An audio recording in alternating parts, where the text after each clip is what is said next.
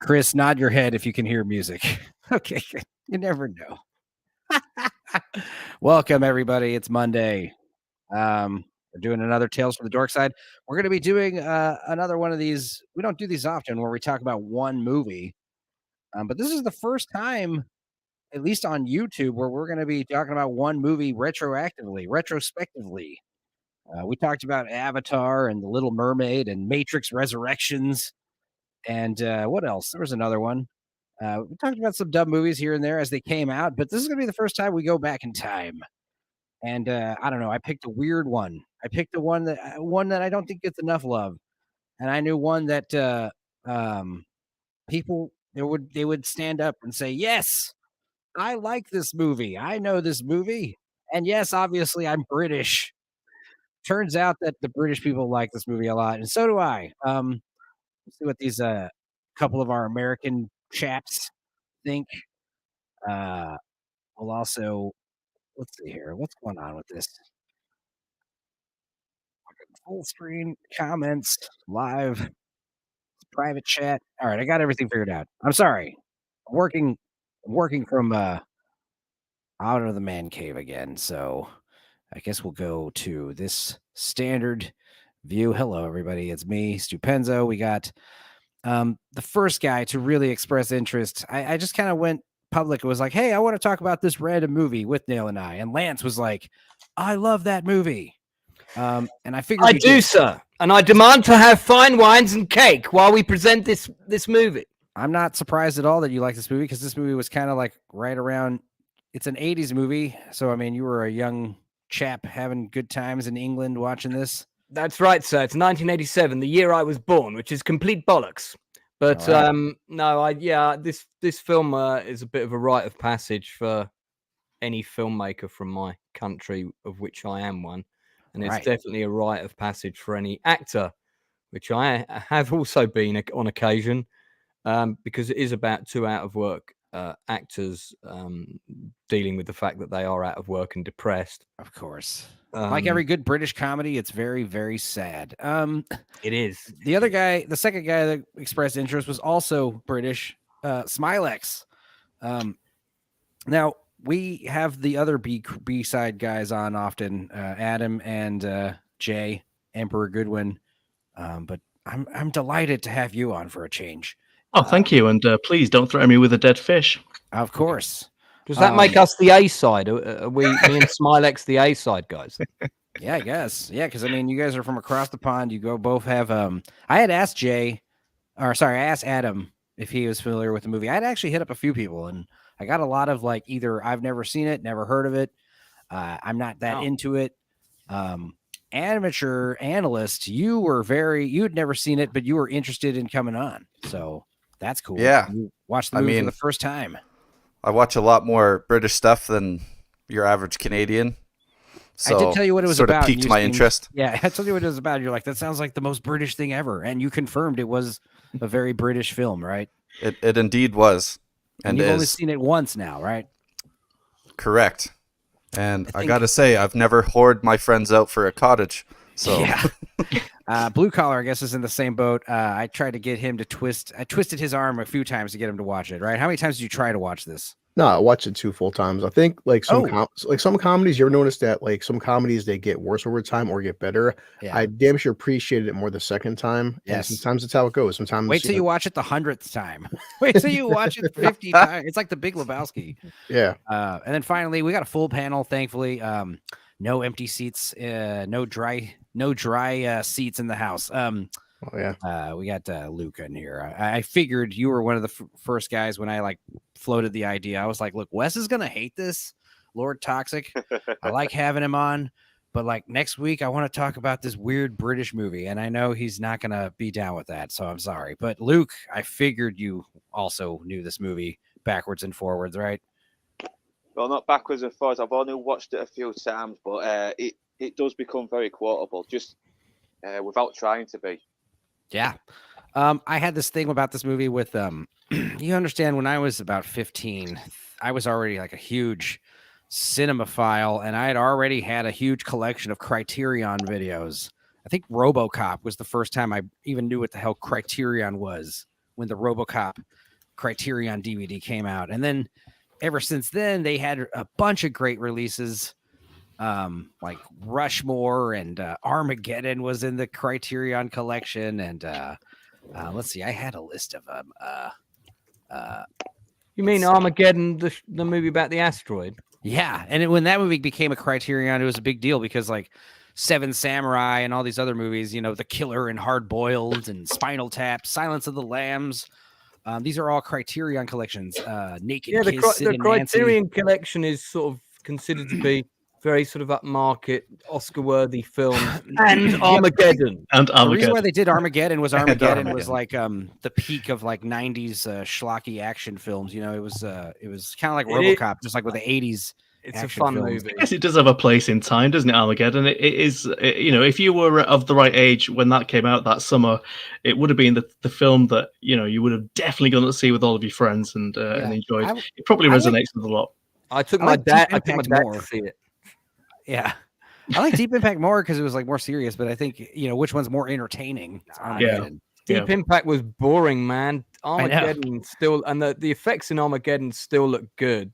The effects in Deep Impact look terrible. It aged badly. Yeah, it makes no sense, but it's you can't deny there's a stupid, cheesy goofball fun to it, even though the plot makes no fucking sense. Seriously, just get some drillers, just get some astronauts and train them to drill. Any film with Steve Buscemi firing a machine gun on a rock in space has got my vote. That is my favorite line in the whole movie. Like, dude, why do you have a gun in space? I had a great view out there, man. Well, you know, the other going crazy as well. Well, yeah, these other Criterion movies that I had like Brazil and some other stuff. Monty Python's Life of Brian. Which I love that film. Yeah. And then I think it's like Chasing Amy came out. I was collecting so many of these. And I remember it was until I think number one. Did I make a wrong turn? No, Jay, you're in the right place. What's up, Jay? We're doing another breakfast, English breakfast time slot, early afternoon. We'll talk about a English movie. How are you doing, Jay? I'm going to be on Jay's channel on Thursday to start joining him and Amateur talk about Blue-Eyed Samurai, which is a pretty good show. Yeah. I just finished that. That was good. I have not seen that yet. That's an anime, isn't it? It is. Yeah. I wouldn't call it an anime, but it's definitely animated of Japanese style, I guess. Yeah. But it's not anime. But yeah, basically number 119, Spine 119, the Criterion Collection, Withnail and I. I remember renting this movie. I think it came out 2001, the DVD edition. I don't remember. I would have been in high school, and I remember seeing this, like renting it at a Blockbuster probably or a Hollywood Video, and I remember thinking it was okay. It's pretty funny, but like you said, like you revisit it years later, and you're like, yeah, that was funny. And then it was only until like the last like 5 or 6 years ago where I started to really understand like how funny this movie is, because it's like The Big Lebowski. I was compared to that, where like everything is like an inside joke, and you only really get it if you understand these characters very well. Yeah, that's very true. I think A Big Lebowski you mentioned a couple of times, and I also feel the same way. I think that those two films, they just grow and with you, and you know, the more times you watch them, the more you get out of it each and every time. Yeah, and the other thing about Big Lebowski is just like Withnail and I, it's like held in such high regard, and people often will watch it for the first time and be underwhelmed. Yeah. Be disappointed because, like you said, it was the funniest movie ever. And it's like, well, if you've seen it 25 times, it is the funniest movie ever.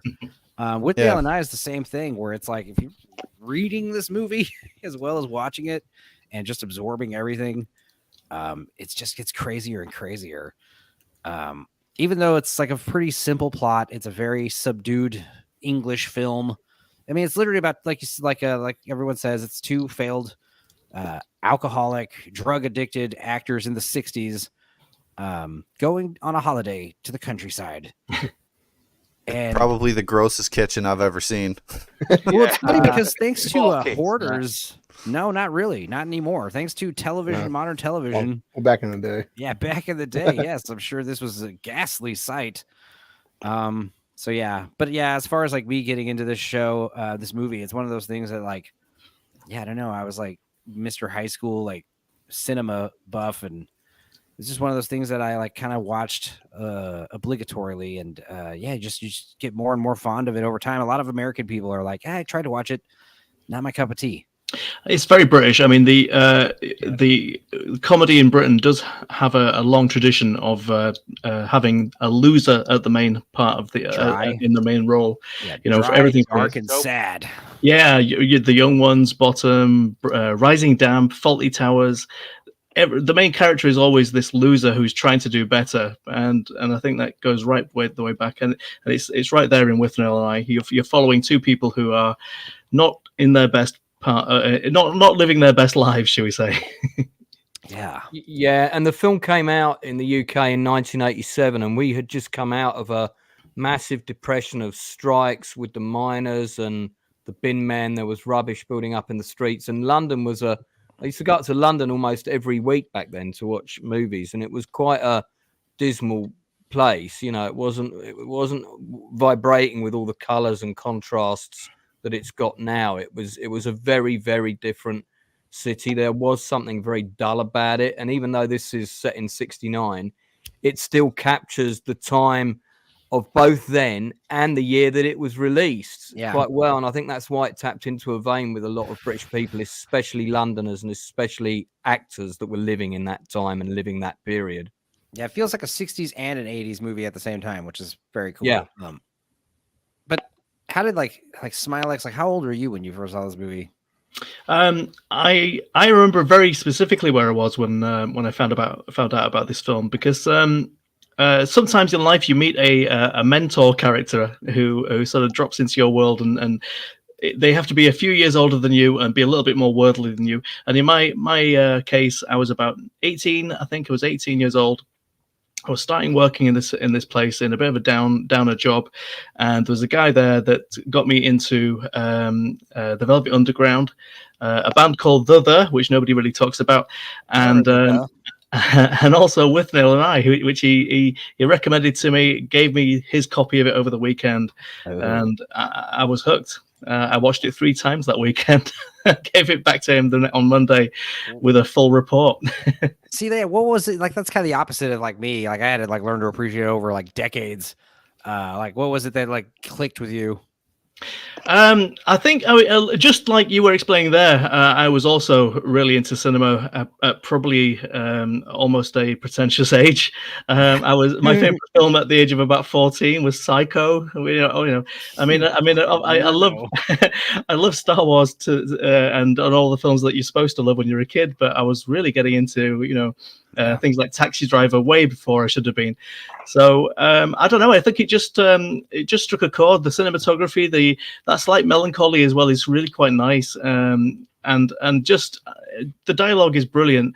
Not that you get everything on the first watch, but there's enough there on that first watch to sort of keep you interested and make you want to see it again.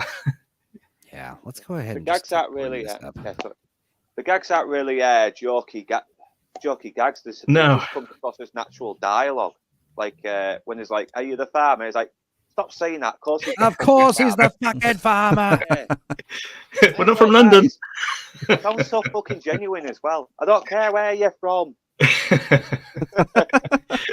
It sounds so genuine as well. It sounds real. That's what makes it funny. Yeah. Let's try something here. But yeah, what are some other of these handmade films? They did. Well, Life of Brian was the other big one, wasn't it? I mean, the Monty Python movies, they were the other ones by handmade. The other one you want to mention is The Long Good Friday, which came out not that long before. Oh, that is a brilliant one. That's the definitive London gangster film. You know, America has The Godfather, we have The Long Good Friday, and that is the British gangster film to watch. I'm amazed that there's so many people that still haven't seen it. That's Bob Hoskins? Yeah, that's right. Bob Hoskins, and it also launched the career of Helen Mirren. And handmade films was started by one of the Beatles, of course. Yeah. George In Harrison. fact, Ringo Starr also gets a credit on the end of this film as well. It was only until this recent watch through, while I've been here at Megs, that I noticed that George Harrison is executive producer, and I'm like, is it that George Harrison? It is that George Harrison. Yeah. Probably why we get a Beatles record on the soundtrack as well. Ringo stuck in a bit of extra money when they were running out here and there. He stepped in and put some money, and that's why he got credit as well.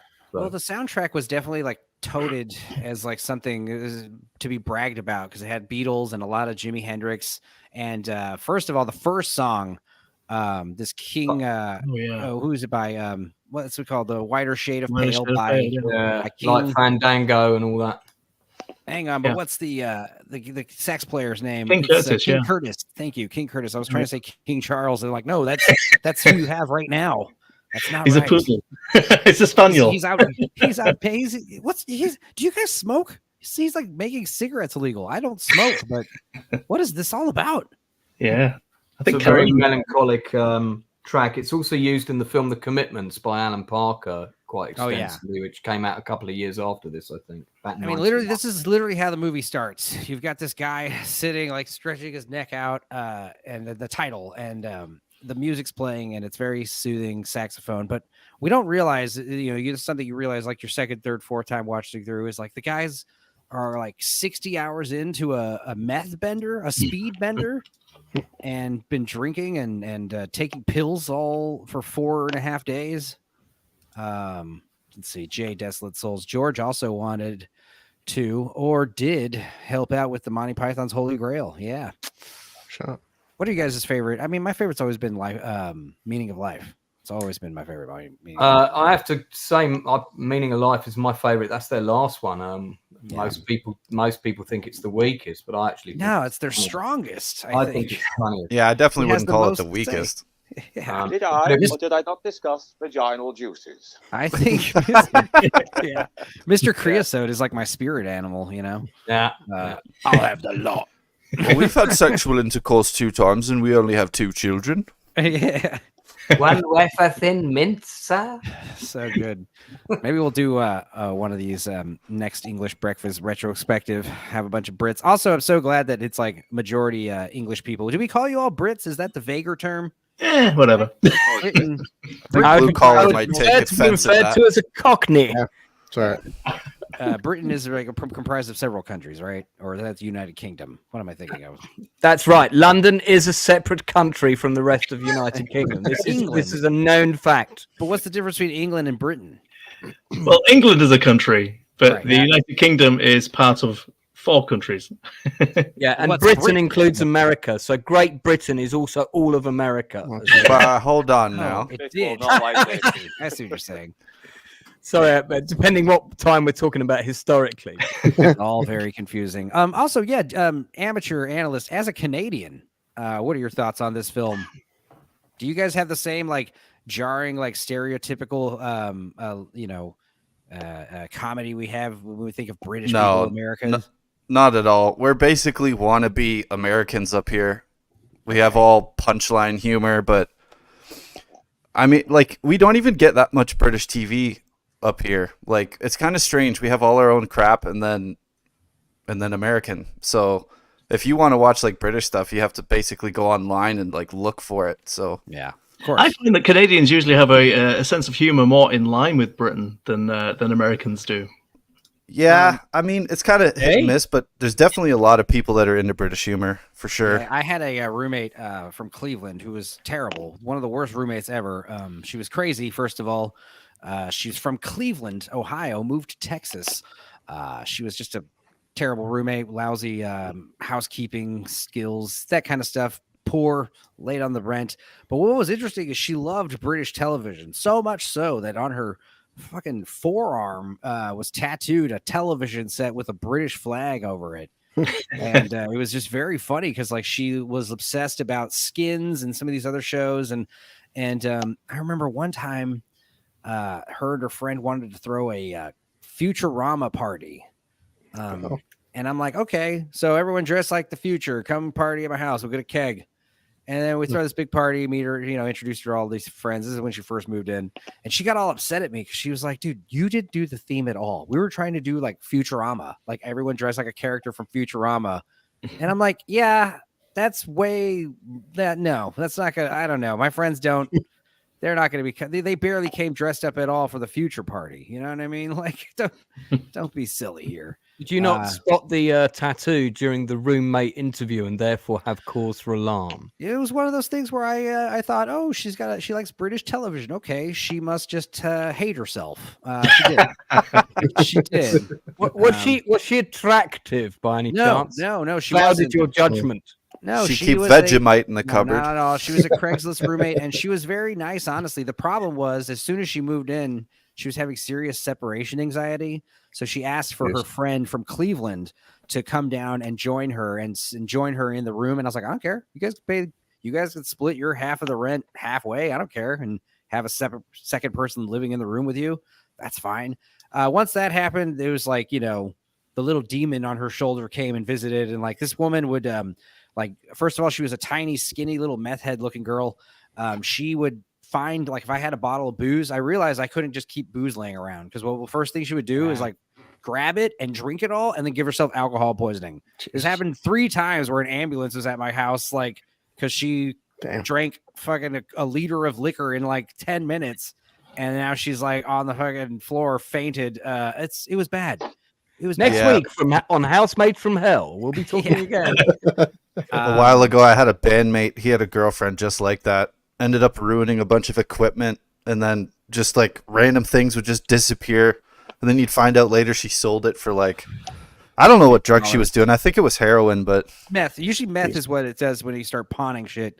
Thing about meth, I guess this is kind of true with heroin too, but with meth, like people they think they're invincible. They think they're invisible. Nobody sees that they're on drugs. Nobody sees that they're obviously putting stuff in their pockets. Nobody sees that they're the only fucking person that could have stole the jewelry. You were the only one in the house. They're like, dude, it wasn't me. Like, they think you were going to just believe them. It's like they're literally shrouded with like some kind of like this cloak of confidence that does not belong there. It's insane. Well, talking about drinking, I'm assuming that we're all going to play the Withnail and I drinking game. Okay, that's something. Oh, God. You guys want to play the drinking game? We drink every time they drink, right? God, no. If we want to die, I have to work. If you want to die, you can keep up with the characters drink for drink. So if they drink a whole shot of gin and a lager, you have to drink a shot of gin. Quadruple whiskey and a pair of Don't pints. do that. We're not going to do that. Man, fellas. that scene when they're at Monty's, we're going to die because he just basically downs the whole bottle in the one scene. Yeah. We're not going to do that. But if you guys, I definitely have every time they sip from alcohol featured, at least most of them. But yes, I have done that. We will play. I have done that. Did you keep up for the drink for drink or sip for sip? No, sip for sip. I can't do the drink for drink. Christ, I'd be dead. I read that. I was like, you would die. You would die to drink this much in an hour and 47 minutes. Like, no way. No way. They drink this amount over the course of a few days, So, I mean, no. But yeah, as far as the other thing about picking up on later, like when I was a kid, I just thought these guys were drunks. It's only like later you realize, like, oh no, they're doing all kinds of drugs. These guys are on everything. They just don't really show it gratuitously, Well, that thing at the beginning where Buddy's got like the experimental pill, and he's like, I'll take it. Fuck you, I can take anything. And he's like, no, this will kill you. And he's like, I don't care. Drinking like lighter fluid and shit. So like I said, first frame of the movie, we've got the title, and we'll see how long this takes. Google Drive is acting funny. Yeah, so Paul McGann, I just realized, was one of the doctors. I didn't know that. I'm not a big Doctor Who fan. Yeah, he did the failed reboot. That's why we don't hear about him. In fact, the big 3 actors in this all have Doctor Who connections, don't they? Richard Grant, like voiced. Yeah, he's done the radio version, hasn't he? He's done a radio play. And he's on the comic relief special as one of the. That's right. Yeah. With, Luke, is there any way you can talk closer to your microphone or turn your gain up? Is that better? No, it's the same. It's the same. Yeah. I'm on my phone. You're doing Small Man in a Box. You know that that thing that Bob Brydon does with Small Man in a Box. Wait, it's better. Turn it off. But obviously, Paul McGann, he plays I, who will also. I mean, his real name is Marwood, right? We've all knew. Yeah. Okay. Yeah. That's like the common knowledge at this point. Yeah, he's in the script book as Marwood as well. Yeah, apparently. Exactly. If you squint very quickly, you can see it on a letter that's addressed to him. His name is Marwood in the script, and technically Withnail is also not accurate. It's technically Withnail, Withnail is like a weird misspelling of the name, even though that is his name. And if you want nerd points, his first name is Vivian. Vivian, right? Their first names are Vivian and Peter. Vivian Withnail and Peter Marwood. So technically, Withnail and Marwood is a good title too, right? I mean, I don't know, but yeah, they're doing the Layer Cake. What else? What are some other movies? Hero with No Name. We don't know this guy's name. He was in Alien 3, of course, along with two of the other actors in this film, I think. And Ralph Brown. Well, what's even better is David Fincher was literally trying to do a Withnail and I reunion with that movie, and he wanted Charles Dance's character to be played by Richard Grant, and he wasn't available or couldn't do it. And obviously, I like Charles Dance in the role, but and obviously, I didn't realize Paul McGann is the crazy dude talking about the dragon in Alien 3. I'm like, oh, that's him. Everyone's bald in the movie, so it's like nobody fucking stands out at all. That's a big problem with that movie. He has a lot more scenes in the director's cut for sure. But Danny Webb, who's also in Alien 3, talks about the day that Paul McGann was basically let go on the interview he gives on my channel. I won't go on about it now, but you guys can watch it on there. And he talks about the day he got his marching papers, and it was literally like, hey, you're not in the script anymore for tomorrow, you know. What's going on? Off. Yeah, so but they restored a lot of his scenes for the director's cut, so he's in it a lot more. Good. So then we've got the second billing, Richard Grant. Grant. Right. We just watched the Warlock movies, me and my cousin, and the first one is so fun. Even though I like the second one better because it's like basically like some kind of Thanos X-Men movie with a bunch of like Wishmaster kills. The first one is solely good because of Richard E. Grant, and specifically also him with Julian Sands together. Yeah. They're so English. It's so much English gentleman to hold on the film. It's like it can barely be contained in the celluloid. It's amazing. Was this the debut for both of them? I think it may have been, wasn't it? It's certainly very early film for both of them. If it wasn't the starring roles too. I think both of them title characters, right? This is both of their breakout kind of career roles. Especially for Richard E. Grant, who talks about getting cast in this in his novel, which is on the shelf behind me. Richard Grant making an appearance in the Rise of Skywalker. That was something. What are some other good Richard? I mean, he's the best. He's one of the better parts of the movie for sure. He did another movie with this director, which was a flop called How to Get Ahead in Advertising. I was going to talk about that when we get to his credit, but yes, he was briefly in Game of Thrones as one of the playwrights. Yeah. Yes. I forgot about that. He's in some good stuff. Ralph Brown was in episode 1 of Star Wars as well. That's right, because he was flying the ship, wasn't he? Yeah, he was. Yeah. I love it when you see him because you meet. I mean, for me, as soon as it doesn't matter what he's doing. He's flying a spaceship, but to me, he's just in my head. He's still saying, "If I medicined you, you'd know you'd be a medicine man." Yeah. But played the same part in Wayne's World too, didn't he? Right. Yeah. Exactly the same character. It's like exactly the same character.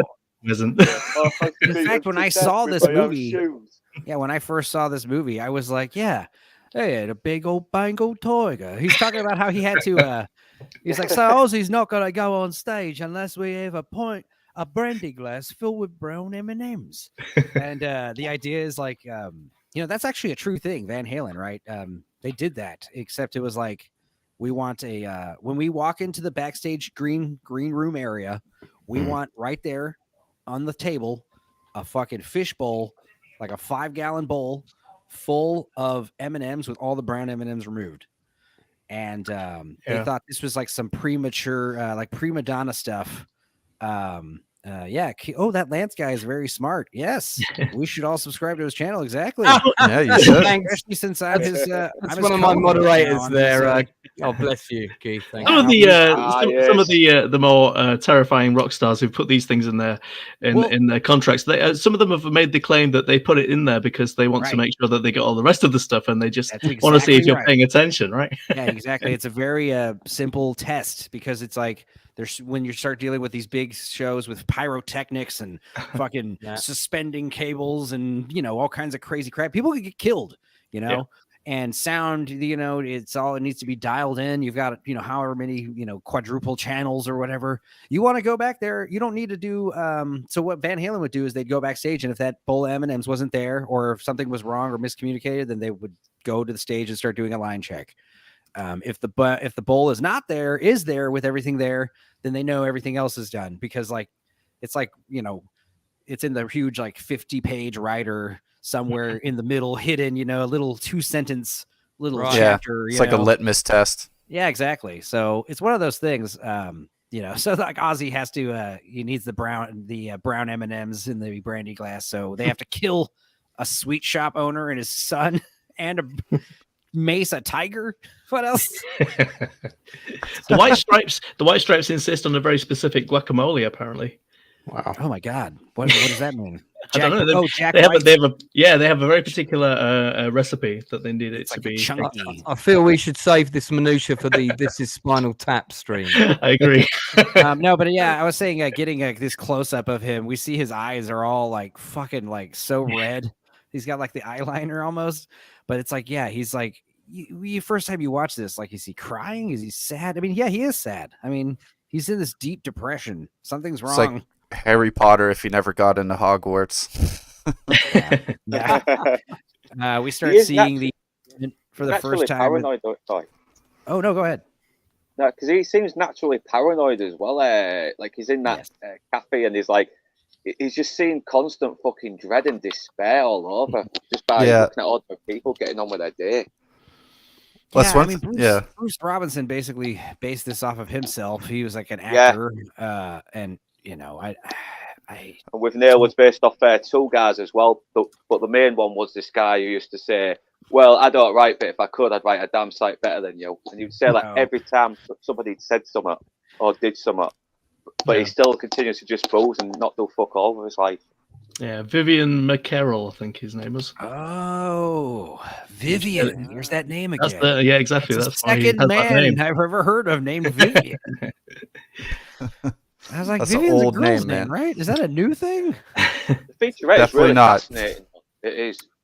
Just like Renee. He was the flatmate of Robinson, wasn't he, the guy? Yeah, that's right, Yeah. I heard Dorian used to be a girl's name, or is a girl's name. Well, I don't know. Whatever.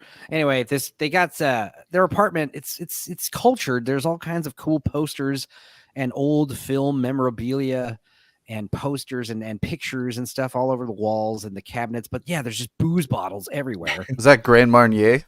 I guess some kind of liqueur. And then we start seeing the kitchen for the first time. Yeah. Fuck. You gotta see back that coming to fucking life under the sink. The window, just this dreary gray, fucking overcast outside. It's so bad. But yeah, the thing is, because of Hoarders, because of the show Hoarders and all these other various things, this kitchen doesn't even look that bad anymore. Oh my God, dude! I honestly, watching this for the first time, I'm like, this is almost art. This is poetically the worst fucking kitchen I've ever seen. It's tight. It's deep. It's like the fucking curtain, the way it's hanging down. Oh, everything about it is just. It's not too much, is it? It's not too much. It's exactly right. It's exactly yes. It feels like organically happened. It's not like it's been put there by a set designer. It's just it looks like it's organically just happened over months. It's like the set was clean. I was told that they did a big takeaway meal with the crew. And then it was all the washing up and everything was just stuck there. That's a great idea. Yeah, great idea. So that's the story I heard. I don't know if it's true, but it's authentic. Yeah. Keith E saying, "Good job last night." How was that stream, by the way, boys? Lance, it was fun. Yeah, good times. We had a real blast. Yeah, I think I spent more time laughing because just going through all those fucking scenes again. It was just it was just good to.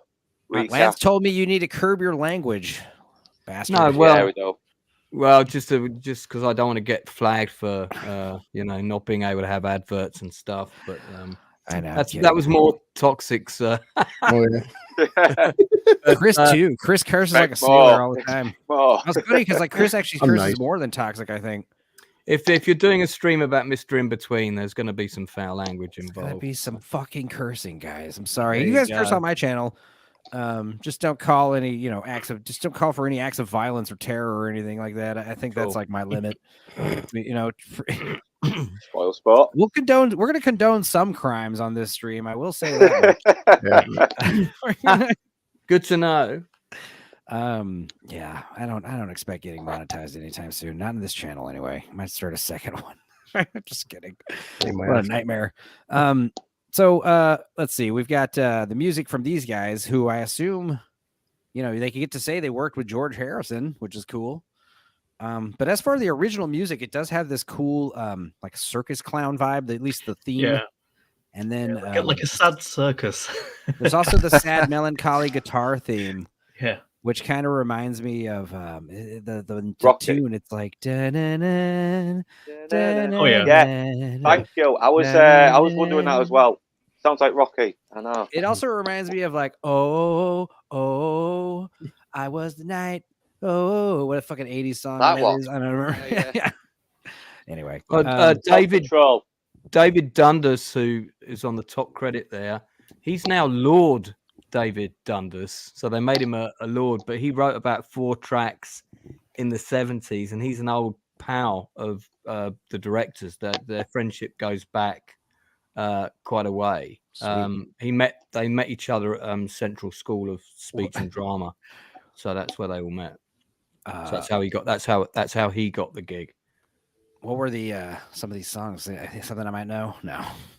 I mean, there's a load of the stuff that they've orchestrated themselves, and then you've got a few tracks. There's a track on there by the Beatles, one by Jimi Hendrix. There's a couple by Jimi Hendrix. Yeah. And what's funny is like the Jimi Hendrix music, I think, is mixed so loud in the movie. I don't like it. And also Jimi Hendrix, this is going to be a controversial opinion, but I've always thought Jimi Hendrix, the thing is, Jimi Hendrix was like the first dude to like play with that kind of crazy distortion, and he was blowing people's minds because of that. I don't think Jimi Hendrix was he's a pretty sloppy guitar player. He was a great guitar player, very influential, but man, that guy, he had some sloppy licks.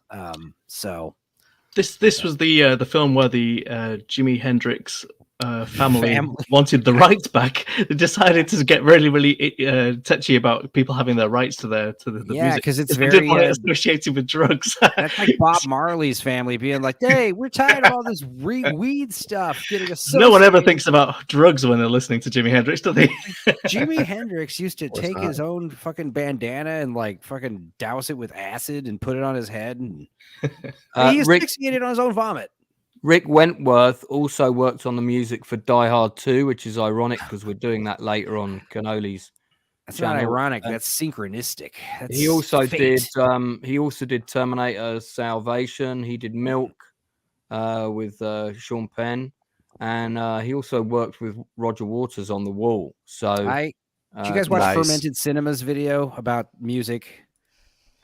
Nowadays, I highly recommend this video. Also check out Fermented Cinema's channel. I think he just got 500 subscribers or something, but yeah, he did a great video that was something that I wanted to expand upon for a while, but like the idea is like you don't have any theme songs that are memorable anymore, like theme music. Like you can tell people like, and that's what he does. He's in Japan and he goes on the street and interviews Japanese people, and he's like, "Do you like American movies?" And he's like, "Yeah." I was like, "Hum a theme for a movie." And like 9 times out of 10, it's like a movie made, 10 times out of 10, it's a movie made before 2010, 2000. I don't know. And then the themes that are memorable, this is something I would expand upon. Furthermore, that's not in the video. The themes that are memorable post 2000, 2010 are like 2 notes. Have you noticed this? Like Batman, dun, dun, and then Oppenheimer came out and it's like, dun, dun, just like they keep doing these like 2-note themes. And I'm I would like to point out it's also only Hans Zimmer. Super fucking loud. Yeah, the music soundtrack has completely changed from being something that's now organic and combined with sound design. And while that works for some movies, I actually really miss a proper score for a film, a proper theme for that character or an opening theme for the movie that's then also the closing theme. The Yeah. only thing I can tell you about the Dune score is it goes.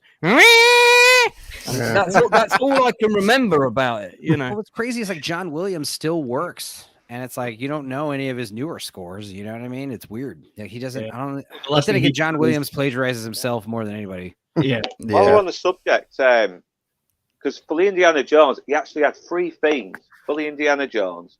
They played them all to Steven Spielberg, and it's like, let's use all 3 as one single theme. And yeah, that's why you get that. Then you get Yeah, and so on. That bit as well. Yeah. yeah. Yeah, and it Few seems to be different the themes same on for them. Superman. Seems to be the same for Superman as well. You still Yeah. get- Yeah, I mean, Yeah. they have like the- there's like theme A, theme B, theme C. There's Yeah. like for like it's like Jurassic Park. There's like the main theme, and then there's like the march where it's like dun dun dun dun dun dun dun dun dun dun. You know, Same Yeah. for the TV shows back in the 80s. Look at Magnum PI. You can tell you get a theme A, you get a theme B, all in one up. Yeah, all in one opening credit as well. all I'm gonna say to Jay is, hey, you shut your mouth. How can you say I go along away? You know, things along the. I can't say it without singing it. You're saying I go about things the wrong way. You're saying I go about things the wrong way. Go about things I'm the wrong Human, and he way. wants to be And loved. I need to be loved just like everybody else does. Exactly.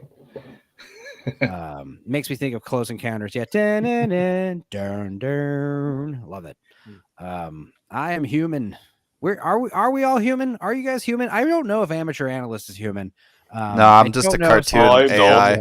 God damn it. Technically, I'm some on of you, a few of my on friends YouTube. have yet to be authenticated, but it's okay. Even if you guys are robots, I'll still want to be your friends. As we're still on the opening credits, currently this stream will be 9.5 hours. Yeah, you guys. That's the Turning other into thing. Mr. Brown. Not to knock Cannoli's shows or the Dark Hour shows. I've been on both of them, and I Just definitely knock 'em, feel go ahead. like they are a little. And also Chris's streams, we would do the watch-alongs, and then my Wii watches. It's like it's hard to like cover everything, when we're just like pausing and going, or just trying to talk along with real time with the movie. It's hard to get everything. I want to cover everything. I want to get no stone left unturned on this Withnail and I discussion. No, on Tuesdays, it's hard for me to ask 3 strangers. You want to do like a 7-hour stream, to cover something. That's why I like to read watches. I know, but yeah, written and directed by Bruce Robinson, based on his own weird life, somewhat. I mean, he also got was it sexually harassed by the director of Romeo and Juliet? Yeah. In fact, I think that's part of the first speech that Withnail makes, isn't it? He's talking about some young actor that's got a part in an Italian movie. We know how he's got the part, and it's all hinted at. That Obviously, Uncle Monty is heavily based on the character. Yeah. The line, Blue Collar's favorite line, "Are you sponge or stone?" is apparently what Zeffirelli said to him when he, came onto him rather strongly, and he literally had to physically fight him off. And Zeffirelli was known for that as well. He was known for that. Wow. You know what's funny is I accidentally Googled Bruce Davidson, and that's the guy from X-Men who turns into water, and he's always in At Pupil. Wrong guy. Anyway, fantastic actor. I'm trying to look. Yeah, also a good actor, but I'm trying to look up like some of the movies that he's best known for, Bruce Robinson, acting wise. Not many.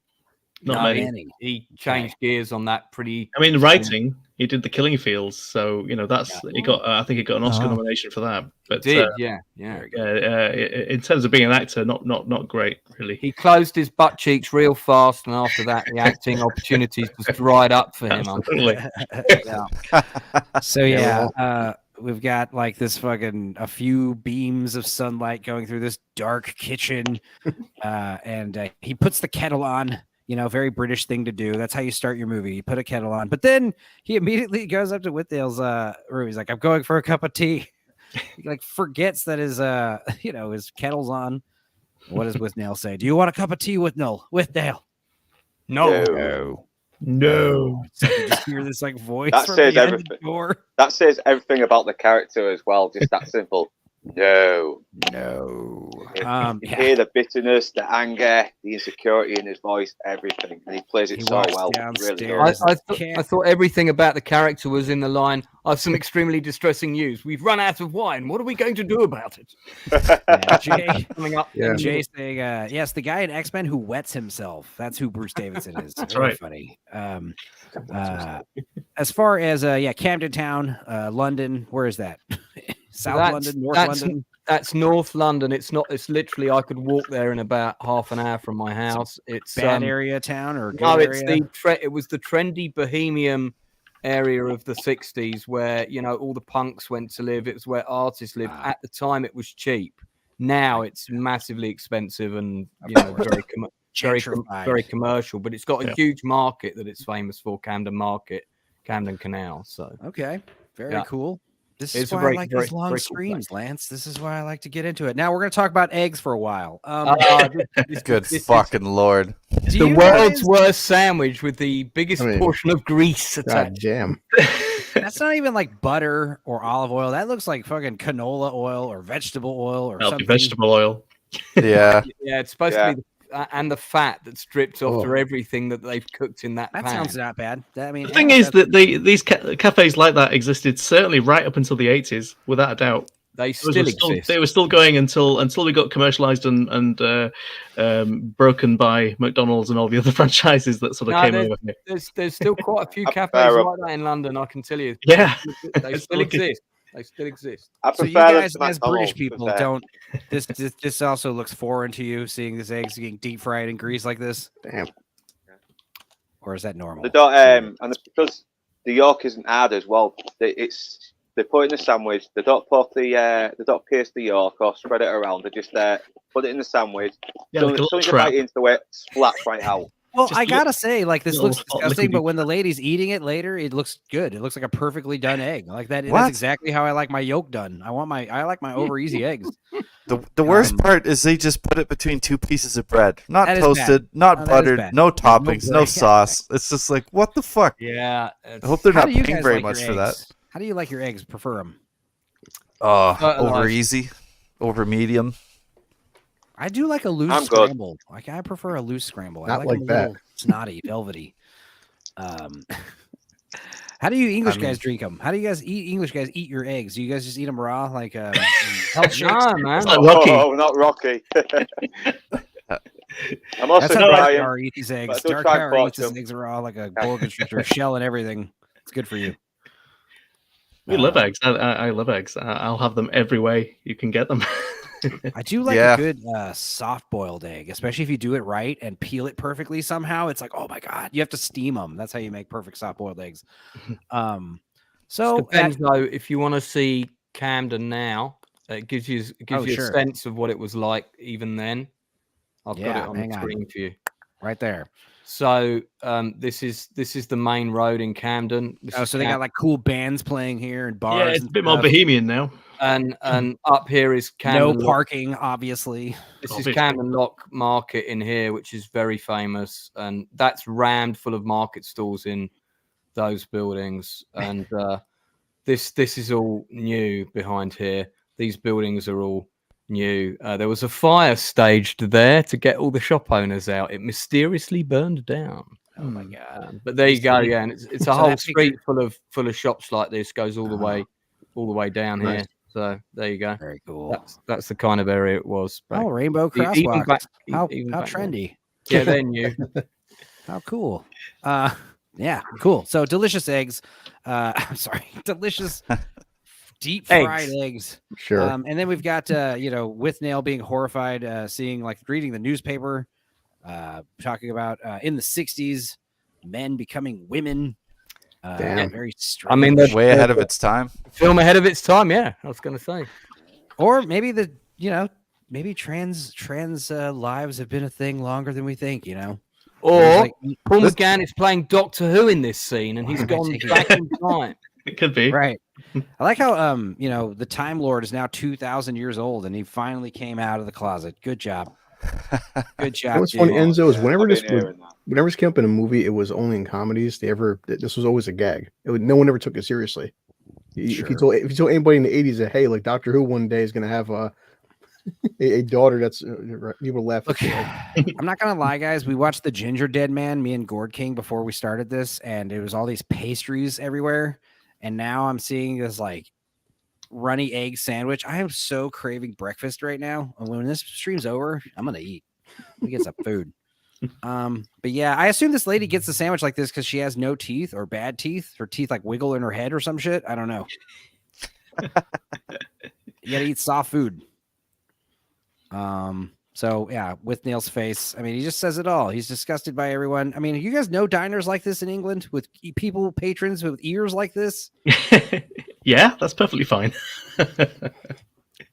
Yeah, back in the days when my grandparents used to take me to cafes with them. It's a yeah. I mean, what does he say? His line right here, he says 13 million Londoners have to cope with this. And it wasn't baked bran and all bran and rape. Oh yeah, Jesus. What hang on, I'm trying to expand this window. You guys can't see me here. Sounds like the Ezra Miller breakfast. Oh, there we go. Sorry, I can see everything now. Someone had to say it. I'm sorry. Hang on. Withnail, just horrified, and he says something about how, like, you know, he's got to confront Withnail about these problems. He must be out of his mind. I'm sitting in this bloody shack and I can't cope with Withnail. I must go home at once and discuss his problems. Yes, his problems. Yeah, like he's got the problems. And honestly, this whole movie, this is going to be a common theme, but this big theme of this movie is like peer pressure, hanging out with bad apples. I don't know, dude. I feel like Marwood, he is kind of corrupted by Withnail. Withnail's obviously worse than him, right? Withnail's a piece of shit. Yeah, definitely. Yeah, because he's a bitter failure. He's pissed off that everyone else is doing better than he is. Yeah, but Marwood, you know, he's like afraid of him, you know, and this is the first time we see him. He just comes around this corner saying, "I have extremely distressing news," and you know, Marwood's going through like some kind of existential crisis, basically talking about how his whole life's a nightmare. Nothing, it can't be real. I don't know. And what is the terrible news? After this drink, he's gonna be out of wine. Yeah, and Marwood, I don't know, thinking that he's going through some kind of weird drug overdose. His thumbs have gone weird. What does that mean? I'm in the middle of a fucking overdose. My heart's beating like a fucked clock. I feel dreadful. I feel fucking dreadful. Sounds like food poisoning, honestly. Yeah. And then what does he say? He says, so do I. So does everyone. So does everybody. That's like one of the best lines already. This movie starts off so strong. But again, like all the real laughs and enjoyment out of this movie is like between the lines, like in the subtext, you know? Yeah. Yeah. Well, that's the major difference between British and American humor. Is American, you always have that punchline, right? Everything's a pun or wordplay. And then in England, it's like situational. True. Yeah. I thought the difference was just that ours was good. And then there's that. Fired. Yeah, yours is like ours is like a ha funny. Yours is like a sad funny, you know, like yours is like a funny. Police Academy funny. Yeah. Ours is like Frank Drebin. Frank Drebin's a classic. He's a hero. That is American comedy at its best. It really is. Airplane is my favorite comedy. Airplane is still my favorite comedy. I loved it Mr. works Bean because but those films work because he plays it dead straight, despite all the insanity happening around him. Mr. Bean is also a giant asshole. That's something you realize when you're older. He is. But he's kind of got an innocence to him as well. You can't help but let him off a little bit. Yeah, but he's legit like mean to some people, like for no reason. That's what makes it funny. That's what makes his innocence so funny. He doesn't realize what he's been a dick. See, I thought Mr. Bean was our unfunny export. Yeah. I mean, Mr. Bean was like, when I was a little kid watching it, I grew up watching Mr. Bean. But honestly, I love the American Mr. Bean movie too, where he is like pretending, they think he's like some famous art dealer or art critic. Yeah, Yeah, and it's funny because like Peter McNichol, he like realizes very quickly, like, oh wait, this guy's a total idiot, but he's like in denial. There's so much going on, so many red flags, and he's just like, I don't know, hopeful. But yeah, the gray yellow sock, that's what his tongue looks like. Oh my god. Sit down for Christ's sakes, eat some sugar. And Withnail goes in the kitchen as Marwood goes in the kitchen as Withnail reads the story about some kind of testosterone steroid taking athlete, Jeff Wode, right? Oh yeah. He's got massive balls. Curse of the Superman. I took drugs to win medals, says top athlete Jeff His head Wode. must weigh 50 pounds. Yeah. I'm going to pull off your head. Withnail's looking for the coffee. Where's the coffee? He's trying to make coffee in this kitchen. His kettle's been boiling this whole time. Oh, sorry, my phone's just gone off. That's your ringtone? Hell yeah, dude. TNG. Who's calling you? Is that Charlton Heston calling you from beyond the grave? It's a great ringtone. What is that ringtone? Sorry, it's Star Trek: The Next Generation ringtone. My apologies, guys. That's a good ringtone. So yeah. Anyway, the coffee. World exclusive interview. 33-year-old shot putter Jeff Wode, who weighs 317 pounds, admitted taking massive doses of anabolic steroids. It used to get him bad-tempered and act down, said his wife. He used to pick on me, but now he's stopped. He's much better in our sex life and in our general life. Oh my god. Everyone's like almost burning themselves with this tea kettle as well. His head must weigh 50 pounds on its own. Imagine his balls. That's like as he's combing his hair, looking into his mirror, he's got like pictures of like the Colosseum and stuff. I don't know. They seem like refined drug addicts, Yeah, well, you get the impression that he's come from money, which is probably why he can finance, the drinking habit. They do quickly start talking about their fathers asking for money. I I sort of get the impression that Marwood is maybe a little bit parasitic actually, because he may be on the coattails of and probably what he needs him at this point in his life, but he's quickly outgrown him and is moving on. Chris, what are your thoughts so far in this movie at this point? Like, what are you thinking when you're watching? Well, I'm definitely there thinking about this whole thing. Imagine the size of his balls, and it's been funny, at least in America, the past 20, 25 years, how much they keep saying guys that abuse steroids, their genitalia winds up decreasing.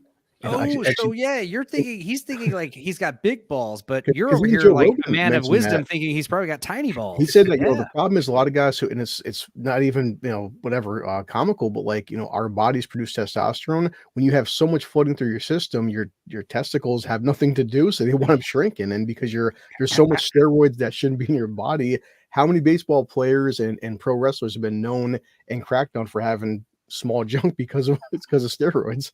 Well, that's a solid 3 minutes we spent imagining the size of this guy's balls. Maybe we can imagine getting into a fight with the fucker. What do you do when you fight like a 317-pound man? Can't kick him in the balls. Like go for the knees. Go for the knees and the throat or something. I don't know, right? Yeah. But yeah, I like how he just starts fantasizing about how he's drinking coffee out of a bowl. Yes. I didn't know we had soup left. Where's my soup? Yeah. This is the part right here when I see that he's drinking coffee in the bowl. This is the part where I'm like, okay, this is gonna be something. There's something here, like this is where I can't stop watching away. But he starts fantasizing about how a guy that big is not only gonna kill you, but tell you how he's going to kill you, about how I'm going to pull your head off because I don't like your head. Please don't pull my head off. Oh my God. And then he gets upset. Like, why do you have soup? I don't got soup like a baby, like a child. Have you guys had roommates like this? Or maybe girlfriends that live with you? I don't know. Never had roommate. Wow. I've had some roommates, I've had some great ones. I've had some bad ones, man. I could tell you some stories. Maybe over the course of this stream, I will tell you some stories. I was already telling you about that British lady. It was one of her hobbies, her and her friend. They like to do taxidermy for fun. So what they would do is they'd go to pet shops and ask for dead animals and put them in my freezer. And then occasionally I'd come home and find them fucking skinning a dead rodent on my fucking dining room table. It was weird. Damn. So anyway, they start fighting over, who's got soup. And it's like, well, drink your fucking soup out of a cup like a normal person. We'll wash up like a normal human being. And it's so funny how quickly he's like, goes to 8, like almost 9 or 10. Like, how dare you? Yeah, Call me inhumane. Marwood is so used to this kind of shit. He's like, I didn't call you inhumane. Like, let's chill, okay? He's so afraid of him. You merely imagined it. Calm down. He's like, right, you fucker. I'm going to do the washing up. And he's like, please don't. Don't, you don't understand. There's something alive. His teabag's growing. That's what he says. Yeah. This particular scene, I don't know if anybody else has picked up on this. It depends, I suppose, how well you know this film. But when Johnny Depp did Sleepy Hollow, I always felt he was just basically doing Withnail throughout the entire thing. And there's a particular, I think, particularly this scene, the way he does the fork it. There's a moment in that film where Johnny Depp is sort of cowering on top of the bed as he's seen something either under the bed or in the room, and it's exactly the same. I think because he's a big Anglophile as well, and he loves British comedy, so I would be very surprised if he hadn't watched this film and was stealing quite a few bits from it. Wow, is that what that's called when you like British stuff? Anglophile, Anglophile, yeah. Francophile. That makes sense. Indeed, yeah. Okay. All right. New words. Yeah, I said that to Toxic. I said that to Toxic, and he had no clue what Anglophile meant. You think it was a sexual thing? Yeah, I hope not. yeah, exactly. Yeah, there you go. I don't know what I missed, but I just heard it's a sexual thing. Right. It is a sexual thing. This is where we find out that they are obviously, on some kind of substances. You haven't slept in 60 hours. It's like I'm pretty sure you go insane after you've been awake for 3 days. There's something going on in the metaphysical reality that prevents all living things from like not sleeping. And if you don't sleep, you start glitching the matrix, Yeah. I've pulled 70 hours before for deadlines and stuff, and it's pretty rough. Those last few hours, you're basically hallucinating. Yeah. I've worked tonight not for a few days. It's horrible. Yeah. Sleep deprivation is what the Soviets used to torture people with. Just fucking keep them awake till he admitted to crimes they never even did. Well, eventually you'll die. I think the Navy SEALs during Hell Week, they let you sleep 2 hours every 3 days or so, because if they push you any further than that, your brain will actually fry. Yeah. Believe me, there's that great, what was it? It's like a creepypasta story. It's fake, but it's like the idea that the Russian government was doing secret sleep experiments. The idea of making a soldier that doesn't need to sleep, using stimulants and all kinds of tactics. And you find out that they basically don't just go insane, but they peer into the depths of hell somehow. And they all go insane and peel each other's skin off and shit. It's fun. I like horror stories like that. Yeah, and so according to some people in Guinness, the longest person back in the 60s went 11 days without sleep. 11 days. Did he die? No, it was a 17-year-old gardener from December 1963, 11 days in 24 minutes. The things about the 60s, this is 1969. The 60s, everyone was trying to not just do drugs, but trying to do the most drugs, trying to see what the limits were of drug use. This is where you start. I was talking to Megan about this yesterday about what does he call it when you drill a hole in your head? Trepanning or tempaning? Trepanning. It doesn't matter. The point is, I'm not familiar with this particular technique. You literally drill a hole in your head through your skull, so that way your brain is literally exposed to the air, the elements. Oh my god! And apparently, it causes. This is true. It causes it's basically literally like opening your third eye. Dudes were doing this recreationally so they could be high all the time, and what it does is it increases blood flow to the brain. So you're basically working at a higher percentage level all the time. But I don't recommend it. Just like Adam Gray says, unless he's talking about a movie. I totally recommend it. Feels great. Old pre's on the Is brain. that why you have your hair quished over to cover up the scar from your drilling technique? That's why I started filming from side my right side. I thought so You can't see the hole in the back of my left head. Lord Toxic doesn't sleep. Okay, I kind of believe that. Yeah, I think he's got 3 holes in his skull at least. Oh, I was like we all those from firearm discharges. Adam Gray, movie choices. Yeah, 50 hours of sleep, 50 hours of no sleep, diminishing returns. I agree. That's probably pretty rough. But yeah, he's in no state to tackle the sink with Withnail. Cleaning is one of those things where it feels like it takes hours to do the dishes, and then you look at the clock, you're like, it's been 25 minutes. Like, it's not long at all. It's just do them. Just do the dishes, guys. But yeah, got the last rooms today. I guess we don't ever see any rats, even though it's very confirmed they're there, right? Oh yeah, they're definitely there. Yeah, yeah. What you don't see can sometimes be more. Not very. Yeah, it's what you don't see that makes it more impactful. Yeah. Yeah, like Jaws. Yeah, yeah. Except with rats in the sink. There's also a colony of sea monkeys living in that. My God. Thing that were discarded. It's really what it is a sinew and nicotine base. This is what you're talking about, Smilex. Like the wordsmithing of this dialogue is so basic.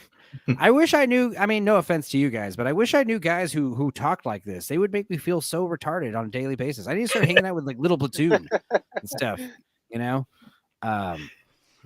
it's just it's a lot of dishes. I mean, I've seen Bruce Robinson speaking, and he doesn't speak like that when he's just caught off guard. This is clearly, it is a script. Yeah, he's put some effort into this. Yeah, I'm not gonna lie though. I think the thing about these dishes, why they're not so bad, is because they all look fresh. There's no mold. There's no mildew. The idea of like the dishes being there like for extended periods of time, like overflow with smelly water, smell-o-vision would be important here. Yeah, you need a bit more grime there, don't you? A bit dry on stuff. If you look, you can see several of the discarded takeaway containers in that shop that I mentioned earlier, where they said the crew just all ate all this takeaway and they just chucked all the stuff there. Yeah, it does suggest that is the case. Almost empty bottle of HP sauce. Yeah, because those silver containers are the ones that all takeaway shops used to use before they went to plastic. There's something floating up. Fork it. Now, this is apparently the line that got Richard Grant the role. The way he said he said it just right, didn't he? Apparently, he said it exactly as the director wanted him to say it. Fork it. How you envision it in your head. And again, just like with the bull, like he like hides, he like cowers behind, and tells Marwood to do it, for him. The poop will boil through the glaze and we'll never be able to use our dinner service again. What the hell does that mean? I have no idea. Is this like British slang? I don't understand. No. Blazing poop. Okay. So wait a minute. That's not right. Why did you skip ahead 40 minutes? Hang on. These should be in order. Geez. What? Hang on. Oh my God. Speak how Canoli does. Just have it live and skip through it. Yeah. Well, I guess. Google Drive is screwing you. It's okay. No, that's how Canoli does his rewatches. He just he'll pause it and skip 1 minute ahead and pause it. Yeah, I guess we think we might be traveling in time. We are actually in an episode of Doctor Who right now. I gotta figure something out with this. Worse. We've gone back to the beginning of the stream. What's happening? Gotta find the gay doctor. Don't assume aliens' pronouns.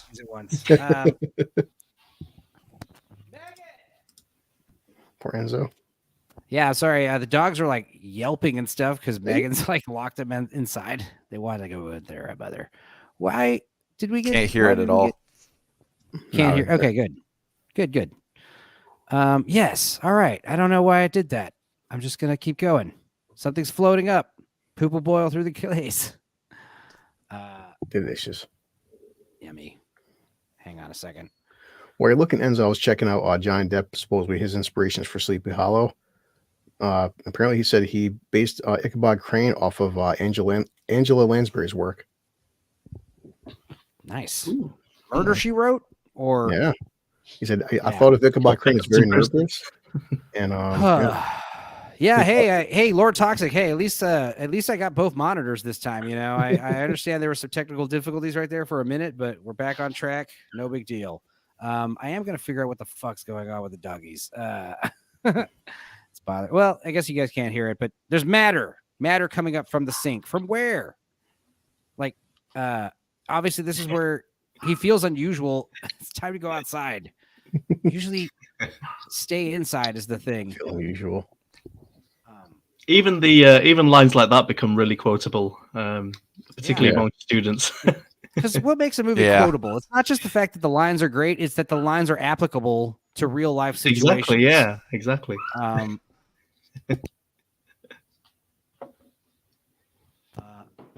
Trying to get back on track on the script here. I've just read that this is going to be adapted for the stage next year. This is one of those movies that could be a play. You know? Yeah, it's going to be a play at the Birmingham Rep Theatre, so I actually will probably go and watch that.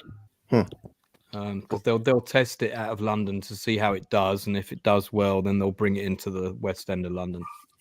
I suppose there aren't that many locations, are there? Really? So you can you can do it. I guess.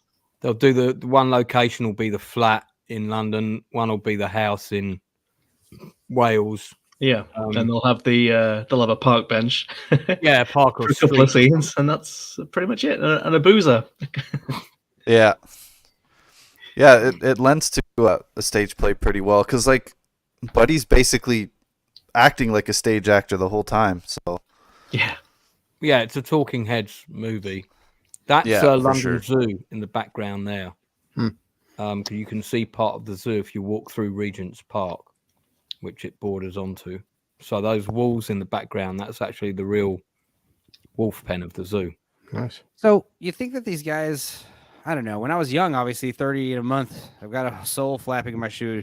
It's like these guys are old. Now I'm like 38. I'm like, you're 30. You know, you'll get back. You know, you got your whole life ahead of you, bud. Then you hit 40. You're still young. But yeah, this is like a lot of sulking. The sulking scene. This is kind of like the beginning and the end. It's old in acting years. Yeah. If you haven't he's 29, isn't he? He's supposed to be 29. So if you haven't had a break, sort of your big break by the time you hit 30, you know you're going to be in rep for the rest of your life doing panto in Cornwall or something. What if you don't start acting until you're like 28, 29? I mean, like Morgan Freeman. Back then people didn't do that. So I don't think Sam Jackson got any big gigs until he was like mid-40s. You got to get started on it like in your teens, I guess, and start being a child actor. Go major at it in school.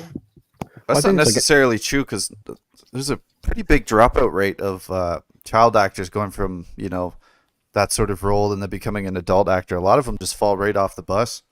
Yeah. They go through the cute, lovable stage, and then they become awkward and geeky and weird, and then a few of them manage to hold on to some talent and their looks and manage to break through. But it's not even just that. It's not even just that, but like that little bit of success and that money when they're like a teenager. A lot of them, they just become like drug addicts or alcoholics, and they just can't keep it together. Yeah, Macaulay Culkin used to share a flat with Pete Doherty from the Libertines, so I imagine that would be much like Withnail and I. Yeah, it's with a lot more heroin. Less coherent sentences. So, I mean, I don't know. There's no real backstory about how Withnail and Marlowe know each other, is there? Too much? No, they're different. They definitely went to different schools, so it wasn't that. So I would imagine that it was some sort of. We don't know how long they've been flatmates. At least a few months, at least a year, maybe. I don't know, but a lot of like, Withnail's very, what's the word? Jealous, not jealous, envious. Just a lot of like, why you? Why not me? You have an audition. I've been to drama school. I'm good looking, for British standards anyway. Back in the 60s. Good looking ladies. Do you think Richard? He's not in very good shape, is he? Let's face it. And he hasn't slept for about a week, but he looks like a fucking vampire right there. It looks like he's fucking dying. He really does. He's like you want to get him to the fucking hospital straight away. Marwood's definitely more better looking than Withnail, right? Yeah. Well, he looks like he showered in the last month at least. His eyes, him and Danny, like the eyes, the makeup. I don't know if it's makeup or if like these actors really just stayed up, but like. Their bloodshot eyes are so hilarious throughout this movie. Not to bring it down or anything, but Richard E. Grant had a tragedy in his life just before they started shooting. So his wife lost their baby. They had a she was born prematurely and died just as they were in rehearsals. So the melancholy is real for that. Yeah. It also adds more context to that Warlock movie. Oh, damn. That was like, what, a couple years later, honestly. He did nail this role, though, like perfectly. Yeah, both of them, I think, do great. Because like he said, Marwood is like very timid and mousy and insecure and paranoid. And Withnail, boisterous and loud and overly confident and arrogant and big-headed and also cowardly. He's a fucking total coward. And they contrast each other pretty well. They're basically like symbiotic because you got the one guy who's doesn't care so like to such a degree he'll probably burn the fucking house down if there isn't someone watching him. And then you have Marwood, who's basically like having anxiety attacks every 5 minutes. They're like the complete opposite, but they need each other to function as like half of one person. Yeah, there's a class thing going on as well, which comes up a lot in British films, particularly army movies. You have an officer, and then you have your sort of, your commoner who is the bagman, the private, and that kind of dynamic is going on here as well. I mean, you get it in Lord of the Rings with Frodo and Sam. It's the same sort of thing. Yeah. You have this kind of person who's probably useless in a lot of situations, and the other guy is much more practical. Yeah, Sherlock and Watson. Yeah, exactly. Yeah. It's very common for sure. And the chain smoking, the feeling ill, I feel like I'm sick as a pike. He has to sit down on the bench. Like, how long do you think they've been walking around? A few minutes? All that fresh air is killing them. I don't think they've been like out walking about for like an hour or two, right? I mean, this park isn't probably very far from their apartment. They're don't strike me as people who go for long walks. Yeah. Regent's Park is actually just like next to Camden. It's a very short walk from the road I just showed you. So from that road, you could be in that park in 10 minutes. Well, I love the line where he's like, "This is where Withnail just gets this idea," Is that the one about if we drink so much we can pass through the hangover and wake up smelling of roses? No, that's later. No, Withnail comes up with the idea of like going out for a while. He's like, "You know what we should do?" I say, "You know what we should do?" And Withnail's like, "How could I possibly know what we should do? What should we do?" And he's like, "We should get out of it for a while, get into the countryside, rejuvenate." And he's like, "Rejuvenate?" He's like, I'm in the park and I'm practically dead. Yeah, that was the first one where I actually laughed hard. I thought that was pretty good. Yeah, this scene right here is where there's so much despair in his voice as well, though. These guys are like, I mean, he sounds like he's having a breakdown when he talks as well. Is like, I'm going to die. It's like he's on the verge of breaking down every time. Yeah. I mean, it's 8 a.m, and I assume 4 hours to opening time. That means till the bar opens. It's open at midday. Yeah. Jesus, God help us. Counting the minutes. And then he says, have we any embrocation? Embrocation is like a pain relief cream or something, right? It's like a pain relieving lotion. Yeah. Gross. Is that lotion that he completely lathers himself with later? DP. Okay. I was wondering what the fuck that was. He's like, we can cover ourselves in deep heat getting against the radiator. And they'll keep us alive until 12. Literally thinking you might die from alcohol withdrawals within the next 4 hours, And then he spits up that thing and he's like, Jesus. That's the only solid to pass my lips in 60 hours. More Lord of the Rings reference with the raw potato. 60 hours you haven't eaten anything. You haven't been to sleep. Shame, Withnail. You guys, these are not pariahs of health. These guys are not an example to be set.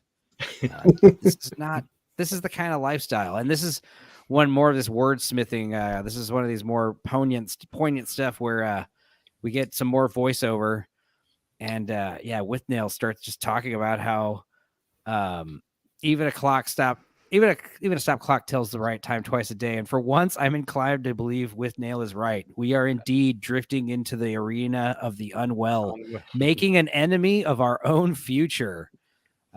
What we need is harmony, fresh air, stuff like that. Good. Yeah, making an enemy of our own future. So so true. That's what you do when these vices. Your future self is going, it's going to be cursing you later. You son of a bitch. I think I might be reenacting that deep heat soon, as I can't afford to pay for my electricity bill. Jesus, yeah, you still haven't worked that out. That crazy bill. £800. I'm still waiting for them to get back to me. Well, ridiculous. Yeah, man. I just got isn't a it like very illegal for them similar to shut fucking off their bill. heat in the winter? Yeah. Yes. Okay. All right. Same here too.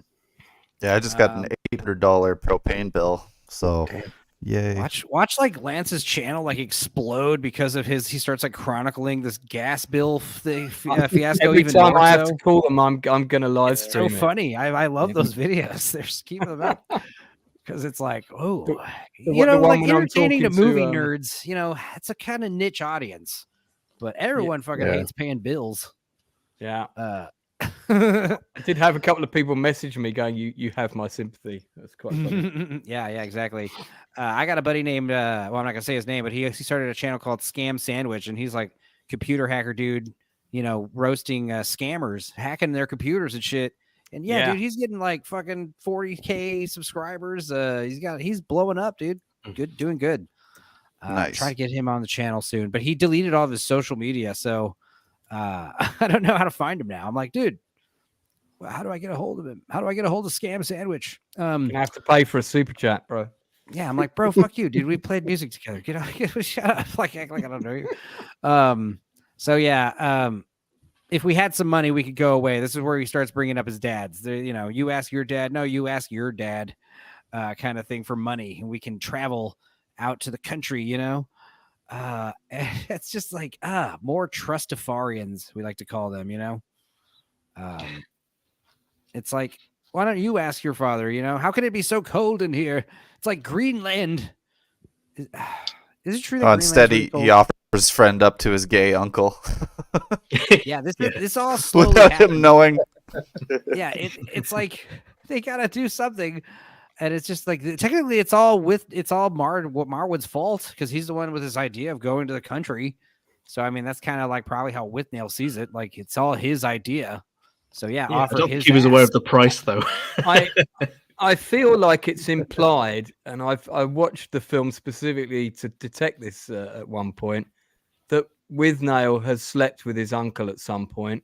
Ew, yeah, like for money, or probably for money when he's been at a low point. And I feel like he knows if he goes there alone, that's going to be the situation. So he takes somebody else to protect himself.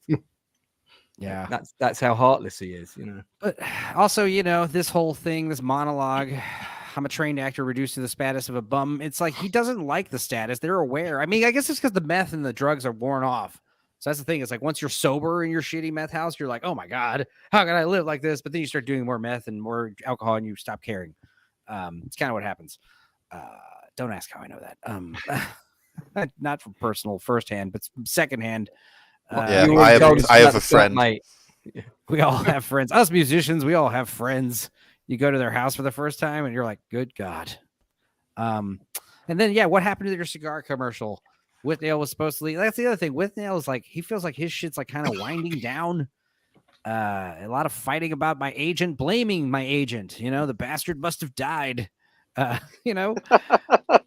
Not returning his calls. Or you show up to their fucking meetings drunk and high as hell. That's the other way at the top of the stairs and never a job at the top of them or something. It's like later when he talks to the police officer, like that's what I was saying. Like this meth head, like they just think nobody notices. Like, hey, dude, I'm totally fine, bro. Like you're imagining things. It's like, dude, you're literally not wearing pants. Your eyes are bloodshot. It's like, what? And I'd imagine, like, Withnail's probably had meetings like that with his agent. And, these agents know. It's like, this guy's not going to get anything done. And, you have to understand, these guys are actually trying to get in, like, theater. Yeah, there's no way he's going to be responsible enough to turn up to every performance, is there? It's like... his agent must know. 1969, like, film actors aren't really... That's like what kind of pipe dream is being a Hollywood film actor star in this 1969. It's pretty crazy, pretty 1 in a billion shot, right? But being in the theater is like you said, so much more work, so demanding. Holy shit! Especially if you're playing like some kind of lead. I don't know. Lance, what is your experience with like stage actors versus? I always joke and make fun of thespians and drama kids, and I will a few times in this movie. But what are your thoughts? You actually put on I've directed 15 plays. So what's the question? Well, like the differences between like like you would think Withnail and I are play actors. They're trying to be on theater, or do you think they're trying to be more in film? I think like any preferred? actor, they're trying to get any job that they can. Right. Of course. I think at one point he talks about someone getting a play, and why can't I do a play? Why can't I do a Why can't I do a have that film role? or TV? Yeah, that's the thing. TV commercials and ads, it's all work to them. Yeah, back then TV commercials paid really well, and you got repeat fees literally every time the commercials screened. Now you don't; you get buyout fees, so it's completely different market. But it's not really a big difference. Every actor comes with their own pros and cons. All depends on what their background is. If someone's done exclusively theatre and you bring them into a film set, you've usually got to get them to bring everything down because everything's big. Do you you guys think like I don't know, like nowadays, like back in the early 90s, 80s, it was like film was the best for an actor if you were working in Hollywood movies, and then TV was below that. But now it's like all the actors are like, no, I want to be on a TV show. That's like seems to be the best thing for an actor because, like you said, you get paid more performances, more repeat viewings and stuff. The budgets have got bigger, haven't they? I mean, things like HBO, Rome, and things like that started to sort of blow up, and suddenly it was like, well, there's no difference in terms of quality.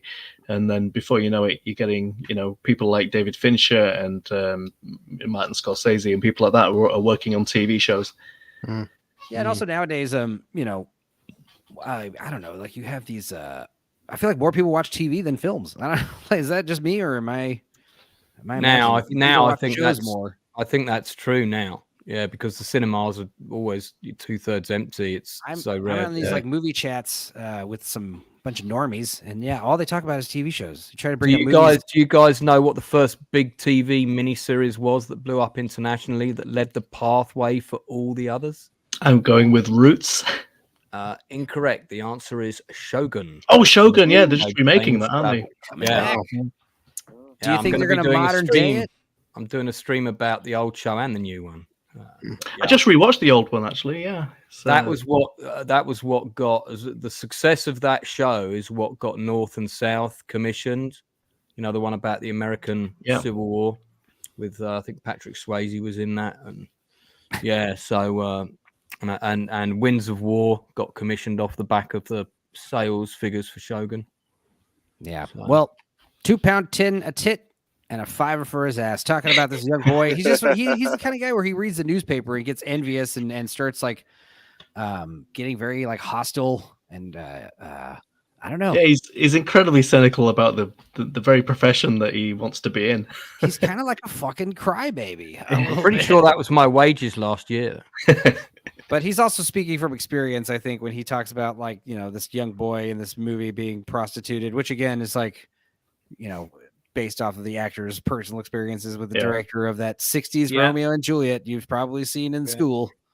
You were probably forced to watch it. I don't know. As far as I could do it this way. I demand to have some booze. Everyone say it. I demand to have some booze. By the way, we haven't been keeping up drink for drink, right? Because they haven't really drunk yet, right? Is that right? Yeah. Okay. I've already had 3 wee-wees in the 1 hour 28. Yeah, dude. You guys are gonna need your buckets, your bowls, your pitchers, whatever you're using, whatever's between your legs under your chair. Everyone's got a receptacle. All of us YouTubers. Did you guys know that? I was thinking about marketing those for you, like with a YouTube logo on, sort of like the special YouTube under the table bottle. What do you reckon? Is that a big seller? Yeah, like maybe a small paddling pool, perhaps that you can just sit in. That'd be quite nice. So good for 1 hour stream. So when we play the drinking game, does the lighter fluid count? Yeah, but you have to drink vinegar if you want to do it properly. Oh, right. That is what's pretty funny. Is like, go ahead, tell them, Smilex. Well, on all the previous takes, they just use water, but for the take they actually shot and use in the film, they put vinegar in it, which is so the reaction that you get, which is the sort of the gasp for air after he drinks it, which is sort of like That's very real. He has this. He has this. didn't tell Richard E. Grant that he switched it over. He also has this great face of like a thespian where his eyes light up like, yes, you're giving me something to work with. Absolutely. He's going through everything, but he keeps in character. It's amazing. He does keep in character because for a fact all he wants to do is say, "You bastard." Also, yeah, pretty realistic expectation to what probably happens if you were to chug a little bottle of lighter fluid. This was the start first film I ever demanding saw more. someone throw up on someone's shoes.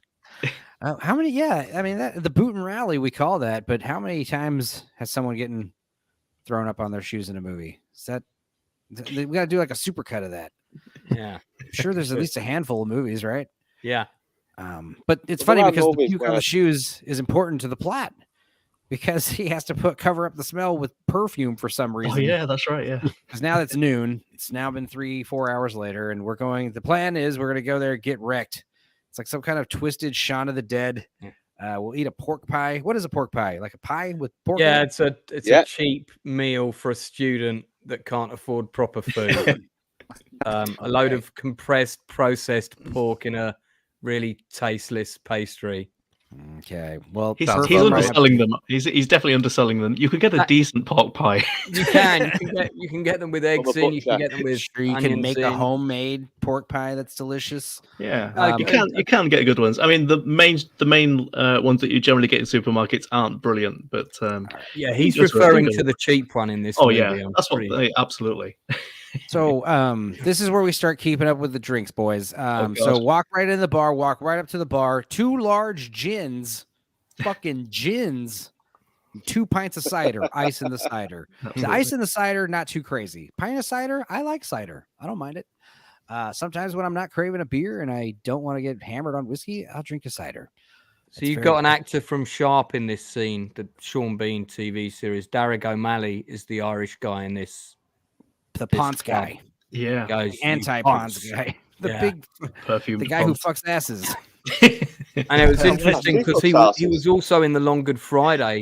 He had a unspeaking cameo in the Long Good Friday, which was also produced by Handmade. So they clearly had their eye on trying to get him parts. You guys are aware that Blue Collar Loser can outdrink all of us, right? Are you aware of that? And then go to work. Do you watch our show or his shows ever? You guys know this guy drinks. Blue Collar, would you ever do a shot of gin, a large shot of gin straight up? Why not? Of course you would. Boy. Have you ever done a shot of gin? Yeah. I've done shot everything. Really? Have you drank like gin on the rocks? Maybe if I was like a 60-year-old divorcee who's been through it all and had a few kids and just tired of fucking everything, I would probably drink straight gin. Divorcee? What are you, French? Like a woman who is divorcee. Like a widow or divorcee. Thank you, divorcee. Divorcee is a man, I guess, right? Is that how that works?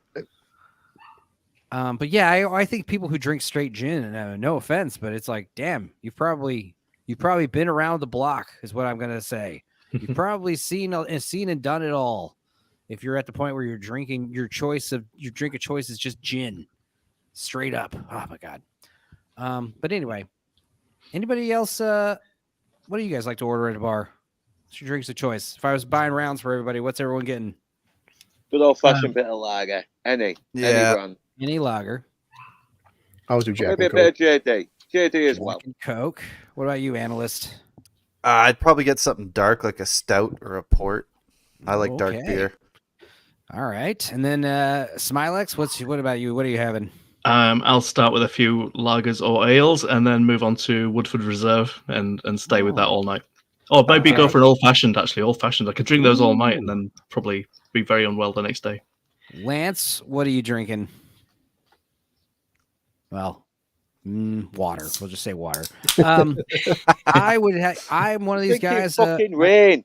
My favorite Jameson. I like Jameson on ice, but obviously can't just drink whiskey all the time. So I'll just get a light draft beer. I don't care. But special shout out to the Incredible Hulk. I've been craving one of those things for the past few months. I just remember those were a trendy drink, Hennessy and Hypnotic, and I'm just like, God, I kind of want one of those again. They were not bad. I gotta try it now. I like that was not a thing up here. No, I know. I never heard I of like that. a good Manhattan. I love a good. I'm in Texas, so margaritas all the time. We always have margaritas. Fucking margaritas. I like Mexican martinis, which is like a margarita with olive juice that's shaken. You serve it in a martini shaker, but most people don't know what the fuck a Mexican martini is unless you live in Austin. It's like only an Austin thing, apparently. I'll have a mojito, but not in the UK because they're usually terrible. When you go to the States, you can get a decent mojito because they don't bother with the measurements quite as much. They don't do the muddling, the spices and the mints and the sugar, and they just give you plenty of alcohol. I got some for Keith gets an extremely dry martini. Hell yeah. I like them dry too. I think there's some of these cocktail bars that my friends own or work at, and like these fancy, super cool drinks with like they light the little orange zest on fire, or they do these things. Like that's cool, but goddamn, dude, I'm over here. I just want to drink now, please. I don't need to wait 7 minutes for you to like mix and mash and shake, and just for like a drink that I'm going to drink the exact same way and be like, yes, it's no different than me just drinking a whiskey and cherry Coke. I don't care. I'll just slam it down the same way. I'm like, thank you, it's good. Whiskey and cherry Coke. We definitely don't have cherry Coke up here. Whiskey and Coke, obviously, or sometimes we get Pepper Jacks, which is whiskey and Dr. Pepper. Out here in Texas, man. We have Dr. Pepper, but of course we don't have any of the variants of Coke anymore. We had Coke Vanilla for like a little bit, but that was I guess vanilla Coke. I see cherry Coke so rarely that whenever I do, I'm like, fuck it, let's get a cherry Coke. Even though cherry Coke should be illegal. Vanilla Coke is much worse than cherry Coke. Yeah, they're all pretty bad. Yeah, chocolate soda. That's what we need to bring back. Just club soda, chocolate syrup, and milk. That was like an old drink we used to do back in the day. I love create a beer milkshake like in Red Dwarf. Shit. What were you gonna say, Chris? I love like Google because I googled as soon as I type in and it just pops Incredible Hulk cocktail. Like love Google. Actually, listen to our stream. Oh my god. Yeah, you're right though. It's like cognac and a hypnotic. So. Cognac. Yeah, there you go. Well, so this is where Withnail, Marlo talking about how like, well, call your friend, call that one person you know who you got in the country. He's like, who? Call the guy, and they don't even know who the hell he's talking about. He's like, your relative, Monty. Oh, right, yeah, Monty's got a house, and this is a kind of a confusing part. Although one of my favorite parts, walk by a random drunk dude. He's obviously had a few ales. Yeah. And wait a second, they've only been open for about 10 minutes. He's also sitting right next to the toilet. Who sits there? Well, somebody who wants to eyeball everybody that comes through that door. That's why. Yeah. That's the thing is like if I was Marwood, I would just assume he's calling everyone that walks in there a ponce. Yeah, I think he's just waiting, isn't he? He's just waiting for somebody to attack so he can have an excuse. Also, what is a ponce exactly? Is that just a homosexual slang? It's a rude word for gay person. Okay, yeah. That's what I figured. I had to look it up. Your equivalent of faggot at the time. There you go. It's still used today as well. Well, it's funny because ponce, and then also you call chomos nonce, right? Yeah. Right? Is that rhyme on purpose? That's cool. Ponce has been devalued over the years, though. I think you can pretty much get away with saying that on TV. Because people always say you're poncing money off me, as always. You get called a ponce for that too. So, but anyway, the reason why he's probably being called a ponce is because he's covered his shoes in female perfume to cover up the smell of vomit, which means he probably just smells like vomit and perfume. Which is never ever a good idea. And also, he's got long hair. Yeah. And if you look around in that pub, right. The 60s, yes. Just nobody else. In your jacket. They're all just working men, aren't they? Yeah, there were still some people that were still stuck in the 40s and thought men with long hair were fucking puffs. Well, exactly. This is the end of the 60s, so it's the end of the hippie level era, isn't it? Benzo, if you freeze frame this shot from this scene from the right angle, you can see Northern Bastard's phone number on the wall. Right. For a good time. Right above the glory hole. And it's for 4 shillings and sixpence. Period. Correct. Yeah, please. Business is going down recently. I need the. Given that I'm also a Northern Bastard, I've probably used that glory hole myself. So. Oh my god! I thought your business was going down. boom, boom. I'm here all week.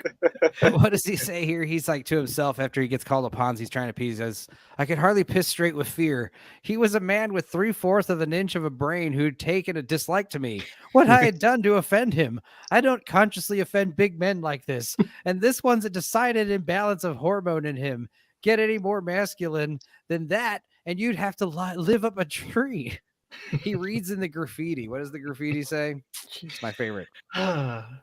Something about I fuck people in the ass or something. I fuck Arse. arses. Yeah, that's what it Immediately. is.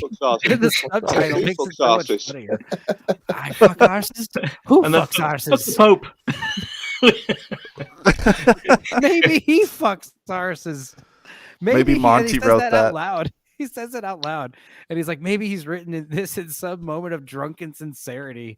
I'm in considerable danger here. I must get out of here at once. These monologues are so wonderful. But yeah, this is interesting where he says, "Balls to Monty." I don't care about Monty because like I got to get out of here. We got to leave. And he says, "Balls to Monty. I spent an hour flattering the bugger," meaning he's called Monty and talked to him for an hour. Well, he may be exaggerating, but also means that he's done it several times before. Right. He's talked to him earlier this week, maybe. There's a man over there that doesn't like the perfume, the big one. Don't look. And he's like, he's been called a ponce. He's like, what fucker said that? And the pie in his mouth. a liver pie. And that was improvised as well. That was accidental, but he kept it in because the director kept it in because he was laughing so hard. Yeah. The large Irish, he's Irish. The large Irish gentleman in the corner gets up and walks over to them, and he's fucking very large indeed. And this face, I mean, I'm not much for physical comedy, but this is the British comedy. It's just like a funny face, a guy making a hilarious face. It's so much of this movie is like just like how, like, they're making a funny face, but also like his shadows on his eyes and his popcorn in his teeth or whatever the hell he's eating. I think it's just pie. Oh, right. It's Pork pork pie. pie. Of course. Silly me. And this is amazing. The fucking emotional roller coaster that Withnail goes through here, because he gets called a ponce. I have a heart condition. Yeah. If you hit me, And he says it with like almost like a feminine type of like, please don't hurt me. Like he's like smiling and frowning and crying at the same time. Cowardly nature really comes out, doesn't it? Yeah. And he's like if you hit me, it's murder. And he's like, I'll murder the pair of yours. My wife And is having a immediately baby. pivot. Yeah. Right. I don't know. And then pivot again. Okay, look, I don't know what my friend has said to an acquaintance. Throwing his friends under the bus. Yeah, he stops with a friend and changes it to an acquaintance. Yeah. And he's I like, love the look he's giving him too when he's saying that. It's just like, Whoa. take me. No. Conversation going. Marlon's face. He's like, you son of a bitch. And then he says, and this all happens in the span of 5 seconds, where he says, my acquaintance did to upset you. There's nothing to do with me. I suggest you both go outside and discuss it sensibly, with this like evil grin. And then he runs out of the door. They both run away. And I assume he paid for everything, right? But he did lose his scarf. So, yeah. But again, it's like the trench coats and the scarves. Broadcasts this kind of like you said, like this new. Yeah, they don't get fancy age. actor types in this pub. Yeah, that, the mother that, black. That pub is sadly now demolished, no longer there. That building in the background is an iconic building in West London, which gives the location of this away as being in Notting Hill rather than Camden. Mm-hmm. Yeah, but I love how the sign says courage and they're running away. Yeah. there was a pub called the Black Cap that was in Camden for many years. It's gone now, but ironically the Black Cap was a gay pub, so not sure if they put that in there for a joke or something. So no pussy then. The first confirmation that these guys are definitely like, speed addicts, where he says, speed is like a dozen transatlantic flights without ever getting off the plane. And then he starts like doing like almost like beat poetry. But then Withnail comes in and talks about like the bastards justice suck. It's a miserable, cheap cigar and the bastards won't see me. I don't know what the hell he's talking about. and he says he shows up with like sausages and Oh, he's still talking about his terrible advert that he's done, isn't he? Yeah, Oh, that's what I right, thought it right, was. right. Cigar ad. Ah, He's yeah, the basically miserable saying, you know, cigar. it's a terrible. It was a rubbish thing anyway, but they won't even see him. Right. And that makes sense. Good. But yeah, Marwood, why the hell are we eating our sausages like in the tub? Obviously, these guys are very comfortable with each other. And is this toilet even in commission? Yes, right. Probably. Well, he puts his whole lunch in it. That's what's so weird. Is he trying to throw it away, which is like, A, you're going to clog your toilet, or is he hiding the food from Danny? Well, the sink was Judging full. by their The kitchen, sink yes. is full. It's like the toilet's like dry with no water in it. Yeah, that'll Probably, do. right? Yeah. Okay, so he's wondering why they're eating lunch in there. It's because Danny's here, and this is the first time we even hear about Danny. And obviously, Marwood is not happy. And he says, well, he's here because I let him in because he lost one of his clogs and the fucking weather is so cold. So coming to your friend's house in the middle of the morning on a dreary September. Apparently, this movie takes place in September. I don't believe it. But I don't know what the weather's like out there in September. Maybe it is cold and miserable. But Yeah, you can get some pretty. It was pretty warm this year, though. This September. scorching. We had a heat wave in September, man. It was like Texas. somebody call Greta. True. Greta, what's her name? Not Gerwig, the other Greta. No fun bag. Thunberg. So what is a Savoy? Is that just like a fancy Savoy name for a is a sausage? cheap processed sausage that you get with fish and chips as an alternative to fish if you don't want it. Yeah, it's a bit like a hot we dog would sausage call with a hot a dog. slightly chewier skin on it. Commonly acquainted with penis jokes in various TV series. Oi, I oi, love Savoy. phallic foods. Yeah. I love phallic foods. It's my favorite. I only eat phallic foods, actually. Fun fact about me. Yeah, I can believe The it. best cans. I mean, that's quite suggestive, that shot there, really, isn't it? Yep. And also, you know, a lot of like, homosexual, not tension between these two, but like, it's like, are these two guys gay or are they just like bad with the ladies? I They think would be, but they're both too disgusting to fuck. that's the other thing is like, I think that's why it's more depressing that they're just straight and just everyone thinks they're gay and they don't get laid. You know, it's just much more depressing and pitiful this way. Because if they were gay, then they'd eventually just, you know, come together in each other's arms. But that's like not even an option because they're not gay, you know, even though they, you know, definitely Withnail has a bit of the, you know, the thespian in him. It's just constant, but it's more like that upbringing, that richness is what it is. Yeah. We crude Americans just mistake that as being gay. This boy talking like a fancy queer around me. I don't like it. Just quoting Hamlet. Yeah.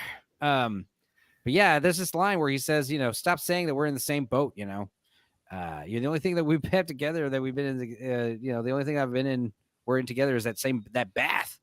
I don't know. Like, I guess he feels like Marwood just has maybe Marwood's the one with the rich parents. I don't know. Is Eton like a fancy school? Oh yeah. It's where all the rich kids that are going to go and screw up our country go to school first to learn how to screw up our country. But Marwood didn't go to Eton. That was a lie. So never mind. But yeah, Danny's a headhunter. I don't know what that means. Is that drug dealer? Because he's obviously a drug dealer. Well, why do they call him a headhunter? He has rare herbs and prescribed chemicals, and he's back. And the idea of like, oh, we need to get sober. We need to come out of this illness, this spell. You're looking very beautiful, man. Yeah, Danny is kind of like the devil, basically, coming back and just being, you know, tempting them with their, I don't know, their vices. But yeah, you look at, you know, have you been away? St. Peter preached the epistles to the apostles looking like that. Have you got any food? And then he gives him his Savoy. He says, how much is it? It's like, you can have it for nothing. I was in Amsterdam in March this year, and I went with a bunch of friends, and I would say a good portion of that trip was spent just doing Danny impressions. Or just talking in the voice. We weren't doing all the lines. We did do all the lines, but we were just doing that voice throughout most of the night. Because it feels the rest of the time impressions from Human Traffic. Right? Yeah. Right? That's another good one, man. Another good British movie. Yeah. The Coal Mine. He says, yeah, also in the previous frame, I did get Withnail. He's wearing a suit now, and he's fixing his stupid shoe as well. His flappy sole on his shoe. But Danny's whole thing is like, don't be uptight. Like, that's the thing he hates more than anything, is anyone who's uptight. I'm just like, all right, dude. It's like, seems to be like a common insult for him. But yeah, he just shows up, lights up a smoke, starts telling the story about the coal man. I don't know what the hell that means, the coal man, but he gets busted in Jamaica. A fun anecdote about telling the judge. That's his code name for his black friend who turns up later and is described as the spade in the bath. Yeah. Well, it's funny because he gives them his real name in a second when he starts talking about the doll that shits itself. Presumably. Yeah. So, and funnily enough, somebody did invent that doll. That was that doll was a toy in the 70s. Oh, right. Yeah, the peeing doll, it came out, and it was only a matter of time before everyone's like, all right, we got to find a doll that shits itself and a doll that pukes itself, too. We just need to find a doll that just, like, simulates all the worst parts about being a baby, and the little girls are going to eat it up. Not eat up the shit, eat up the doll, eat up liking the doll. Sure. Oh, and I also love he's got his little urine catheter just sitting right there. Yeah. Yes. This idea that like I don't know, Danny knows everything. Like later when Withnail's talking about how like all I got to do is just refuse and just say only a piss test and it's gonna work. It's like a part of the movie. Yeah, a bit of setup and payoff. I'm afraid I can't offer you guys anything. I'm out of drugs because the coal man, he's in trouble in Jamaica. But yeah, obviously I'm gonna start making little dolls, prototypes. I don't know. We'll skip most of this. Hurry up. Then we're getting to my favorite. I think this is one of my favorite lines, actually. The whole. Medicine, you think a brain tumor was a birthday present? No, aerials. They pick up signals from the cosmos and transmit them directly into your brain. You guys know that what he's talking about is 100% true. I don't know about like the whole bald guys being uptight, but like they did. Your hair don't advise a haircut, man. Your hair, yeah. It was fucking line about how like all hairdressers are government employees. Yeah, that's right. It's true. The thing with Danny is he talks a lot of bollocks, but he's got this sort of like charisma to him as well. You can't but listen to what he has to say. He acts like it's so mellow. Is true, so therefore it's true. But it's so mellow, isn't he? And it's so mellow and laid back. You can't help but kind of listen to what he has to say, even if it is stupid. It's stoner wisdom. Yeah, I know. I mean, I've known guys like that. I've known guys like that a little bit. I used to go to all the indie clubs and that, and there's still guys like that, even my age, who look proper 60s hippie-ish and everything. Yeah, I can concur. But yeah, what he says here about how hair are your aerials. They pick up signals from the cosmos and transmit them directly into your brain. This is the reason bald-headed men are uptight. Now, here's the thing. What absolute twaddle. It's not actually not true, because here's some actual shit they did with Native American scouts. Mhm. Native Americans, they always have long, straight, flowing black hair. They noticed Native American scouts were so much like, they were very like in tune with nature. They were always able to like wake up when like people were sneaking around, they were able to detect like danger and stuff. But if they cut their fucking hair, all of their cool Indian scout tricks were like pretty much useless. Mm-hmm. And again, it goes back to like Samson getting his hair cut. Like you do get weird power from having long hair. It's strange. But you mentioned hair. Is the voice of Danny is based off a hairdresser as well. Right. Apparently. That he hated, that he thought was an idiot. Yeah. He was like some annoying hairdresser, he said. But yeah, that is funny. And just this character, just lounging out on your couch, wearing no shoes and sunglasses, trying to out-drug. Here's the guy. But it's like, I think it's like really like reverse psychology, trying to get Withnail to purchase more drugs, But yeah, this idea of he's got to go wear this old suit. Why? Go visit Monty. Don't remember. But yeah, this is the best part. This is what everyone loves. This is what Chris loves. Don't get uptight with me. He's like, just because the best tailoring you've ever seen is above the fucking appendix doesn't mean anything. And Danny immediately like, don't get uptight with me, man. because you're a dose of medicine, and if I spark you, you'll know you've been spoken to. I always do Jason Statham for some reason. It's always reversed. He got very intimidating. He does get intimidating when he takes off his glasses. You realize He's got those fucking black around his eyes as well. he thought Withnail was bad, but he says this is like the joke. Like they're literally like, I could take fucking you wouldn't spike me, you're too mean. Besides, there's nothing invented I couldn't take. He's like, if I medicined you, you'd think a brain tumor was a birthday present. And then they start arguing over, I could have it double anything you could. He's like, very foolish words. Very foolish words. And he takes his glasses off when he says that. It's even worse. Said, he looks like the devil, nightmares. like I said. He is some kind of like devilish, caricature. But yeah, Marwood being the voice of reason, this guy's had more drugs than you've had hot dinners, which is probably true. Yeah. Because you're supposed to only eat like a hot dinner once a day, tops. People take drugs multiple times a day. So you never know. But yeah, he gets insulting, tells him, I'm not going to have him. Let him and his drugs out. Get him the fuck out of here. What is it called? Phenodihydrochloride benzorex. Yeah. Street name, the embalmer. Would you take a drug called the embalmer?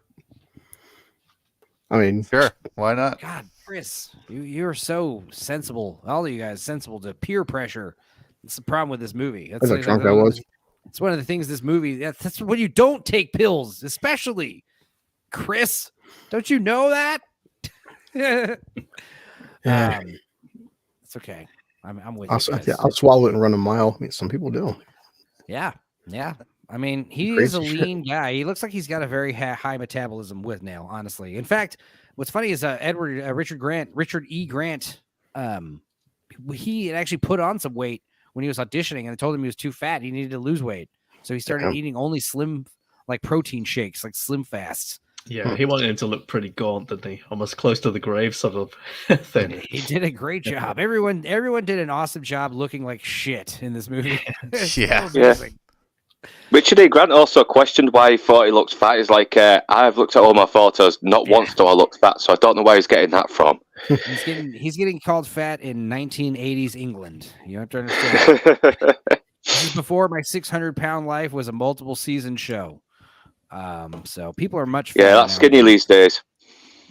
But yeah, cool your boots, man. How much is 2 quid? Is there less? Are quids more than pounds or less? No, quid means a pound. Yeah. So give us pounds. Give us a quid. Is like give us a buck. Okay, so not even a lot. Well, in 1969, it would have been a lot because the price of a pint would have probably been something like 70p. I mean, a fucking pill of ecstasy could cost up to like $20 if you get the good shit. I mean, that's like a $20 pill. So I mean, you're getting 2 pints for that. I would say in 1969 for 2 quid. But it feels, I'm sure, a lot better than having 2 pints. I'd say in 69 you'd get 4 pints. Yeah, probably. Yeah. I remember one time I took a fourth of a Xanax, and that shit was like, I felt like I drank 2 40 ounces. I was like fucking fucked up. I was like, dude, that shit is strong. I can't believe people like just take that stuff like that like crazy. It's pretty bad. Yeah, the school buses don't mix with alcohol. No. People black out all the time. You can stuff it up your ass for nothing and fuck off while you're doing it. It's like that's my favorite lad. I'm sure I use that to end the conversation. Again, it's like what we said about being quotable. Like it's like, but he doesn't change a beat. He's like, no need to insult me, man. I was leaving anyway. But then he says around, he's like, have any of you got any shoes? He has no shoes. He's so cool, though. He's a total dickhead, but he's totally cool as well. I love Danny. I know I shouldn't, but I love the guy. Right, it's classic devil character. He's very charismatic and even though he's like nothing but fucking bad news. Trouble, yeah. Especially at the end of the movie. We only have 2 encounters with Danny. This movie is punctuated, the beginning and the end, by a visit from Danny. And I guess Danny is like probably a common character in their flat. I mean, this movie's technically punctuated with, the flat scenes at the beginning and the flat scenes at the end. Well, he's And- living in the house, isn't he? When they come back, he's kind Yeah, of he's moved in. They've only been Yeah, away and for like 3 days, and he's already And like then we moved all find his out his later stuff about in. this, the checks thing that we need to discuss later when that comes to be a thing. But as far as like going to visit Monty, this is where I envision Monty. myself. So 10, 20 years from now. Here's a great little bit of trivia for you. This house, which is in West London, the guy who bought it, who was a designer, bought it for £67,000 in the 60s. He sold it in 2011 for £22 million. Wow. God damn. I mean, Yeah. I'm sure there's like houses where I'm at now getting close to that because of the. I mean, Damn it is real in one of estate the. bubble. It's W5 postcode. That's a very rich, posh part of West London. But I mean, even then, you know, what a turnover. So Another terrible bit of trivia, not as exciting as that one, is the fact that when he parks the car out front, it's a terrible bit of parking, and that would probably be down to the fact that he'd only just passed his driving test in real life. So Right. Also, I like how he's got a Jag, but it's all shitty and beat up. And they do talk about how we got to get the Jag fixed up, you know, to like go out. One of the town. headlights is headlight. broken as well. yeah, it is. Yeah. But yeah, Monty comes to the door with his cat, and immediately it's like time to drink. All right. Sherry. Do you guys like sherry? I don't really ever Sherry? drink Sherry? sherry. Sherry. Never had a sherry. Yeah, I don't know. It's kind I of love the also vegetables. I just love very- the vegetables. Yeah, Yeah. very Yeah. learned. Very Nice learned. man. robust carrot. I've always been fond of root crops, but I've only started to grow last summer. It's like I happen to think the Cauliflower is the cauliflower more centerpiece. beautiful than the rose. Just chin chin. It's so like okay, like this guy over the top. Who's the thespian here? You know, It's way too into carrots. Oh, he's yeah. got his. Right, very suggestive. That was a Garrett, really good choose for the be more bees. fascinating than the geranium, or Yeah. another way of saying it, I'm more into this than I'm into that. Yeah. Would I'm you more like into snails or phalluses. oysters? I'm more into phallic symbology than yonic symbology. Like I don't like flowers because they remind me of vaginas. Carrots remind me of penises. Indeed. See? This is a oysters little- and snails all over again. Yeah. Oysters and snails. Oysters Oh and god, I've never snails? heard that. That's funny though. Yeah. The carrot has Spartacus, I think. mystery. You never know how big it's going to be until you dig it up. Flowers are essentially tarts, prostitutes for the bees. I think that's one of my favorite lines in all movies. There is, you'll agree, a certain je ne sais quoi, oh, so very special about a firm young carrot. Excuse me, do help yourselves to another drink. And fucking Withnail, without even thinking or flinching, just like immediately goes right to the fucking bottle and starts like slamming Oh yeah. fucking huge gulps of that's not even the sherry, that's like scotch he's drinking. What's all this? The man's mad and he's There you clearly go. homosexual. He's Raving eccentric. homosexual. Eccentric. He's insane. Not only that, he's a raving homosexual. And then there's a yowl from the cat who I don't think we know the cat's name, right? Yeah. He's I a love how brute. much he hates the cat. Yeah. Absolute brute. You little fuck. Oh, How dare you? Beastly, slang in ungrateful the little UK swine. That slang in the UK, raving, means not in the closet, i.e. No, not he's out. Tom Cruise, not Yeah. Tom Cruise gay, but the reverse. yes. Openly. Yeah. He says Not the Cruise things like is. As what is No. it called? Like Mr. the Cruise, idea don't of this sue me. man, you know, if these two guys hadn't visit Uncle Monty, what would he be doing? He'd be sitting here getting drunk, reading his books, yelling at his cat, fighting Yes. with his cat. That's totally. Yeah, having a He's a massive bastard. conversation with his cat. Yes. And then kissing on the cat, like mood swings, probably like, oh, I love you so much. Oh, how dare you, you monster.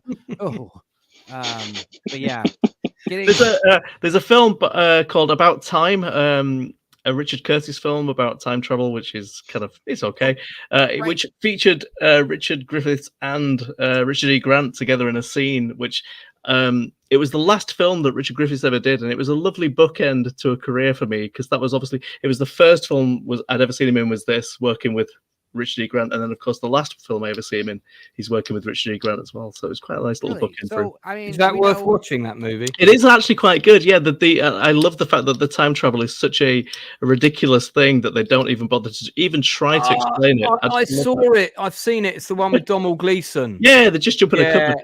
You know what? That came was out actually pretty a really recently. sweet little film. It is. It is. Now, Yeah. Uncle Monty, I know him best from Naked Gun Part 2, The Smell Oh of yeah, Fear. right. Yeah. Yes. He's the guy who is in the wheelchair. He plays also the double, but he's got that birthmark on his ass. And most Obviously, a people- forgery. Yeah, He's also in Harry Potter. Always think yeah. that Most I was gonna say Harry most of Potter's the young uncle. people know him as Harry Potter's uncle. Yeah. Very fat, very mean. What else? What else do you need an uncle? Very gay. He's playing pretty much the same character in this movie, except if he wanted to grape Harry, that's basically the same thing. Now, what is a rhesus negative Bloody Mary? It means no blood, or what? What is that? I don't get what that means. Is he just being I guess- jokey, being coy? No, that I've heard that term before. Oh God! Someone want to? Okay, maybe I'll do it. Reese's, not Reese's Pieces. Reese's Monkey, negative Bloody Mary. Huh. Yeah, Let's see I've here. heard that before. It's missing one of the ingredients, I think. Oh, a Bloody Mary is essentially vodka and tomato juice. So Yeah. Reese's negative one would have less tomato juice. Yeah, That's it. Yeah. God damn just it. a little nip of tomato juice on top. You know, some It's of a very these stones should Fluid way of remain saying strong. unturned. Yeah. Anyway, yeah, I want a strong Bloody Mary. I think my favorite Bloody Mary joke was in Death Becomes Her, when Bruce Willis wakes up off the floor and the maid like wakes him up with a Bloody Mary, and like he comes out of like a drunken stupor, like off the floor, and she gives him the Bloody Mary for breakfast, and he fucking takes the celery out, and throws it on the ground, and then he starts drinking the Bloody Mary. He's like, more vodka. I need more vodka in this. So good. We'll love it. But yeah, I wish I could get this fat where when I sit on a couch, I like just look like a. It's practically horizontal. Yeah. It's full Looks like he'd have a hard time getting up without a fucking crane. Have Wow. someone pulling you up out of it. It also Depends looks on like if a very. Yourself time. I feel you could achieve this. It looks like one of those couches that's so comfortable it's uncomfortable. You know what He I was- mean? Like, He was 39 years old in this film. Holy shit. Damn. You're- Damn, that's younger than me now, and he looks like my dad. Exactly He's a right. year older than me in this movie. That is insane.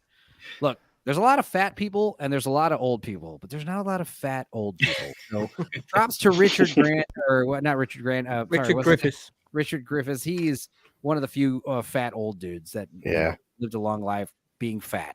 Good for him. So yeah, Withnail lying about all the TV and shows he's doing and Shakespeare, and then obviously telling that Monty used to act.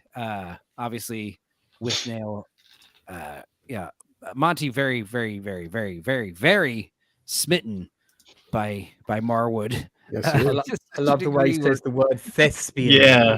Thespian too. Lesbian. And this is another good one of these parts that's like it's like funny but also poignant and brilliant and I like it, but where he says like Monty, he liked acting, but it was true I crept the boards in my youth, but I never had it in my blood, and that's what's so essential, isn't it? Theatrical zeal in the veins. Alas, I have little more than vintage wine and memories.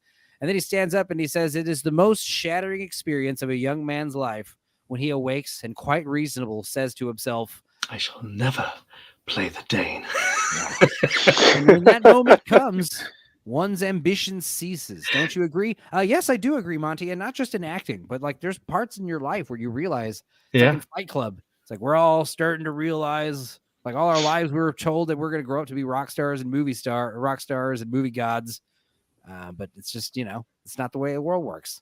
Yeah. And it's cool. I like There's it. that melancholy again, and I think a lot of the words that Monty uses are very sort of poetic. He's clearly a man that loves language. Yeah. He's very flamboyant with his choice of words. It's how you gotta. Everyone has ways to express themselves, and if Monty wants to be very well read and well versed and colloquial, there you go. Colloquial. Thank you. yeah, I mean, it's just his way of just, keeping that tradition of artistically, expressing yourself. It's like, I like you think when do. his character says that line that you had up on screen, he may also be referring to other things that happened in his past life. True. Oh yeah, And yeah. also this actual actor, like, yeah, you're never going to get a fucking fat Hamlet. I mean, or maybe we will, but he'll also have to be black and gay and probably a female. Absolutely. And lame. Might as well just check all the boxes. But yeah, I don't know. I have the same feeling. It's like leading man. It's not for me. I'm more of a Stringer Bell type guy. The Wire. Yeah. I'm not Avon Barksdale. I'm not over here trying to be the kingpin. I'm like one of the top. I'm more like I'm better as like a general, in this kind of stuff. But as far as one morning, quite reasonably. What am I saying here? Where am I on this script? You guys understand I'm doing 5 things at once, so please. Yeah. I can relate, trust me. I don't know. Monty, I don't know. He's basically seeing Withnail's basically seeing himself, probably, Yeah, that's probably coming. 10 years away from being him. It's 10 years. God damn, you'd think that this guy's like twice his age, because again, oh my god, yeah, I didn't even think of that. But Richard E. Grant plays someone that's 29. It's unbelievable. Well, I mean, I think Monty's probably supposed to be older than 39. Obviously, it's the only way that works. Yeah, if Monty is 50 or 60 years old. Oh my god, all that. What causes a man to age like that? All those eggs like that, boiled bacon. Yeah, eel, inflammation. blood pudding. There you go. I like blood pudding. I'm not gonna lie. But yeah, Raymond Duck, his first agent. Oh my god. I tried watching this with Megan last night, and this is one of the few parts that we found funny. This line is great, man. Indeed, I remember my first agent, Raymond Duck. Great name. Dreadful little Israelite. 4 floors up at a Charing Cross and never a good job at the top of them. I'm told you're a writer too. You write poems? It's like the first thing he says. I love the gay sort of themes. There's like a lot of Greek statues and sort of things just sort of around the room. It's very Homer erotic. 2 men wrestling back here, It's fuck. The Greco wrestling. Oh no. Just heads of lettuce growing everywhere.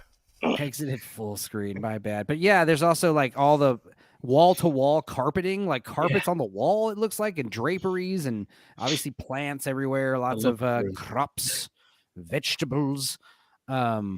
Jesus Christ. Oh yeah. Do you write poems? No, I wish I could.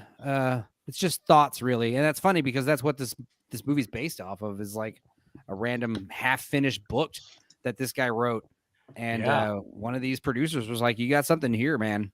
I don't know what it is, but there's something here. He gets so bashful here, which is really funny. Yeah. No, I wish I could. It's just thoughts, really. It's like he says later, like, I can't stop grinning at him. And it's like, therefore, like giving him like mixed signals, Yeah. But then, of course, the cat shows up again. The cat shows up and it sends Monty into a fit of rage that like would only alarm any normal person. Like, it's just so crazy how much he hates this poor cat. But yeah, he chases the cat out of here. He says he's going to kill the cat. It must die. It must die. This is what he says. It's weird. It's trying to get itself in with you. It's trying for even a more advantage.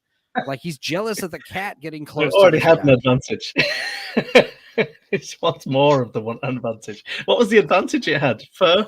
I don't know. I don't know. Not being a fat, pink, nice eyes. hairless man. I don't know, dude. But yeah, this is where Withnail has to talk to Monty in private, because he's basically going to tell him that to pimp out his friend. Yeah, Marwood is gay. Marwood is in love with him. Withnail. Withnail is not gay, so he's rejecting him. But hey, we're going to stay in your cottage. It'd be cool if we could go stay in your cottage, and you can also come up here if you'd like. Now, we don't know any of that. This is not what we're in Marwood's shoes, where we just know that they go off to talk, and it somehow gets them the key to the cottage. And Mr. Monty says goodnight, my dears. It's a weird thing to call two grown men. What's all this private business, and all this shit about me going to Eton? I didn't go to Eton. It's like, it's very cheap to those who could afford it and very expensive to those who can't. I don't know what the fuck. Greek that's statues also behind him him. setting up his gay background, because it's a known fact that back then part of the hazing ritual was basically that you got bummed at Eton. So Jesus, Monty would know he would be up for it, kind of thing. I am not sending my kids to that school. That's no, don't. Yeah, I wouldn't recommend it unless you want them to run a country badly. Then definitely send them there. Right. So we got All Along the Watchtower. What were you gonna say, Alan? Sorry. No, I was just laughing to what Lance said. Yeah. As far as like the poignant, more metaphors here.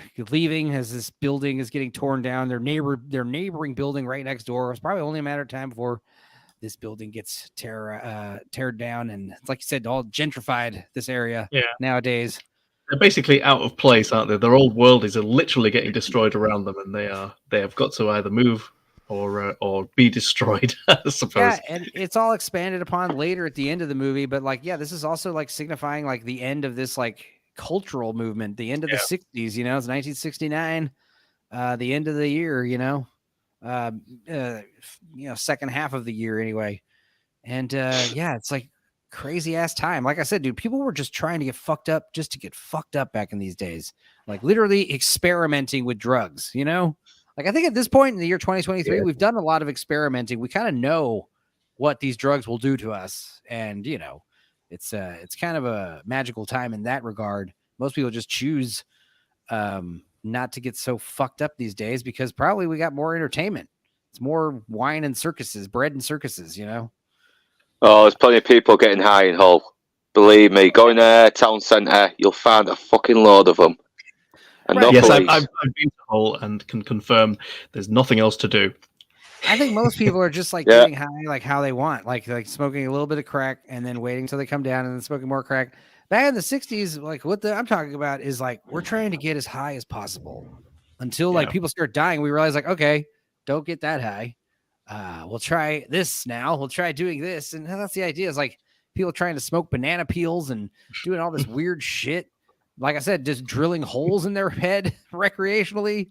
I wonder if it was more of a middle. Fentanyl now. Yeah, I wonder if it was more of a middle class thing because it's like Noel Gallagher once said in an interview where middle class likes to experiment with drugs. Us working class, we just get stuck in. Yeah, so true. That's good. Yeah.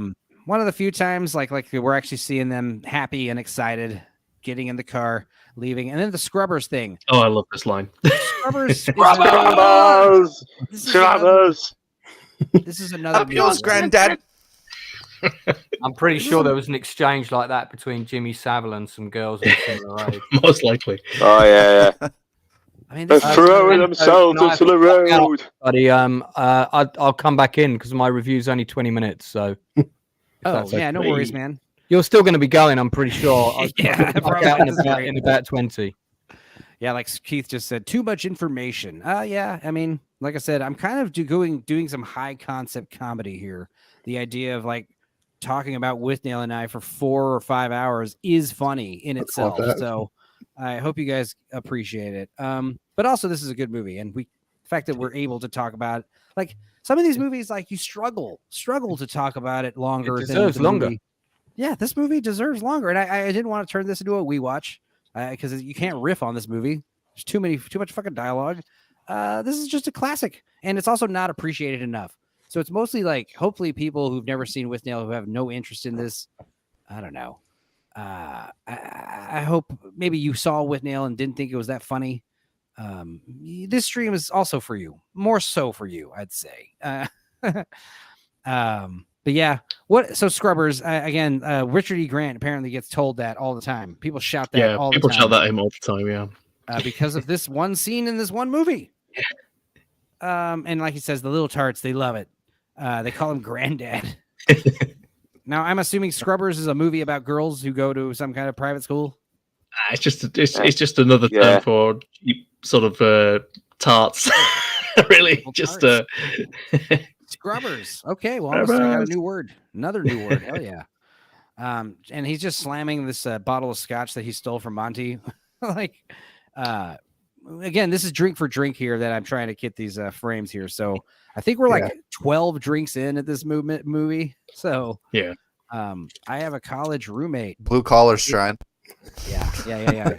He's doing. Blue collar loser drank a whole bottle of vodka during the course of Commando. So if you guys watch the We Watch of Commando, it's very funny. Definitely gonna watch Yeah, that. That sounds and great. he probably spat it all out once Toxic used the creamers jeans gag. We have to. Because that was definitely one that made me fucking laugh out loud. Guy who did acid. You know, two guys who did acid, buddy. I'm afraid for acid. Oh, I've known people that do fucking smack pills, everything, mate. It's very common where I used to grow up as well, and you kind of treat it like it was a normal thing for a while. Now I've grown up, I'm like, no, that's pretty fucking insane. Pretty insane environment to live. People who do acid and mushrooms, they're not nearly the problems. They don't cause nearly the problems as like your meth head and heroin addicted friends. Yeah, or definitely heroin pill as well. I've seen that. I don't know if I would put mushrooms in the same category as acid, though. It's a lot more mellow. Yeah. I got mates that have done mushrooms. Right, and they're not avid drug takers. They still work honest jobs. They mostly did it on the weekend, like a bit of cocaine, some acid, and that. But I think some of them have calmed it down now. Some of them are still going out on the weekends and doing it though. Where are we going with this now? What's happening? You know? Oh yeah. Yeah, we're going on a tangent, aren't we? Yeah, let's carry on with the film. Sorry. No, it's okay. Throw yourself in the road, darling. Just like, oh man, yelling at people on the road to kill themselves. That seems very friendly, right? And then drinking more scotch, slamming swigs of scotch. Best way to drink it, right? This is like I love how quiet the motorway is as well. Like, it does feel like 1969 because there's hardly any cars on it. I'm not sure if it's trivia. I'm not sure if this is the case, but I know that at that time when this film was coming out, they were opening new stretches of motorway. So maybe there was just a big old chunk of it that they could use. Yeah. I think some of them road signs were from the 80s as well. I think that might be the only bit of historical inaccuracy. Maybe not. There's a couple of cars I think as well in some of the shots later on. Yeah. In but fact, you really have to look. You really have to go out your way to find them. I mean, it's one of those things where, like, I think you subconsciously kind of feel like these cars look familiar, but when they're pointed out to you that it's the same cars going to and from London in the background, it's like, yeah, I think it does. That makes sense. I believe it. And it's also the same weather. It's like literally, it looks like the same trip practically. But I love his dialogue. At some point, we have to stop. We find out about his plans to drive completely pissed, undetected. We have to find a child and get a child's urine. What? This is some trailer Dark Boys level shit right here. I love it. And then on top of that, it's just like so many variables in this plan. Like, first of all, you got to be able to refuse a breathalyzer or a blood test and then say, only a urine immediately test. Get a pat down after you refuse. They're gonna find this like catheter thing going on. Yes. These cops in England in the 80s or 60s were not very thorough, I guess. But yeah, you sellotap this valve to the end of the old chap. Do you guys ever call it the old chap? It may have happened at least once. Cool. Then you get horribly drunk and nobody can fucking touch you. It's like, yes, you can. As we'll see later. You refuse everything but a urine sample. It comes with like instructions, like written by Danny. Like Danny's like somehow like he knows everything. And it's more like Danny is Withnail's bad influence, and Withnail is Marwood's bad influence. It's like a chain. And then I guess presuming Ed is Danny's bad influence, right? Is that how it works? It could be. We don't really know enough about him, do we? Yeah, he is kind of also very devilish, especially later when he's like laughing at all these inappropriate times. Danny's a genius. I'm gonna have a doze, and then he goes to sleep, and of course, then it starts raining. Also, another drink, in case you guys are keeping count. But why is it gotta be child's piss? Just go get a grown man and have him piss in a jug for you. Well, because they have to be drug free. It's probably easier to find a child than to get someone who's an adult who does no drugs or drinks. So Yeah, it might be you wanna easier, find a but it's child, weirder. Yeah, just walk around England. Hey, I'm trying to find a child's urine. Yeah, sure. also this idea, like, yeah, the guy, there's that movie, A Stroke of Genius, where Greg Kinnear plays the guy who invents the automated windshield wiper. Oh, and yeah, how, I like have a seen that, yeah. revolutionary Mhm. device that was. This idea, like you have to get out of the car. Is that because his windshield wiper is broken? He's got one. He's only got Yeah. the one. He What- should have two. Yeah, he Yeah, should and have it's on the two. passenger side. Funny story. I actually went to a Prodigy gig, and the car that I was driving in, I was going up to Manchester. This rain was coming down, and the windscreen wipers stopped working on the driver's side. God. Just at the point where my eyes were getting absolutely so tired that I couldn't barely see anything. The passenger side windscreen wiper swept all the way across and started doing the driver's side. And I think that car just was like Herbie. I think he just wanted to live because it knew I was pretty close to crashing it at that point. Oh my God. Also, what about Prodigy changing the lyrics to, or the smack my bitch up? Like apparently they don't say that line anymore. They just say smack my pitch up over and over again. Oh, Change okay. my pitch up. He doesn't Yeah, say that's smack my that's bitch the up very essence of punk, there, isn't it? Yeah. That's The other thing I video wanted is to say 10 about times this more movie. extreme.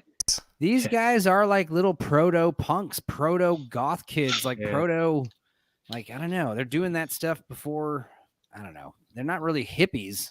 They're not really beatniks, but they're definitely like down with the system, you know? Like, I don't know. But yeah, how they find this place is kind of a miracle. I assume Withnail comes out of his drunken, hungover stupor. But like, yeah, I've got a bastard behind the eyes. I need whiskey. Pig shattered my brain. He says, I need whiskey I because love how can't... he wakes. Go ahead. He wakes up from a drunken nap on a long car ride, and somehow he's supposed to know where they are. It's like, Yeah. Well, they're it's his hopeless. family cottage, you know, but still, it's like raining. You're in the middle of a fucking gale. But also, like, yeah, like he's like, I can't take my aspirin without whiskey. And he's like, where are the aspirin? It's like, we're probably in the bathroom. He's like, how we don't have any aspirin? Like, I don't really take aspirin. So it seems like an older thing.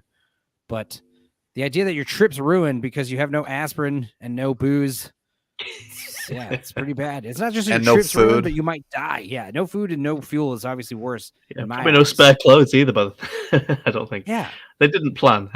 I feel like a pig shat in my boots. head. That's Turns a out great that line. taking a huge, drinking half a bottle of scotch in a car and then going to sleep on an empty stomach, yeah, you're gonna feel pretty bad when you wake up. So go to this rainy ass cottage. Now, this is where the movie really kicks off for me. I love this kind of shit where it's like the movie's cozy. The movie has this like Yeah. camping vibe, you know. Right, Anytime a intimate, movie isn't it? does that, I love it. Anytime there's like a scene where like the characters are like in one of these tents and like the wind's blowing and they got like a lantern, or anytime they go to like a cabin or a fucking country cottage, I'm like, yes, fucking soak it in, soak in all the aesthetics. But yeah, it's a spooky cabin and it's run down and it's old and they got no fuel, they got no food, they got no fucking, our pets' heads are falling off. They start burning the furniture. Yeah. Water We have doesn't enough work. furniture for tonight. It's the first that would be my first instinct, honestly. Throw one of these fucking chairs in here. But then again, it's like, how cold is it? I don't think it's like you would freeze to death cold. I think they're just very uncomfortable. They might get sick, they might get a cold, but I don't think it's like, fucking freezing. It's probably close. It's probably like 40 or 50 degrees Fahrenheit. I don't know what that is in Celsius, boys, but it's cold. Chilly. That's what we call it. Nippy. But yeah, giving Withnail any kind of responsibilities is always like never gonna work. Yeah, Tell him to do the don't dishes. give this man the fuel and wood situation job in at any time ever. Yeah, he's gonna turn. He just on comes back with one wet stick. He's like, Yeah. "That's it. That's all all there that is." is. Fuel and wood Fuel situation. How much did you look? How bad did you look? Obviously, Monty has all this fuel when he shows up later. He's got everything figured out. But yeah, this place is uninhabitable. It's like, give it a chance. And he's like, we might as well just like sit around a fucking cigarette, to warm up. He's just a downer. He's just like a fucking cynical asshole. It's like Marwood is basically, I don't think he chooses to hang out with him. He's just kind of stuck with him, We'll be found dead here next spring. So funny. Very overdramatic, very whiny. But yeah, burn some chairs, soak in all that furniture lacquer fumes. breathe it in. And tomorrow we'll go down, get some logs. And this is where he's like, I'm telling you, this was a dreadful mistake. He's like not even happy. And he's already known what this proposition he's made with his uncle is, you know. He's like, I don't know. Anyway, waking up bright and early. This is like the worst fucking countryside, waking up in the middle of the early morning when it's like super fucking cold. I hate that shit. I love sleeping in so much. God. You guys like to sleep in, or are you all early risers? I like sleeping in. Hell yeah. But I try to get up as early as I can for a morning run, which I have not been doing much. So I'm going to try and do that a little bit tomorrow if I can. Luke gets up early for his fucking dark hour stream, or these these blue collar loser streams, and these streams on my channel sometimes. Feel bad. I find out he's like setting his alarm at like 4 a.m. so I can watch Lethal Weapon with you guys. By the way, we're watching Lethal Weapon tomorrow. Yeah, been doing it for the last couple of years, so it's kind of been better because when I go for a run, I feel better the rest of the day. Keeps me wanting to do stuff. Yeah, it's a natural energy boost. But yeah, Sure. Withnail passed out drunk in the master bedroom, and then Marwood gets to go explore the grounds, and it really is a lovely country cottage, or as Max van Sydow says in Minority Report, country cottage. He talks it like that. It's weird. Country cottage. Yeah, I don't know. Look at this place. It's. Why do you think Withnail has never been here or doesn't ever go here? They just don't like nature out there. Well, It's amazing view. He's about at least 5 miles away from the closest dealer. That's probably why. Yeah. Well, you can just be the dealer. There you go. Every community needs one. Some more foreshadowing. Yeah, Marwood needs. I think it's a different gate too, isn't it? Or is it the same one? Same one, I guess. It must be the same one. Well, it doesn't matter, but hopping fences right around here. This is lovely again. Right around this part is where Megan was like, I'm not liking this movie. This is like around, I don't know. This is like a part where, I don't know, she was like tapping out. And I get it. It just gets really slow. It is slow. It's all, like I said, it's all character-based humor. It's all inside jokes. And this is like, if you are going to tap out, it's probably around this part, around this area, 30 minutes in, 30, 40 minutes in. But yeah, going to see all these lovely sheeps. It's very beautiful. And then we turn around, camera turns around. We see this house with like the barbed wire and the shackery type of, setting. And this is one of the funnier parts of the movie where you just knock on a random person's house and be like, hey, sell me eggs and shit. Me. Yeah. Who's there? Me. Just like the presumption. Hey, you're a person who lives here. Can I buy your groceries and shit from you? Like, it's like, no, it's like they say later. It's like, that's for his pot. This is for my pot. But anyway, yeah, He's clearly a city man, isn't he? He doesn't have any idea what it's like to live in the country. He drops his uncle's name, Montague Withnail. He lent us his cottage. I wondered if you could sell us some food, eggs, and things. And then she just looks at him with this like fucking disdain. What about wood and coal? Again, no response. And then he just leans into her. I guess that's a hearing aid. Is that what that is? This thing seems like it, yeah. He leans in right to her titty, and he stares at her. He likes your lady titty. I'm not from London, like the weirdest thing to say, just to somehow think like you're going to get favor from this person because you're not from the city. Well, there's a reason that line's in there, and that was around this time. A lot of people from London had bought cottages in Wales, and the Welsh people got really annoyed, and they started burning them and setting them on fire. And that was a big problem from the end of the 60s right through to probably about 78. And that's why people ended up buying cottages in Cornwall instead of Wales, because the Cornish weren't so fire happy. Well, Lance, I thank you. You just made that line 10 times funnier. So, I mean, that's what it's about. I promise you. I know. I didn't know that. That's awesome. That's hilarious. That's great. And yeah, she says, I don't care where the fuck you're from. Get out of here. and he says this great, more interior monologue where he's like, "Not the attitude I've been given to expect from H.E. Bates novels I've read. I thought they'd all be out back drinking cider and discussing butter. That's one of my favorite lines. Discussing Yes. butter." And then it cuts to the. It's very the sheep. stereotyping country people, isn't he? Yeah, but it's Yeah, true it's though. got They no do talk- context. I think they would talk about butter.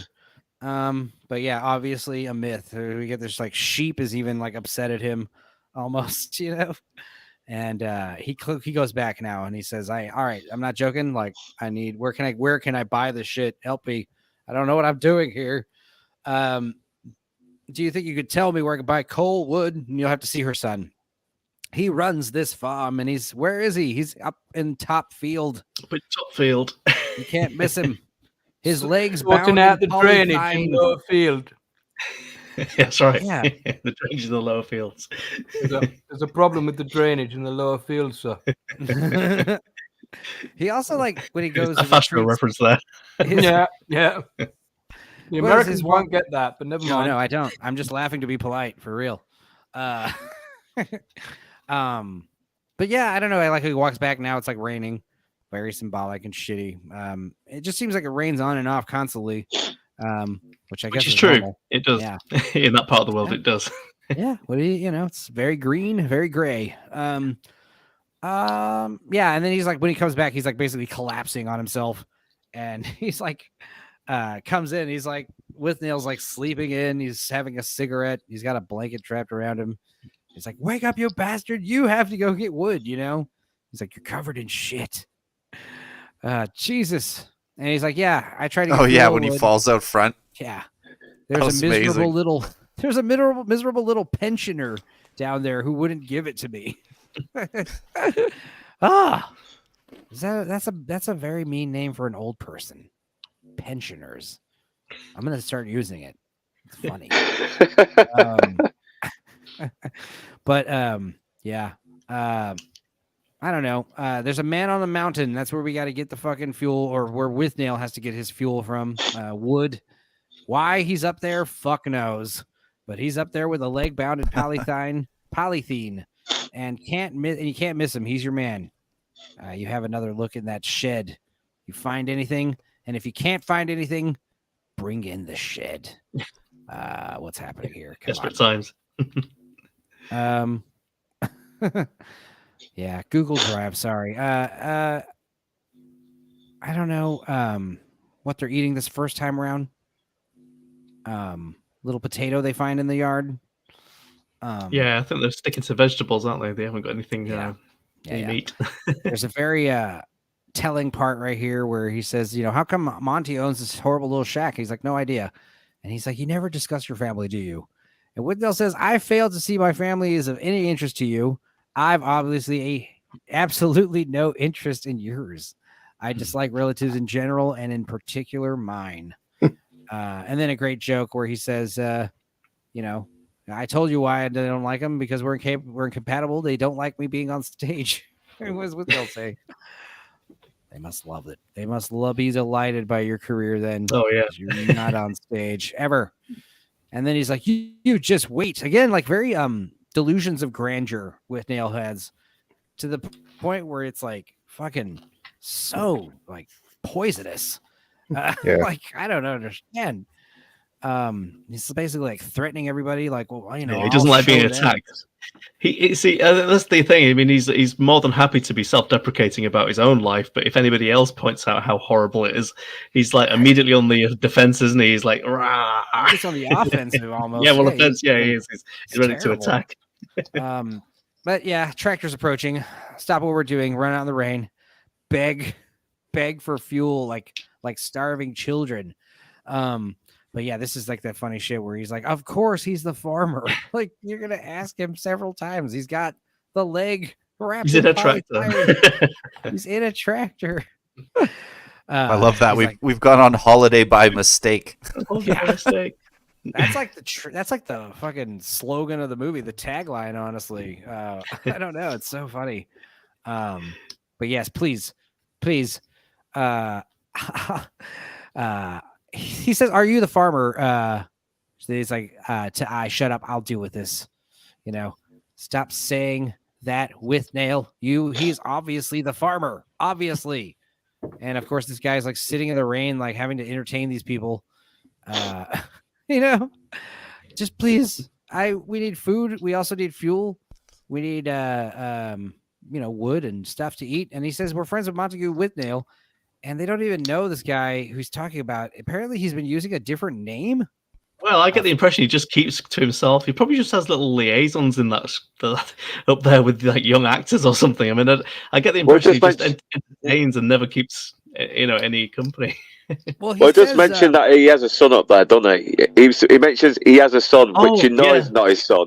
You know it's not his son.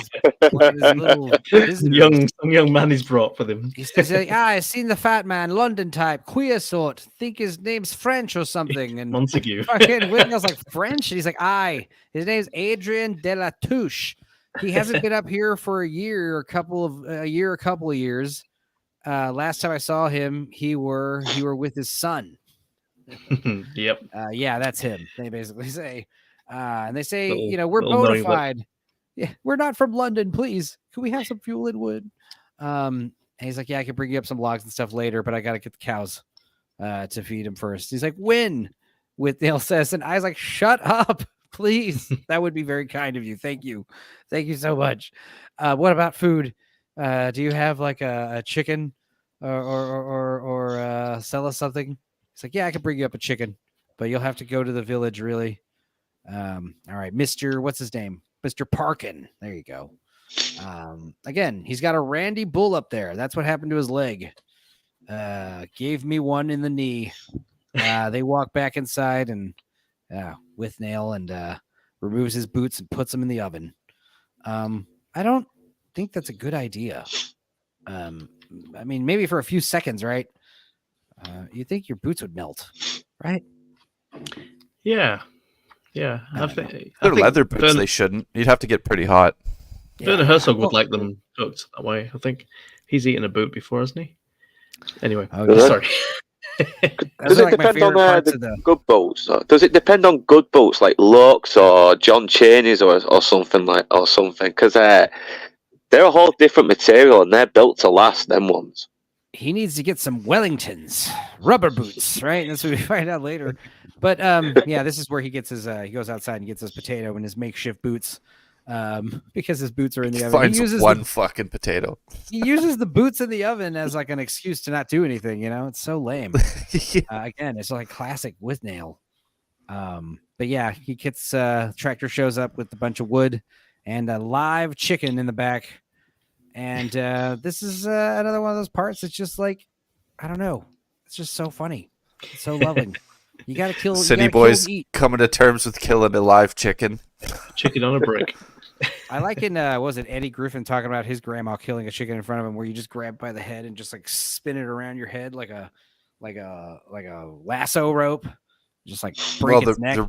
The real trick is you want to dunk it in boiling water while it's alive, because the shock will get all the feathers to fall out. Fun fact. Whoa, that sounds horrible.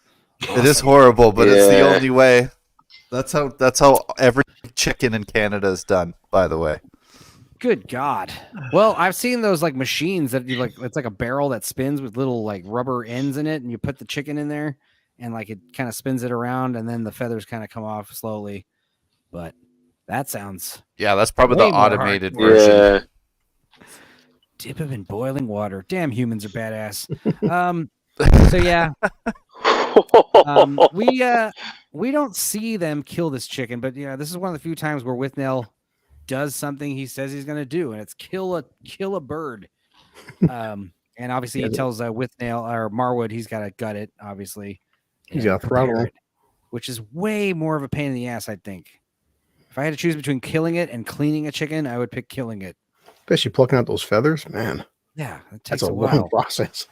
And you gotta, cut it open, remove its guts, stuff. You don't want to be eating the innards. Depends on how you compare it. This is a big no-no. Pointing a fucking shotgun to your friend's his head. I don't know. Man, we've all been there. I hope that thing's not loaded. But another thing you don't do is if your friend's joking around with a shotgun at you, you don't like swat it away because he might make it go off. But Yeah. yes, definitely give your friend a big scolding. Don't ever point that gun at me again, asshole.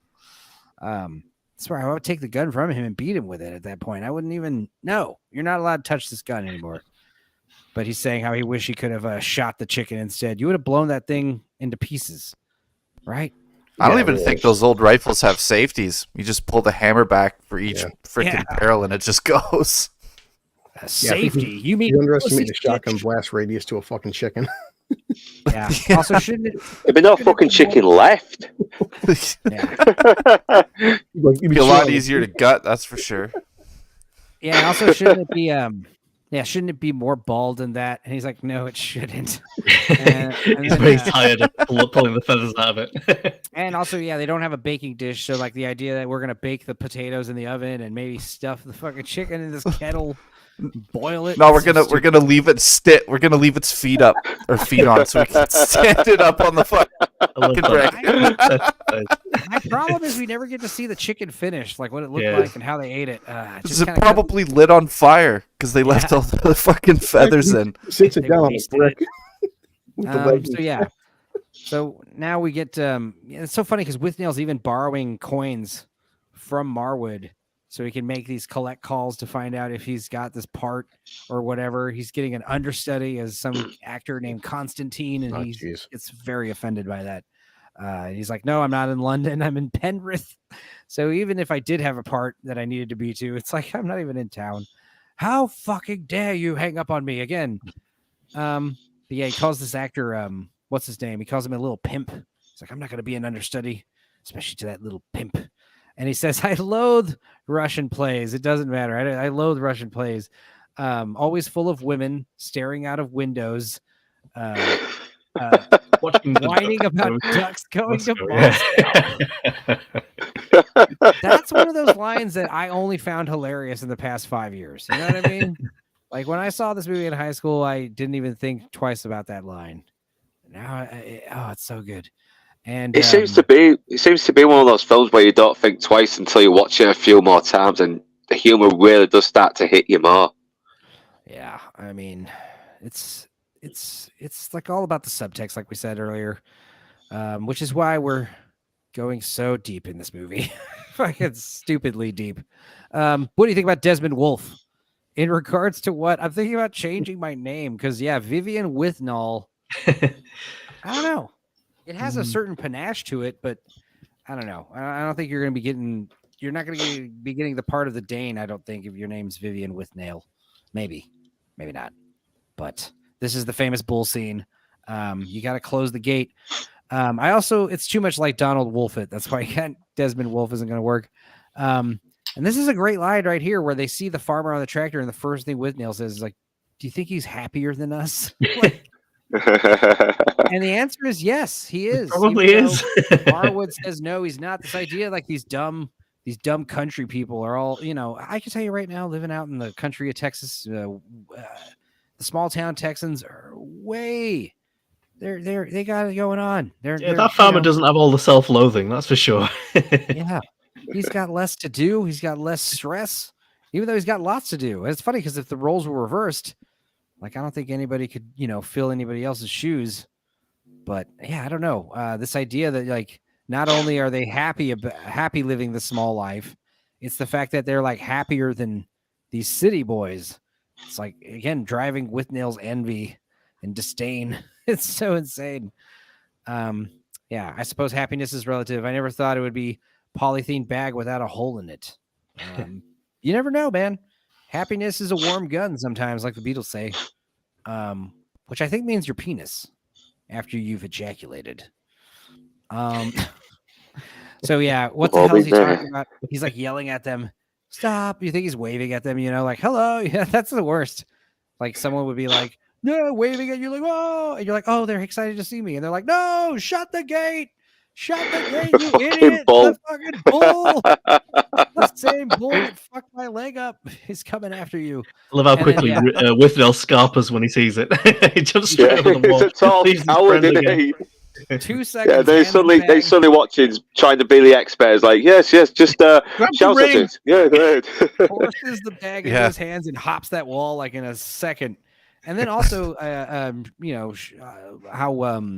Marwood is a different type of coward where he like freezes and doesn't do anything until it's like too late. And now you're like sitting there face to face with this bull. But again, it reminds me of what was that dumb movie with Seth Rogen, The Interview, where Oh, yeah. James Franco's telling Seth Rogen to like fight that tiger. And it's like, do not fucking grab the bull by that ring. Do not try to fucking fight the bull, please. You do have to kind of scare it off. Listen to the farmer. He's the expert. Don't be afraid. Stand your ground. Make a lot of noise, just like a bear. Look real large and yell at it. I mean, really, the bull wants to have sex with the other cows down at the bottom of the hill, and this guy is in his way. But you got to tell the bull no, you randy bull. But yeah, you got to run at the bull. Sorry. Again, metaphorical, very metaphorical. You got to take the bull, not by the horns, just run off it, scare it off. But again, like Withnail's just sitting here smoking from his comfortable rock wall. He's getting a kick out of it. For those cows. If Marwood pointing out the obvious right now, he would still laugh. He would be like, "Oh, jolly old chap, got the best of you, didn't he? Oh, sniff it, stop crying." You know, like I feel like that would be his legit reaction. What a great if he friend. got his fucking face smashed by a bull hoof. So anyway, yeah. But what's unfortunate is like he does kind of fucking throw his groceries everywhere, which is stupid. But, yeah, a coward you are. You know you're a coward, but an expert on bulls you are not. Withnail, I'm not going to listen to you. And again, it's one of these things where like every time you do the opposite of Withnail says, it usually ends up being the right move. And you don't want to piss off the farmer. That's the worst. You ever stay at like a country place? Yeah, he's your lifeline. Yeah. We had something similar like that at my guitar player's like family's ranch. They own like a fucking cattle herd ranch that's so huge they have to like herd cattle by helicopter. And there was like a little little shed we're staying at, going to hunt deer. And apparently, like, yeah, our guitar player, like, they all left the house kind of in a state of disarray. And our guitar player was telling us, "Yeah, dude, don't worry about it. We got like maids who come up and clean up the place." And that wasn't true, apparently. The fucking owner's like, "What the hell, dude? You left all these dishes in the sink and you left all this trash." And they're like, Eddie gets back at us. He's all pissed at us. Like, dude, you guys left the house. She's like, you told us to. You told us not to worry about it. And then on top of that, he was more upset. He was more upset, honestly, that they were driving around this ATV 4-wheeler and they fucking gave exploded one of the tires.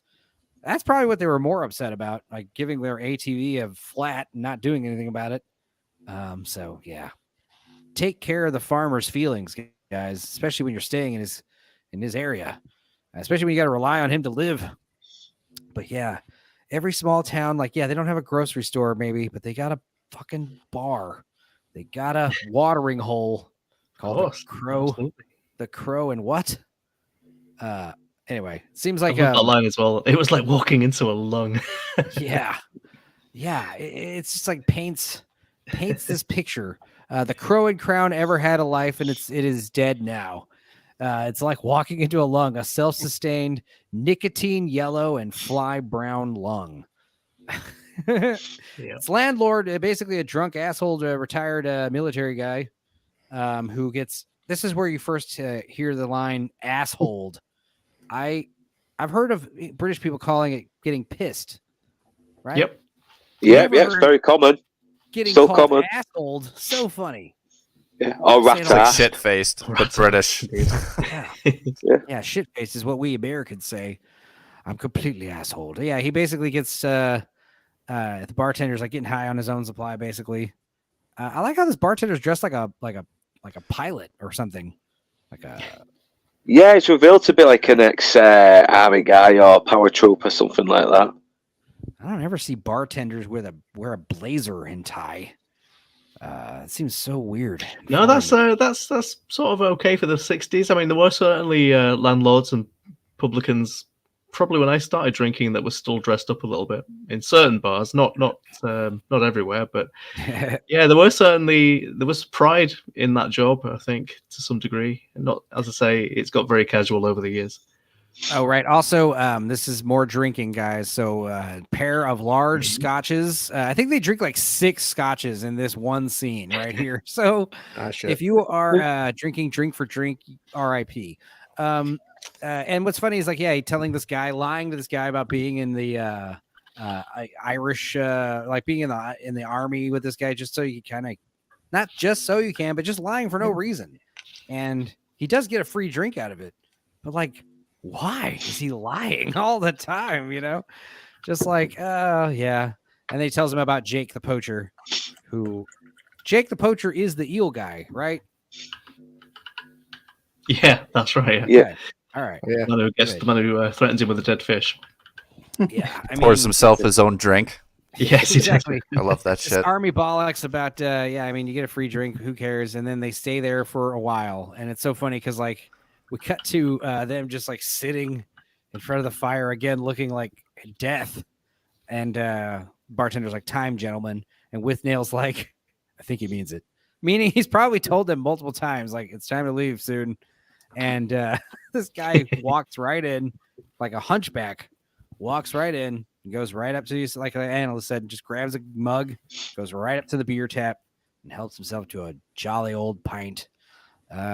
Or two. That's a regular right there. Yeah.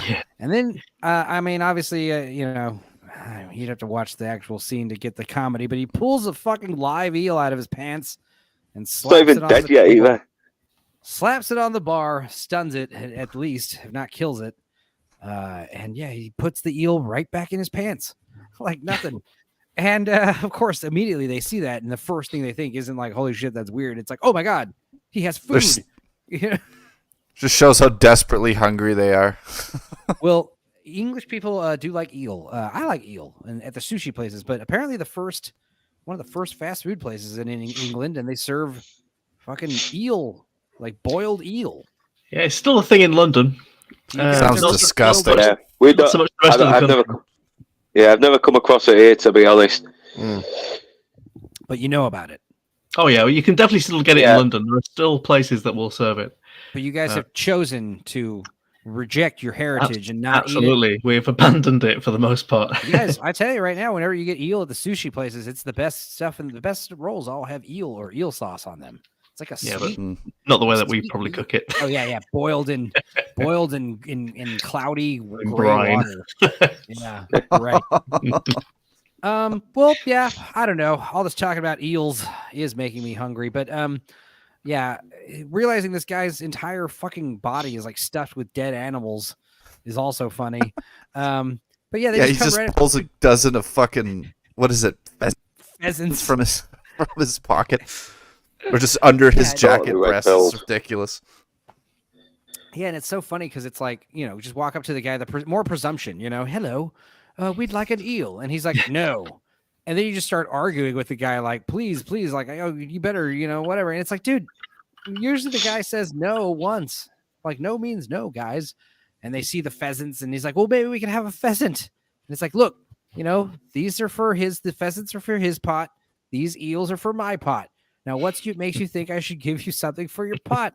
And Withnail doesn't even know what the hell he's talking about. He's like, what pot? And he obviously Marwood, our cooking pot. And he's like, you know, this guy understands.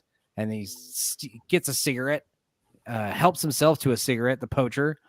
And then he says, hey, well, I can get you a rabbit. And he says, I don't want rabbit.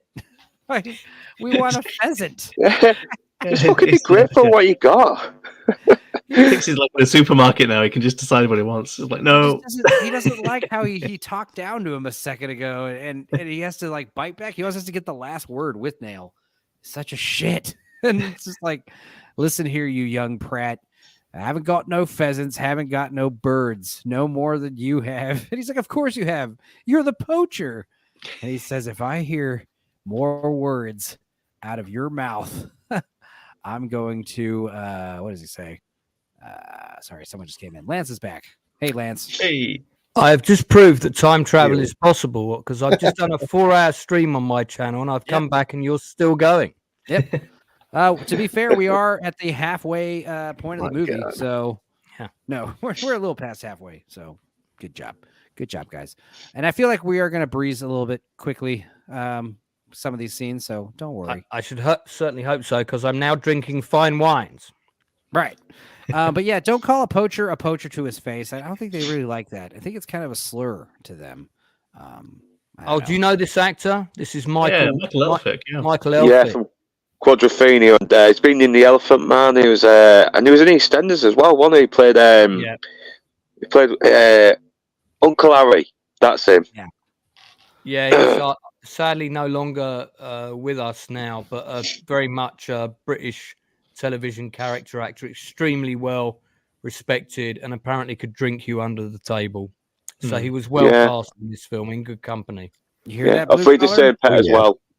Man's a legend. Blue Collar got challenged. He loves fighting words. I got goosebumps right now. Well, Blue Collar, he passed away at the age of 55. So, dude, take that as a warning sign.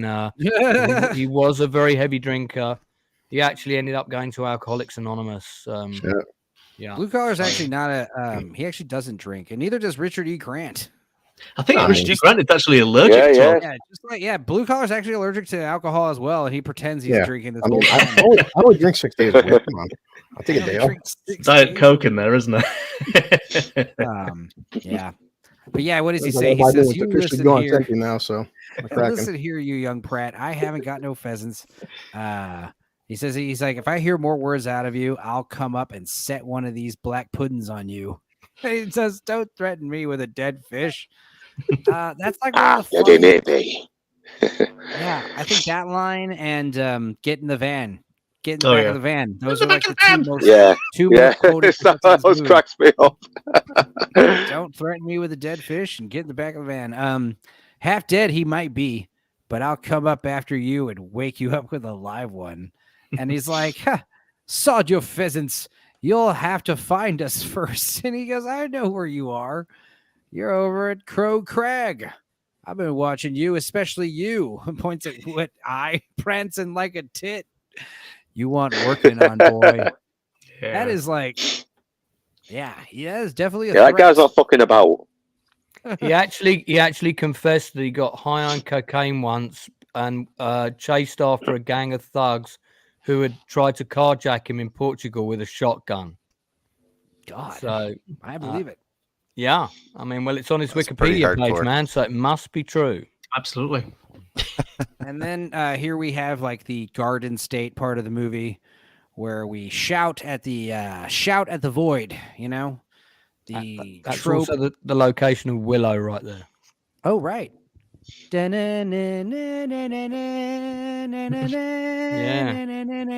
More themes of music. Yeah, right. Right. There's good music back then with memorable themes that we still remember to this day. Or we could do the gun, you know, the village theme. That's always good fun. Oh yeah. With the little banjos. Hell yeah. God, I love that movie. I watched that Val Kilmer documentary, by the way, and it was very moving. Oh man, that's a whole other conversation.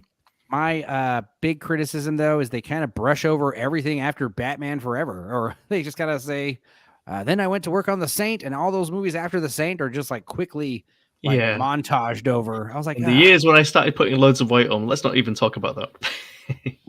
Yeah. I mean, hey, dude, all actors get coke bloat. It's just a common thing. It's alcohol and cocaine related. Your face and body just swells up with age. It is a good documentary, though. It is very, very good. Very good, very good. So yeah, again, shouting at the void, bastards, you'll all suffer, you'll all pay, you'll all see, that kind of shit, like villain, like super villain talking, you know? And it's just like, I don't know. Well, yeah, I'm going to be a star. I mean, that's why it's kind of bittersweet and sad and tragic, because it's like, I don't think Withnail did become a star. No. Do you know about the alternative ending for this? No. Oh, yes. Yeah, oh, my God. It's supposed to be, supposed to be, it was going to write it as a novel originally and have Withnail take a drink and blow his brains out with a shotgun. No, Sounds it like- was fill the shotgun. He fills the shotgun with wine. Yeah. Take the That's it, drink yeah. from the barrel of the shotgun and blow his brains out while he's drinking it. Yeah. Like I said, British Yeah, comedy that's it. is an acquired taste, guys. Yeah.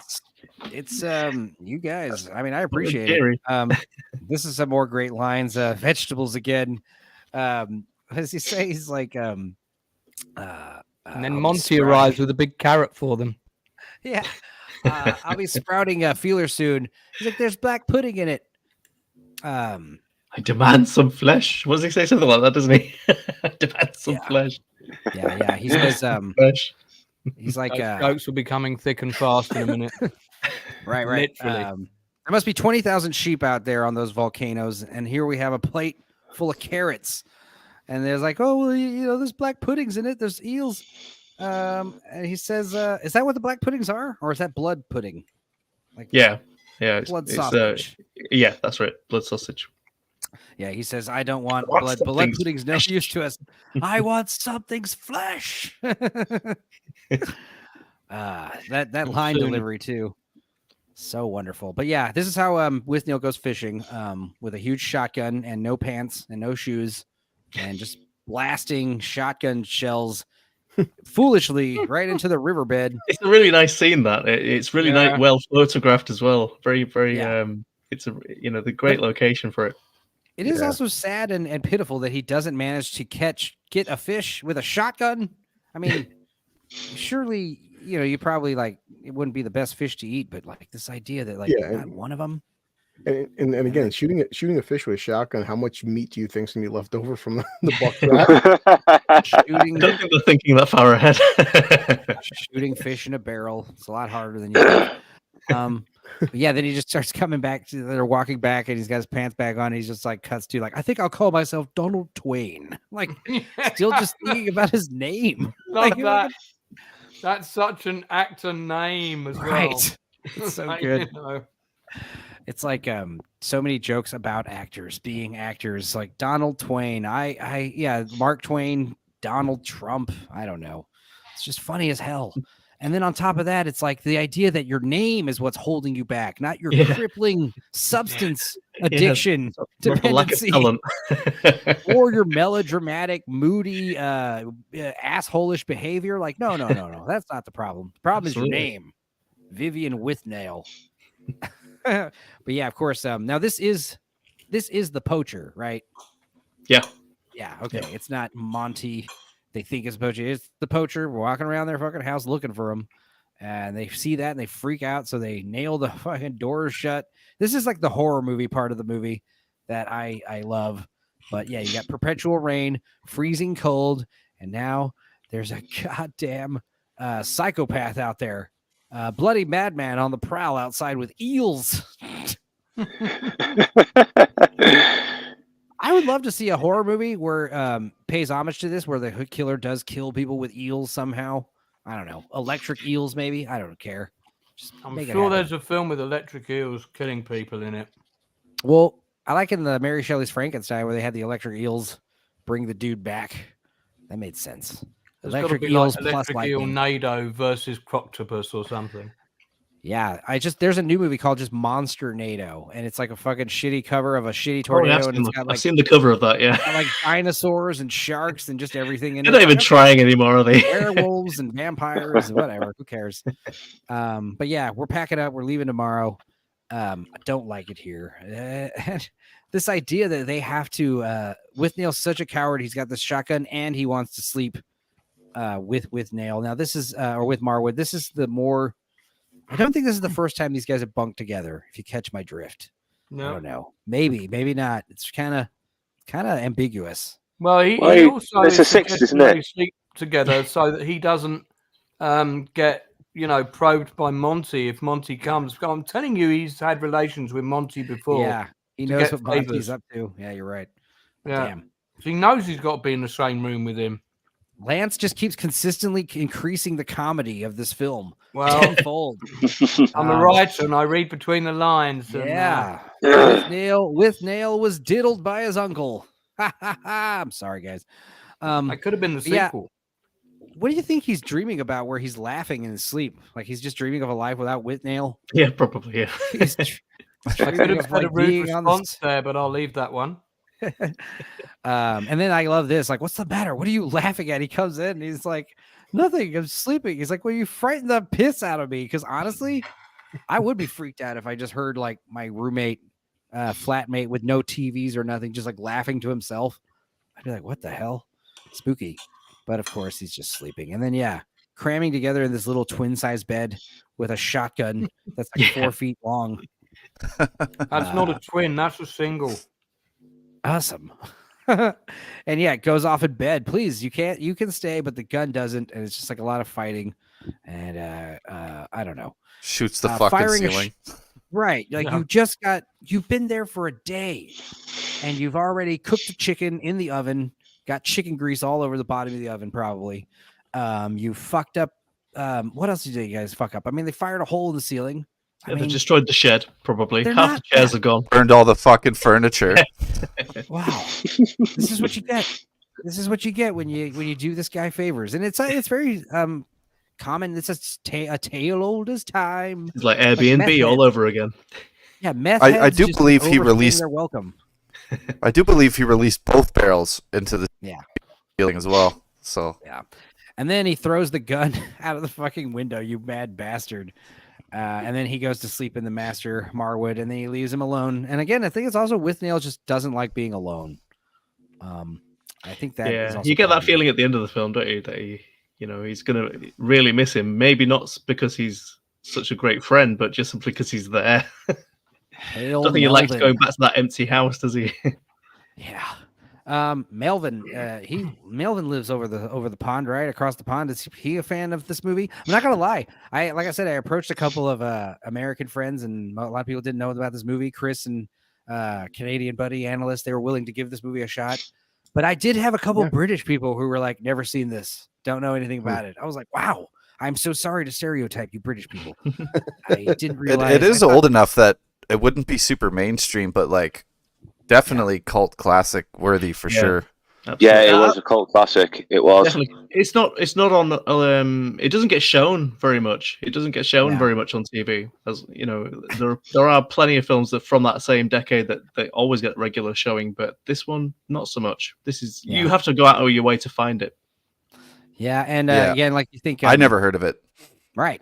And I love, like you said earlier, the Ralph Steadman background art here. So right here, I mean, we got Ralph Steadman doing the art for the movie. I remember that thing being like a huge, because like I remember in high school, like being a big, fan of Hunter S. Thompson and Dazed and Confused, and I remember seeing the cover and being like, "Is that the same guy? Did the cover for that art?" And it's ranked the 29th greatest British movie of all time. Yeah, it was BFI, wasn't it? Yeah, I'm curious to see what number one is. Oh, The Third Man. There we go. Yeah. Like Max Vroom Fondle. God, Max Vroom Fondle says, if you're Gen X and British, you know this film. So, yeah, and if you're Gen X and American, you know this film, but you might not like it. That's what I realized. So again, like you think that the poacher's gonna go wake up. That's his hand coming in, covering his mouth. Of course, it's Withnail being a coward again. And apparently, there are some sounds. They are hearing sounds. It's the farmer, baby. They're hearing something, and what is it? It's probably just foxes. Perhaps it's the farmer. Withnail saying at 2 a.m, it's the killer. He's like, it's all he's like doing a monologue. Basically, he's like, I don't know if he's literally scared, and he just is naturally this theatrical, or if he like kind of knows he's actually not really in danger and he's just acting it up because it's fun. But I don't understand this guy. These actors are so strange to me. But this guy's gonna come kill us. It's all your fault too. You've even given him the fucking gun, saying they threw the shotgun out the window. So like, yeah, he can't. He'll go away. No, he won't. He's getting through the window, and then you hear this weird like sound, this like sharpening sound, and he's fucking sharpening his blades, and they do this like almost like Looney Tunes. Yeah, the mugging is so good. He's so good with the I don't know, the terror. They're selling it. I'm literally freaked out. Oh yeah, sorry, I got this Melvin chat still up here. Melvin. he's gonna go for you. This is what we're gonna do. Montwood, again, not being a coward, trying to come up with a plan here. So he's like, all right, we'll have to tackle him. You stay in bed and pretend to be asleep. When he goes for you, I'll just jump on his back. And Withnail's like, no, it'll be too late by then. I'll be knifed. We'll have to try and make friends with him. Yeah, that last moment of panic.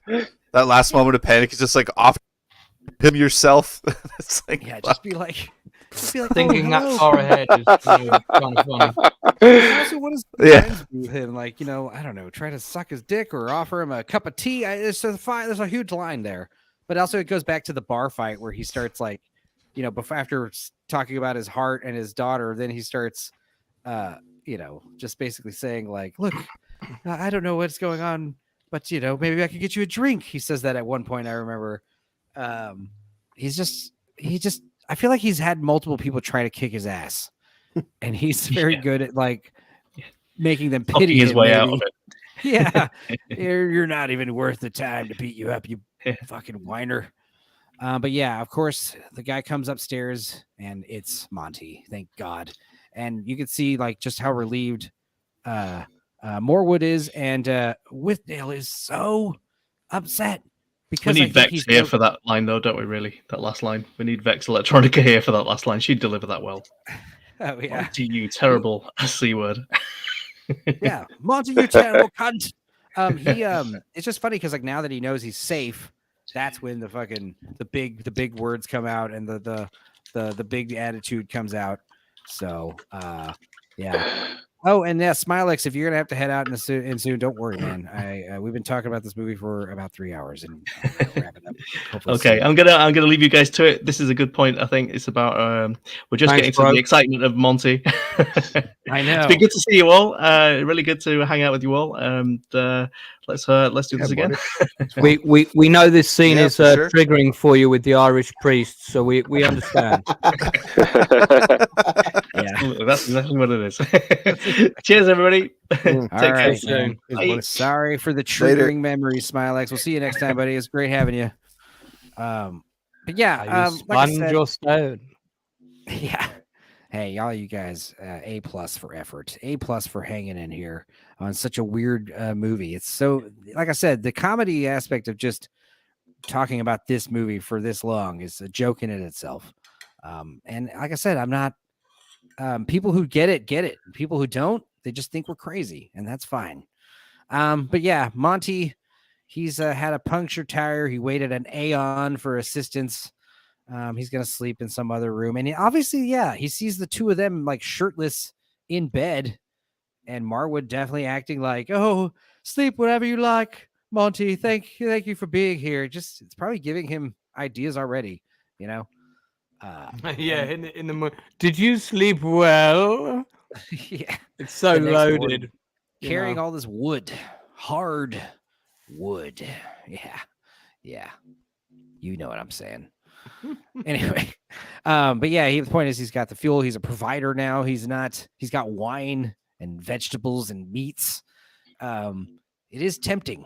It's like, yeah, maybe Monty's not so bad. I don't know, but obviously, Withnail sleeping in, breakfast in 15 minutes. These guys are like hobbits. Like once Monty shows up, they eat a lot. They have a lot of meals, a lot of dinner. Yeah. Everything's centered around. It's like me. Like every time we wake up, it's like, what are we eating today? Like, what's going to be the cherry on top of the day? When we eat something at the end of the day, what is it going to be? I think today we're eating cheeseburgers, Oklahoma onion burgers. Love them. Nice. These guys eating a lot of what is it? Hare, rabbit, eel, pheasant, Got a bit of the old vineyard left for you somewhere if you want to. mutton. But yeah, Monty talking about how one day, very soon, he'll probably get killed from the big C. Not cunt, cancer, tumor or something will come and take me away. But here we are, the three of us out in the woods, out in the country. I don't know. It just really changes the dynamic of the getaway, the holiday, now that Monty has joined them. We were here to avoid stress Withnail. And honestly, it has been a lot of stress, but I don't know, Monty. We don't know if Monty's going to exacerbate the stress. It seems like he's going to make everything better. You know, you're getting this false pretense that, hey, this is going to be fun now. We have money and a car and booze. But it quickly becomes a weird because it's like very adamant. You stay here with me. Withnail's going to go run an errand and get something out of the car. And Griffith was no, actually, he was 65 when he passed away. And he's 39 here, right? right. But if you said he was 65 here, I would believe you, you know. Right. Yeah. I was about to say, I find that very hard to believe. I mean, that red radish of a face, that's not makeup right there. He's one of those guys that just like the alcohol makes him flush, maybe. Oh, also the cholesterol. That's probably a big part of it. Yeah. But they forgot their Wellingtons, which are those rubber boots that you have. And I guess the other thing is like you have your nice boots that you don't want to get covered in mud. There's a lot of mud where they're at. The beastly mud of Umska without Wellingtons. How silly of you. How dare you? Let's see here. Someone popped in and out. Bastard. Good to have you. Yeah, so I pressed the wrong bloody button. I was supposed to, Okay. but yeah. Blue collar. I mean, what are your thoughts on Uncle Monty? I mean, Do it's you like, have an Uncle Monty? I think we all do, but Do you have a pull-out poster of Uncle Monty on your wall? I'm about to buy one after the stream. Everyone's but got like that one black sheet uncle who's like either. it's funny that drug joke with addict- Chris Rock. Chris Rock will say everyone has a gay uncle.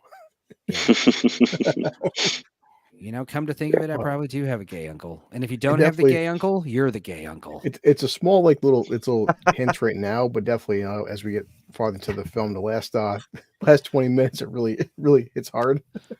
Yeah, and again, part of the movie. I mean, obviously, this is where the movie does literally go into kind of horror movie territory, but it is kind of great with like how Alien. It's like the idea of like, you know, if a man got raped and impregnated against their will, this is like the same thing. It's like again, channeling this director writer's personal experience being harassed sexually by fucking flamboyant film directors on set and behind the scenes of movies. It's like a horror story. Freaky. Not to mention back in then, it was used for comedy purposes. Imagine if if his whole character arc was made in 2023. Oh yeah. Yeah, this is another one of these movies that I don't think you could make just because Monty would have to either be here's how you'd fix it. Here's how you'd modern day it. Withnail and I are now female, and Monty is doing the same shit to a female Marwood. There you go. Because except cut all the comedy out of it, and then it'll be unwatchable, and then they'll all complain that when it fails, that everyone's supporting the fact that these women are being it wasn't bad for you. Try to remake the movie as like a disclosure type film, like make it extremely serious and extremely dark and just centered around this aspect of the movie, which would be so It's ironic because you get some pretty good diverse, I guess sexually diverse representation. You got the trans person in the beginning in the newspaper, and then right. You got like all the closeted homosexuals being harassed. The person you got of the color. spade in the bath. There's a person of color in the bath later. Yeah. So this is where he starts telling them like, "Hey man, we're gonna get going today," and then he's like, "I came all this way," and it's like, "Well, it's not my idea; it's Withnail's idea," And that's good, clever talking. But this is where he starts tying his apron on for him, saying, "I'm sure we could persuade him," And then he says, "It's quite tight." I can't find the rosemary. Doesn't he sort of like pull the strings on the apron quite tight, if I remember rightly? And he tells him that you'll have to. What does he say about the butcher? He can't touch the meat. He's like, I used to weep in butchers, but a butcher shop. Yeah. We must choose the moment. I'm sure together we can persuade him. Now, he says this twice: garlic, rosemary, and salt. That's another cool shirt right there. Just those 3 words. But I could never touch meat until it's cooked. I can never touch meat until it's cooked. As a youth, I used to weep in butcher shops. Is it because like he has a thing for the animals, or is he talking about hygiene? No, I think it's an innuendo. Oh, that too, obviously. I can't touch you until you're ready. Until you're right. Right from God. Again, You know. constantly making this movie funnier, Lance. Thank you. I like That's as my if mission in life, I man. thought this movie couldn't get any more twisted and funnier. Every time you bring out trivia, it's like, oh my God, you're right. No worries, man. I think what makes this part funny is it would be scary in real life, but that's the context within this comedy. It's a very dark comedy. Yeah, I mean, So, it's like yeah. physical comedy. People getting hurt. It's funny when other people are getting hurt or, sexually harassed by some weird uncle. It's not funny when you're doing it, No. Yeah. When you're doing it or when you're on the receiving Or when it's end? happening or to you, receiving it mate. is what I mean. Yes, you know what I mean. Probably worse if it's happening It's to funny you. when it's funny when it's happening to your friend. But yeah, he can't find the rosemary, and this is like the second no touch moment where he's like, I don't know, goes belly to belly with this guy and starts digging around in these groceries, telling him intense eye contact, and and then it's in the other bag. what's so fucked up is like I say later is like Marwood's just sitting there smiling like an idiot, like all polite, and it's not giving him the right idea, dude. You have to be firm. You need to have a face of horror and shock and like, deer in headlights. And then maybe he'd come off so aggressively. But I don't know. I think making intense eye contact and full teeth smiling is not the way to go. No, indeed. So yeah, again, all Withnail does is sit around, get drunk, and complain. So it's very in character. And I mean, we all know dudes like this. And of course, all Monty is worried about is that the sherry is here. And I hope that the shape of the glasses don't offend us, because they're a little weird. They're little whatever glasses we have around here. Chin. That's another thing they say like 5 or 6 times in this movie. Do you guys toast with chin often in That's England? a very old school toast.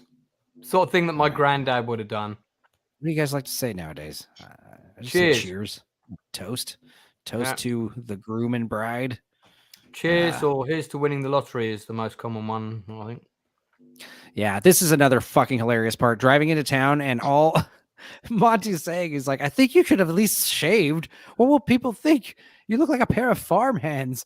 And then they pull up and he's like, get away from the car. It's like, don't be near me while I hand you this money. Yeah. He's like, now, and then of course he just money like for boots. They go straight to the pub. Yeah, just like a meth head. You got the Wellington. You're gonna get the Wellingtons, and you're gonna go buy some razors and shaving soap with this money, and I'll meet you there in half an hour. And then he drives away, and he says, "A couple of blooms, one for each." I think a drink, don't you? And yeah, just walk right into the bar, right across the street. And also, honestly, shame on Monty for just dropping them off right in front of the bar. You probably should have dropped them off in front of the boot shop, right? Anyway, King Henry. And again, more drink for drink. Okay. So again, we've got another couple shots, couple ciders.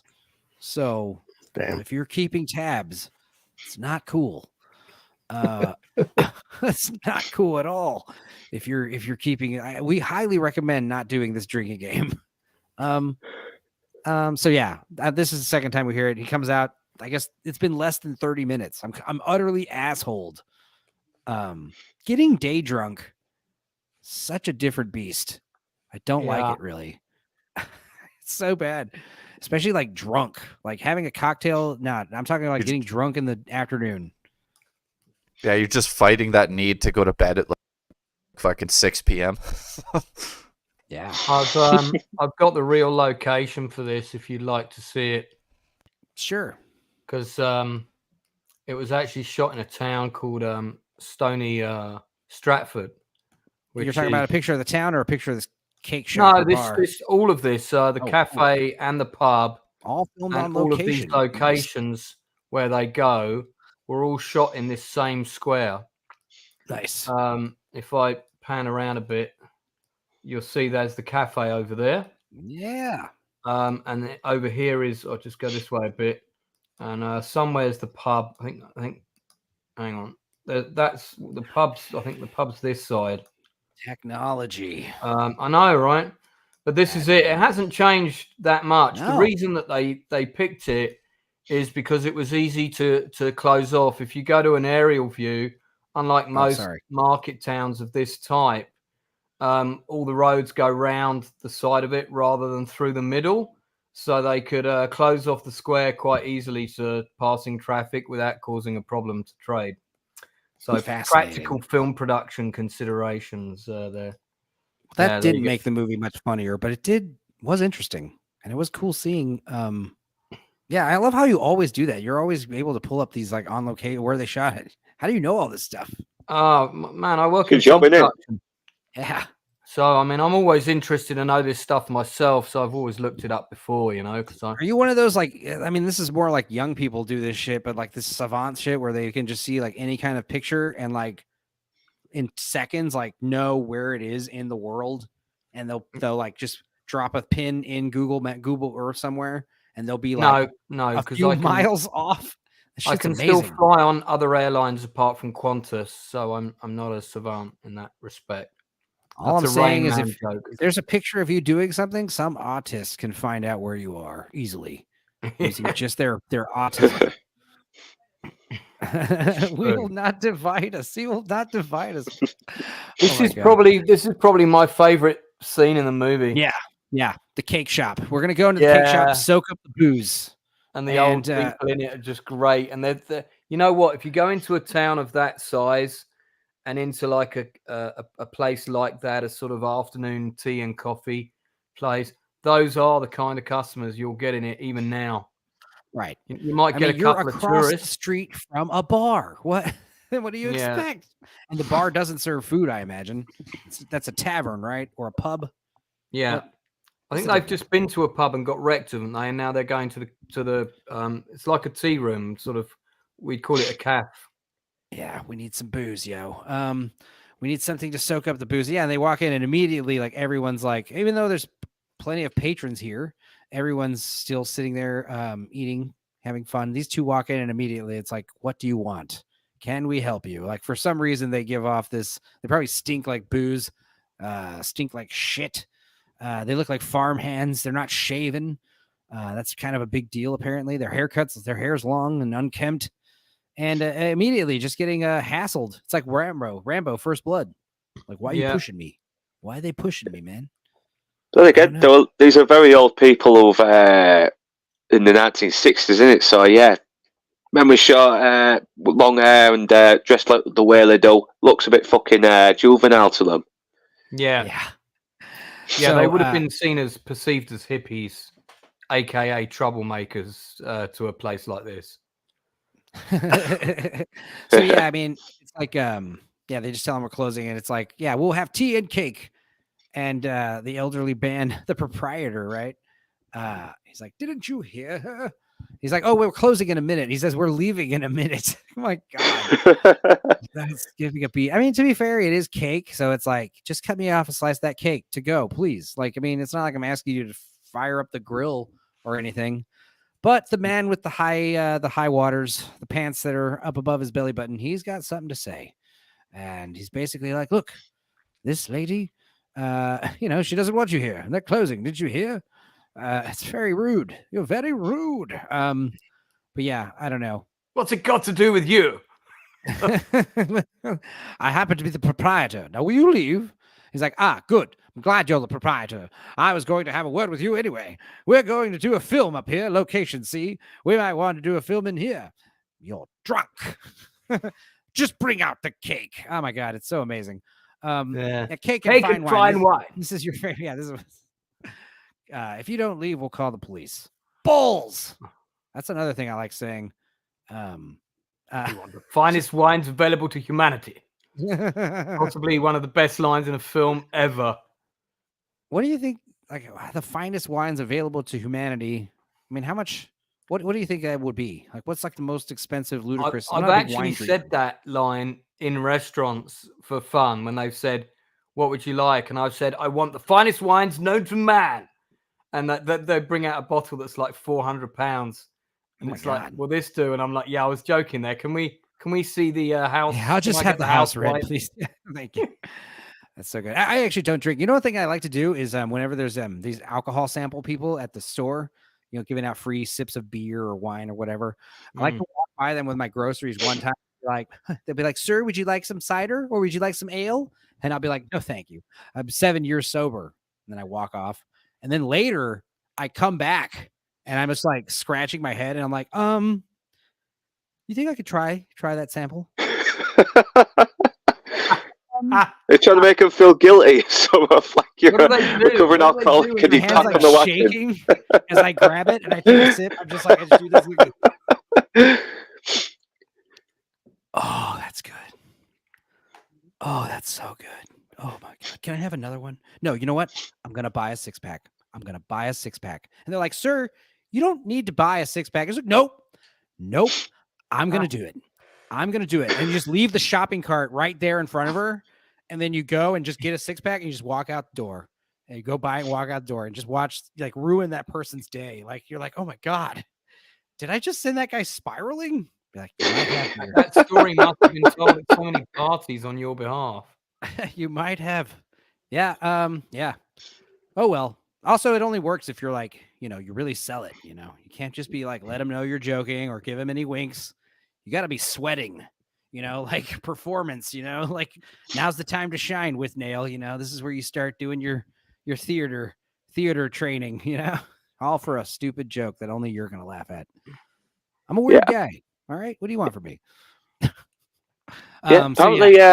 Apparently Richard E. Grant was one of the dogs was making a noise behind him. He thought it was someone laughing, and he started corpsing, and it got kept in the movie. So when he's laughing, that's real. That's real. Right. And it's great because it is reminiscent of his lighter fluid laugh, that he gets. But I think this is the only part of the movie where you see that the bad influence of Withnail does rub off on Marwood, because he's also drunk and he's like, "Yeah, we're millionaires." He's the first one to say that. It's his line, and he's like talking about how he's definitely like they're definitely egging each other on, and he's also not even flinching about this old guy telling him to leave. And it's like one of those things where, like, if they had stuck together, like, yeah, it's just like it both would have been bad for both of them. It's good that Marwood, he gets out. Someone's got to, because really I think that's why the movie's called Withnail and I, not Withnail and Marwood, because Withnail is like, the movie's really about this guy, just like how like Judge Dredd, the Dredd movie, you got like the rookie, she's like the main character. I mean, the protagonist, if you will, but the movie is really about, the side character just doing what he does and all the people being affected by that, including the main character. But yeah, we're not drunks. We're multimillionaires, fucking the police, call the police, keep them here. This is a cake shop. They sell muffins and stuff, right? Bran, it's frostings, desserts.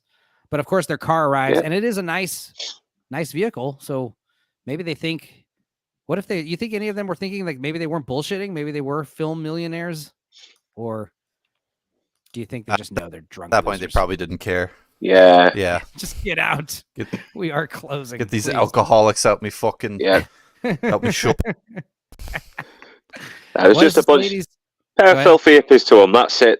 They're like, yeah. Yeah. A millionaire with that haircut. Preposterous. Miss Blenner has it. Blenner has it. That's a great name. But yeah, so now Monty is like pretending to be upset at Marwood, kind of like hitting on him very hard. And again, with the intense eye contact and the smiling, and basically saying that it's because Marwood that you guys were led astray. Just teasing him. And again, Withnail like standing over the shoulder, just like egging it on, like he did this. He's responsible for this. So it just I don't know. The Star, did you say you live near Penrith? No, I don't think so. Let's have a look. How close is that from Hull? No, not that close. I just remembered you mentioning it because that's where the cottage was filmed, which is not. It's more kind of Lake District as opposed to. So it's on the edge of the Lake District National Park, isn't it? Yeah, should be. So it's not Wales, basically. So what is he tells these guys, like, all right, switch off legumes, more flirting with Morwood, telling him, I'm prepared to forgive you. I've punished you enough. It's so weird. And then telling Withnail, it's time for you to do something, peel potatoes. And this is another great part of the movie that it's like, yeah, A, it's quotable, B, it's funny, but also profound, where he's like telling Withnail says, I don't know how to peel potatoes. You're going to finish the vegetables. I don't know how to do them. It was like, well, of course you don't. You're incapable of indulging in anything but pleasure. Am I not right? And I, of course, smiles at him. And he says, you don't deserve such loyalty. Now come along. I'm going to teach you how to peel a potato. But yeah, exactly. Like, it's all pleasure and hedonistic for these guys, They complain about not getting work, but I bet you when they do get work, it's like they just lag off, fucking lazy assholes. So I don't know. Here I am just being an old man shouting at the sky, literally talking in an empty room here, to a handful of dudes. It's fun. All right. So I love that you don't deserve such loyalty because it's been insinuated that they're like a couple and Monty has to like steal him from him. I know. Ugh. Yeah. Such an asshole friend. Surrounded by trees and nature. Yeah, Penrith. Yeah, that is way off from Hull. Yeah, Penrith, by the way, is way off from Hull. It's a lot further up north, but mostly in the northwest. Yeah, it's kind of past Blackpool. Yeah, I mean, I do agree with Monty where it's like there's something just great about just going back to that basic sort of lifestyle. Nowadays more than ever, where people have to like disconnect every once in a while and put the phone away and go to a fucking cabin and stay off the internet for a month or a week or whatever, however long. It's just I've got a shot for you of the cottage there, how it looked in 2012. Oh boy. Yeah, I thought it might be available on B&B to rent because I bet people would rent it, but it's not. And it was in a worse state when they shot there. It's actually been restored slightly. That literally looks like a still from the movie. Yeah. You can see how remote it is. I mean, it is pretty remote on the map. Totally. Really, literally in the middle of nowhere. Nice. So yeah, in that case, to a delightful weekend in the country. Oh my God. Oh yeah. Every time they talk about these two talking together, Withnail and Monty, they have this like hidden agenda. This is what I mean by they've already got that. He's been there. Yeah. It's all implied. I'm not just saying it for a joke. I do feel like he's been his bottom boy already, and he doesn't really want to do it again if possible. So here's someone else for you. Right. Yeah. I mean, I've been there. It's your turn. Exactly. Yeah. It's like I can't be offering my bum, more than once. And also he's my relative. So that's even more weird. At least you're not related to him, Marwood. My God. This is a twist. I'm not sure that he is related to him, actually. Oh, yeah. He could be like, I'm not sure that he is related to him. Or quote unquote uncle. Yeah. He says he's. I really hope he isn't as well, because that would make it even more fucked up. Oh, no, he's related because their last names are the same. Yeah. I don't think he is related to him. I think he's had a past relationship with him. And he's now kind of, he's bored with him, and he probably paid for him to go to drama school. I don't think they're actually but related his by name is blood. Montague Withnail, though. But then again, we find out later that he's using like a random French name up in the cabin. So who knows? Yeah, Withnail's not his real name anyway. Weird. So yeah, I says he's gonna go for a walk, and Monty's like, no, we'll all go. We'll all go for a walk. And of course, like outside, this is where of course he's telling the story about the poacher, getting threatened by a fucking eel. And yeah, this is where you kind of have your first moment of these two together, Withnail and I, outside, kind of like, hey, what the hell's going on, dude? Your fucking uncle is totally hitting on me to a point where it's like, what the hell did you tell him? I mean, it's pretty bad. And he's like, look, I know what you're thinking, but I had no alternative. Old beggars come a long way, and I didn't want to put the wind up him. He's like, your sensitivity overwhelms me. If you think you're having a weekend's indulgence up here at his expense, which means him having a weekend's indulgence up here at my expense, you've got another thing coming. More meat. Anyway, then you find out Withnail came outside because Monty told him to go outside and tell him that coffee's ready. It's like, Jesus Christ. And he's like, I can't drink it. I've got a crick in my mouth from grinning. He's like, well, stop smiling at him. And he's like, I can't help it. I'm so uptight with him. And again, more back to the uptightness. Being uptight is like the ultimate sin. So again, now we go to the, I think we're going to do the walk now, right? Yeah. Oh my God. How many screenshots did I take? Too many, obviously. There's too many fun lines I had to capture.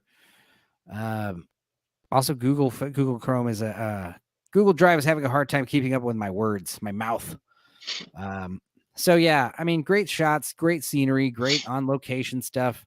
And again, more wonderful musings from Monty, who is, I guess, reminiscing of his former lovers or whatever, or cat, or whoever the hell Norman is. It's so fucked up, this film, you can't help but laugh. Yeah. Right. Like you could easily Actually, sell the same script a different way in like a horror or a thriller or drama motif. Go ahead. That little monologue he gives is just ridiculous. Yeah. Baudelaire brings back such memories of Oxford. Followed by yet another anecdote about his sensitive crimes. Oh, yeah. Indeed, I often wonder where Norman is now, probably wintering with his mother in Guildford, a cat, Rain, Vim under the sink and both bars on, but old now. There is no true beauty without decay. It's true. There is no true beauty without decay. In fact, entropy, it's like a common thing. He's talking about a past relationship with another boy. Yeah, exactly. And the it is awesome dialogue, though. Like, just how poetically it's written, even though it's about, Yeah. Also, banging some dude at Oxford. Yes. And it's about that dude becoming when my uncle talks so about no his interested. Yeah, when my uncle talks about his former gay lovers, he's a lot more crude in his wording. Yeah. Indeed. This was hard and lubricated gay. Yeah. But also, what does he say? He's like, well, we live in a kingdom of rains, which is like double entendre, like reigning and, the reigns of kings, where royalty comes in gangs. And then he says, he looks up, he's like, come on, lads, the sky is beginning to bruise. Night must fall and we shall be forced to camp. It's like, dude, like everything's like a Shakespeare play for this guy, But of course, immediately it's like, he's having my room and I'm going to room with the lock. You agree to that or I'm fucking leaving. And Withnail's like, all right. I need to get going anyway. Sorry to interrupt you, but I'm gonna need to get going. Supposed to have finished about 20 minutes ago, but okay. But yeah, thanks for having me on, Lance, Depenza, and Blue. I will see you tomorrow. And I'm in chat. You take care, everyone in chat. Take care.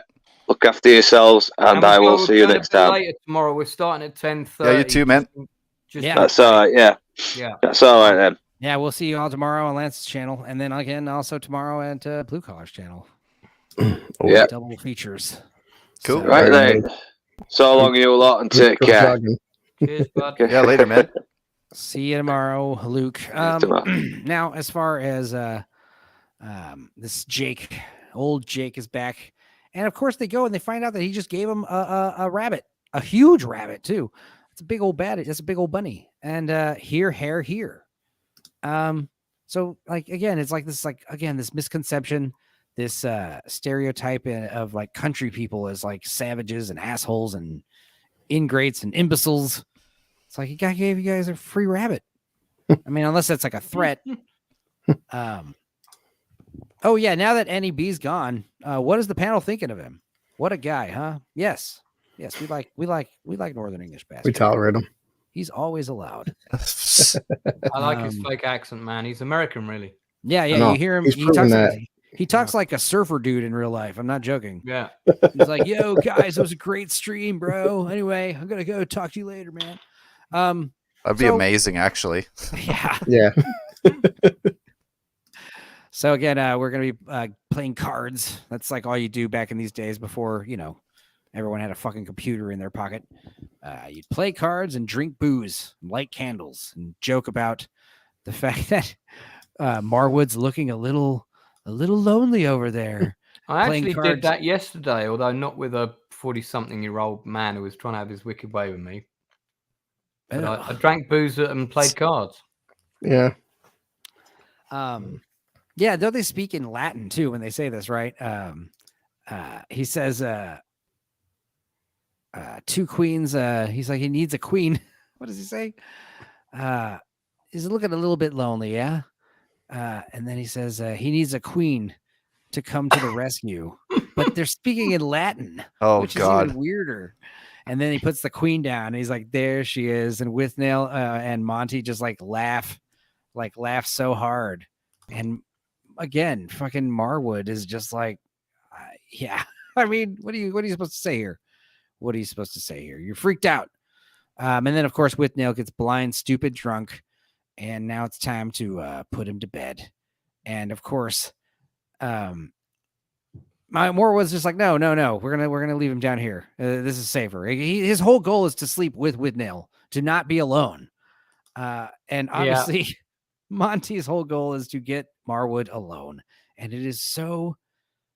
This is where it starts approaching almost like horror movie stuff. Like this movie could have had a very, if this scene ended differently than it does, this movie, I don't think we'd be talking about this movie right now. I don't think we'd be having such fond memories of this movie if it actually ended with Monty having his way with Marwood. I'm not really sure what aspect of this movie keeps the tone away from that really dark Clockwork Orange kind of thing and keeps it in that it's a bit fucked up, but it is ultimately a comedy. Is it the acting? Yeah, I think it's I don't know. It could British. So easily go over that. Yeah, it could so easily go over that edge. It's just, this is actually really fucked up and makes me uncomfortable. But it doesn't. It's funny, but it's still. Yeah. I thought that was kind of interesting about it because it's amazing. If you were to do this with all Americans, it would have been really hard and it probably would have sucked. It's if I'm hard honest. to make this translate as well as it does. If you had a different cast or different settings or anything like that, it can make it all feel very strange, for lack of a better word. Because the actor that plays Monty, I kind of forget his name, but Richard Griffiths. Yeah, Griffiths. Right. He's kind of hard to take seriously in this, which I think really aids to that too. Yeah. He's fucking great. He delivers all this crazy poetic dialogue, and you don't take him seriously, and he's just this almost bombastic kind of dude. Yeah. It's fucking hilarious, man. The only thing that's missing from this scene coming up is the Jaws music. Yeah. Go put Withnail in the room and then go to your room to grab the blanket. And by the time you come back to the room, right across the hall, there he is locking the door, saying, I think he'd better sleep alone tonight. And then he tells him he doesn't want to sleep with you. Monty tells Marwood this, and of course he smiles like a dumb idiot again and says, you're right. Well, you're in here and I'll take the couch and I'll say night night again the second time, and then still smiling at him inanely, He's like, you've already said that twice. And then of course this is where it gets freaky, where he comes into the room the first time he comes into the room without permission. And this face says it all. I don't know. And he just says I'm terribly tired. I need to get to bed, Monty. He's like, but not that tired, eh? Are you a sponge or a stone? And he's like, I beg your pardon. And he's like, do you like to sample all facets of life, or do you shut yourself off to new experience? And he's like, I voted conservative. Loyalty isn't a matter of selection. I quite agree.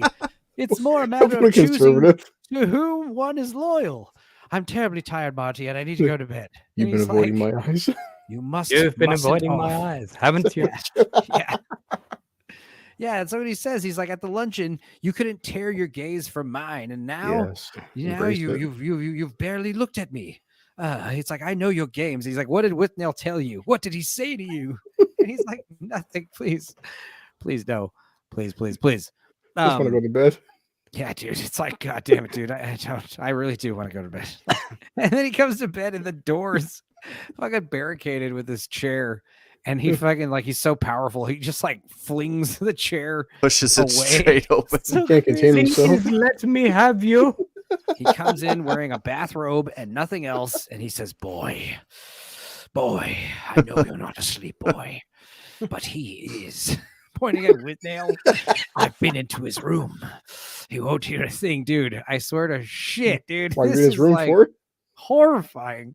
He's like, I know. I'm not asleep. What do you want, Monty? He's like, I tried not to come. Oh, how I tried not to. He won't hear a This- thing. And he's like, he's trying to tell him something. And this is where you get this close up of him. He's like wearing fucking makeup.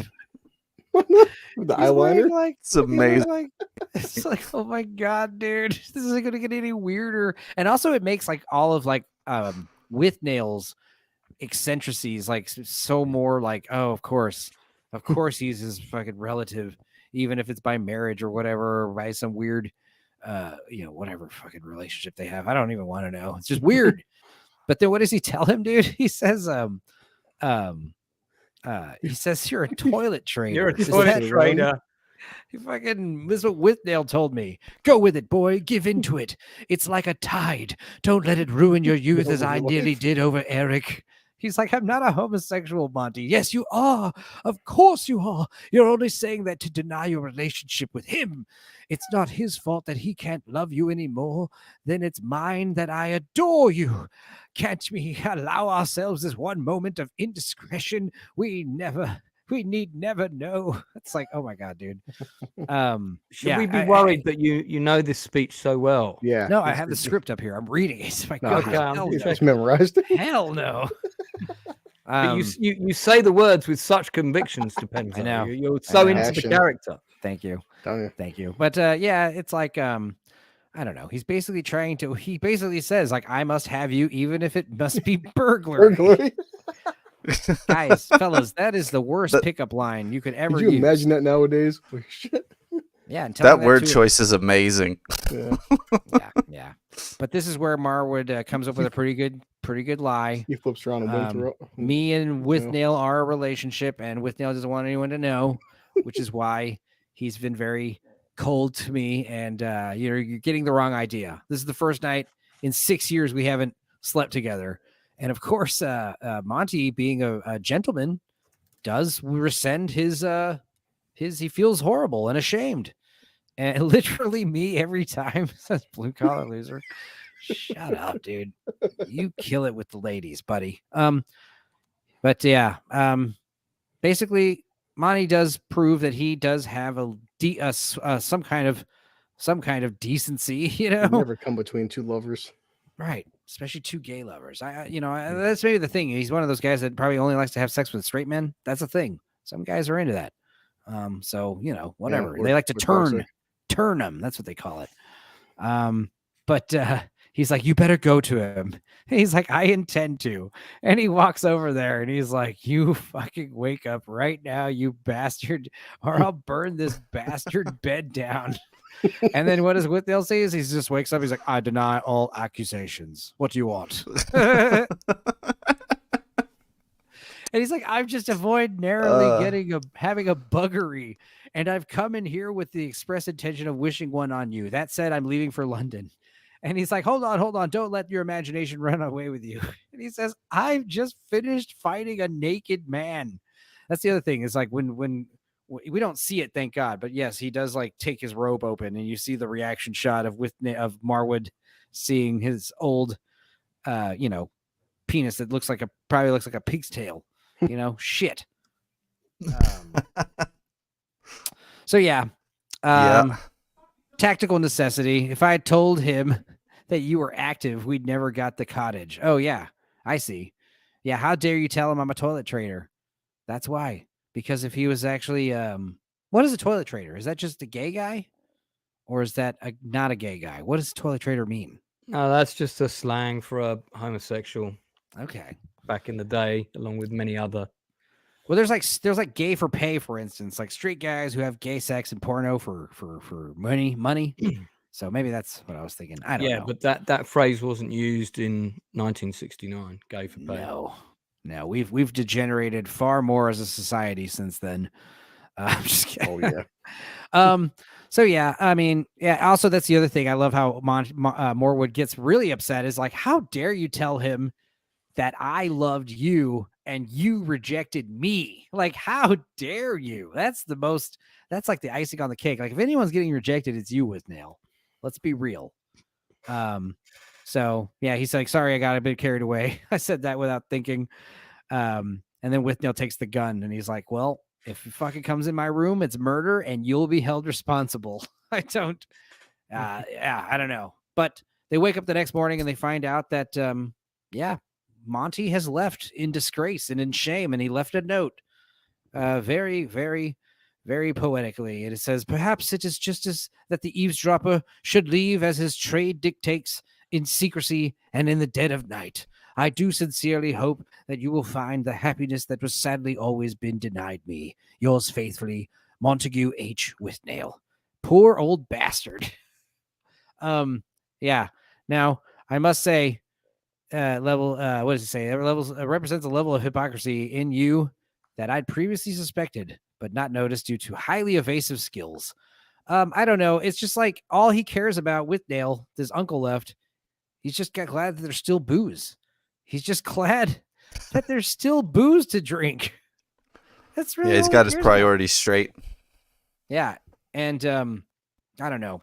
This is where the first time where Marwood tells him, you'll suffer for this. This is the first time where he said, like at the very beginning of the movie, like I have to address Withnail about his problems, but really it's all about like, hey, we should get out to the country and help ourselves. But he hasn't addressed Withnail's problems hardly at all, except for calling him a coward once.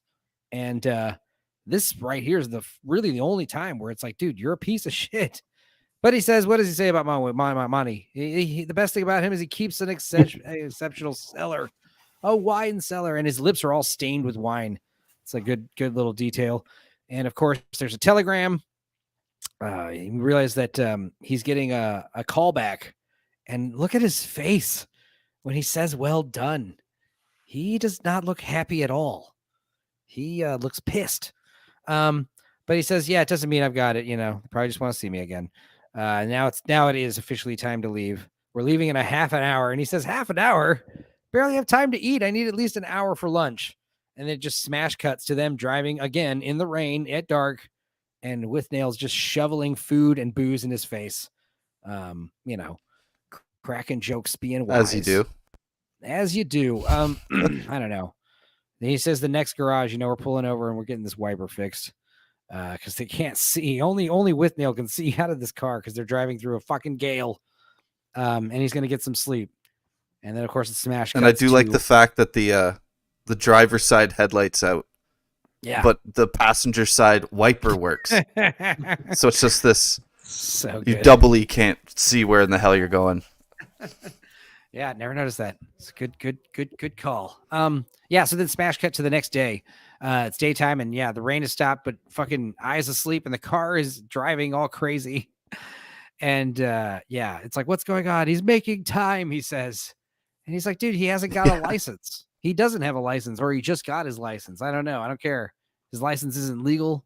And the driving, this is like Mr. Bean style driving, just like crazy reckless. He just lane changes.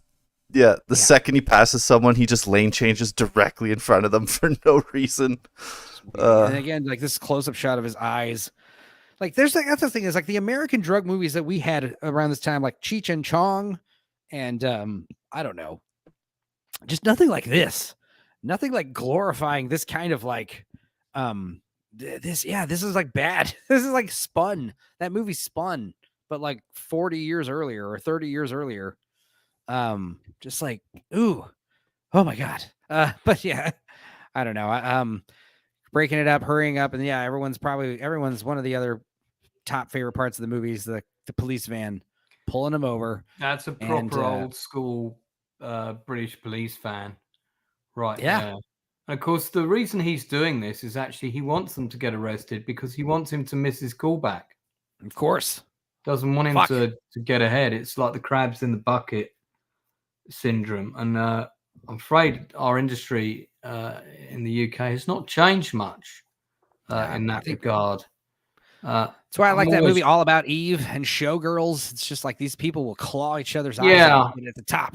And even the indie film scene is a bit like that. I mean, there are good people in it, and I'm always cheering them on. And people know that I do that, but there are people that in the indie film world that wouldn't piss on you if you were on fire, as long as they get their way. The other thing is the idea of these actors, I don't know, just not really in I Love Rosemary's Baby, for instance, where it's you want to get the part. So you put a curse on someone and they go blind randomly, for no reason. So now you get the part and it's cool. Feel a little bad though. It's pretty weird, but oh well. Stardom, here I come. It doesn't matter. Showgirls pushing this bitch down the stairs, watching her break both of her fucking ankles or whatever. Yeah. It's oh well, I got the part. But yeah, it's a bit early for the festivities, isn't it? And he's like, those aren't mine. Those belong to him. Yeah. His eyes. This is one of these things. He looks absolutely alien in this. He's just at the end here. Not only drunk, but insane as well. I think there's a story behind how they shot this scene, which was that they actually partied all night and got absolutely, as we say in the UK, wankered, and then shot it in the morning, and he'd had almost no sleep. God. And they just went straight on and shot it. I think I heard that in an interview somewhere. May or may not be true, but I think it probably is true. Because it looks better than makeup, you know what I mean? It's not like they put eyeliner or convincing. I don't think it is makeup. I think it's real. Or at the very least, maybe he's rubbing his eyes really fucking hard before he does this. But yeah, second or most quoted line in the movie, probably, "Get in the back of the van." Because the guy's just had enough of his shit. Because he's Withnail's doing the sovereign citizen thing almost. I will not breathe in this, and no, you have no reason to stop me, and this is preposterous. It's dude, you're clearly fucked up. You're clearly wasted. Yeah. Come on, dude. And then of course they catch him peeing behind the curtain with his little fake penis, and it all culminates to this sad thing. And then of course, what they get out later. How long are they there? No idea. Not long. A few days. A few hours. I don't think it says, does it? No. That's the only part of the movie that's kind of a little confusing. I don't know how British judicial system works, but oh well. This bit here is where he's referring to, where's our checks? Right. We didn't sign on. That's what you would call welfare in the US. And you had to sign on every 2 weeks to get your money. Which suggests that maybe they've been away for longer than the film presents, because they've missed at least one session of signing on, so they've missed a check. Well, maybe they were in jail for a few weeks, because it seems like he could have been detained for it probably would have been a couple of days, wouldn't have been much longer than that. All right. Well, I think there's Beatles music playing right here in this background, right? And then random man in the bathtub. Okay. And they call him, they go upstairs and find, of course, Danny sleeping in Withnail's bed. Who's the huge spade in the bath?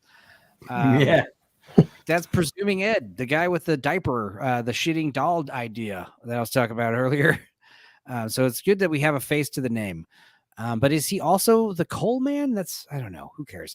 But yeah, I want Danny out. Get the hell out, Danny. 10 minutes. And he's like, how long has he been there? A few days? The whole time he's been gone? Probably. But yeah, then this is the part of the movie that I really liked. This is the part of the movie that made it legendary for me when I first saw it, because I was a little stoner. But yeah, the Camberwell carrot. It's called a Camberwell carrot because he made it in Camberwell and it looks like a carrot, but he uses 12 papers, which again is pretty easy. You just glue them together. Camberwell was a really, really dingy part of London in the 60s. Nice. And it was high crime, very industrial. Now, of course, it's actually all been redeveloped in the last 10 years, and it's a place to buy property, But yeah, what does he say? He's like, we're gonna do the Camberwell carrot. Oh yeah, he came up the drain pipe. That's another thing. He snuck into the house up the drain pipe. Yeah. So yeah, he says the joint I'm about to roll requires a craftsman and can utilize up to 12 skins. It's called a Camberwell carrot. It's impossible to use 12 papers on a joint, says Marwood. And he's like, it's impossible to roll a Camberwell carrot with anything less. Oh my God. But yeah, this is like the only part of the movie, the Camberwell carrot, that comes off as like zany, something a little over the top and silly, but it's just like a gigantic joint. So I mean, even that is not that silly. It's just more substance abuse. But also back in the day, you know, you could smoke a huge joint and be okay. Nowadays, the weed's so fucking powerful. Like smoking a giant joint is just like A, wasteful, and B, it makes you so high you basically go crazy, you know? Like basically like I will defer to your I'll defer to your experience on this topic. Yeah. He knows. But yeah, of course. Also, he tells a great story about how he saw some rats in the house while he was there. They argue like, "Oh, that's the neighbor's dog." He's like, "Oh yeah, does your neighbor's dog hide in your oven?" No, then it was a fucking rodent, man. And then yeah, he like hits this joint. Go ahead. This part really reminds me of Trailer Park Boys, though. There's just so many little things. Yeah, Trailer Park that Boys is very similar, series, right? Yeah. Sorry, what'd you say? It's a docu series. It's like a fly on the wall. It's like it's a real yeah, show, exactly. though, right? It's not a Spinal Tap sort of. No, it is. It's a mockumentary. It's a Trailer Park mockumentary. Boys is totally scripted, and it's amazing how well those dudes stay in character. Ricky and Julian and Bubbles are all characters. I need to start watching that because I love that style of comedy. It is pretty good. It's one of my favorite shows for sure. I was growing and selling weed when I was going to art school, turned my master bedroom into a grow room, and I was growing as a very pungent OG Kush for like 3 years. So I know a thing or two about it. But what was funny is when you trim weed, we would always watch shows like The Wire or Breaking Bad or Trailer Park Boys. And dude, there's a part around Trailer Park Boys like early on where you realize this is funny, but like by the time like you're dealing with like the cougar, the mountain lion that's like running around the weed farm that they got growing on the side of the highway, like that is like where you're like in like, one of the funniest shows I've ever made when you're in that part of the show. Yes, allegedly. Yeah. Well, the thing is, Nix is a statute of limitations. You know, I did this years ago, so come get me, bitches. All it did was an absolute canon, though. Yeah, all it did was not make me poor when I was in school. But yes, this line right here, this will tend to make you very high. You'd hope. You'd hope. It's the size of his head. It's the size of my dick, y'all. No, I'm just kidding. This grass is the most powerful in the Western Hemisphere. I got a guy in Mexico who grows it specially. It's grown specifically at 2,000 feet above sea level. It's so silly. And that's the other thing is like people growing a lot of Mexican swag back in those days. People were happy with it. We need to go back to those times where weed had seeds in it. You know, it's like nothing wrong with that. The problem is when your weed is brown and black. That's the problem. I guess when it has seeds in it, it just means it's grown outdoors because the hermaphrodite, if they don't get exactly 12 hours of darkness, solid darkness. So, fun fact. I'm choking on my own air, by the way. We find out that Withnail, he got word that he did not get the part. He actually got the lead of the play. And again, Withnail was saying like the problem with getting that play is you have to cut your hair, you know, and he's like almost defeated when he says congratulations. It's very vindictive almost. And I don't know. I love this scene because it's like just wraps everything up in a nice package where he says Danny going off on one of his trips talking about how London, you know, this country is going down, coming down from its trip. And he says, what does he say?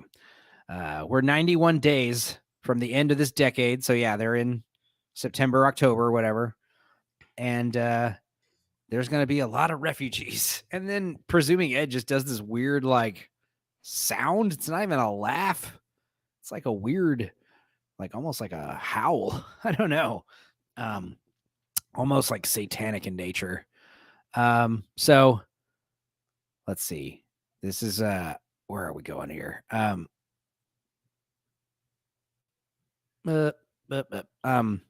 Yeah.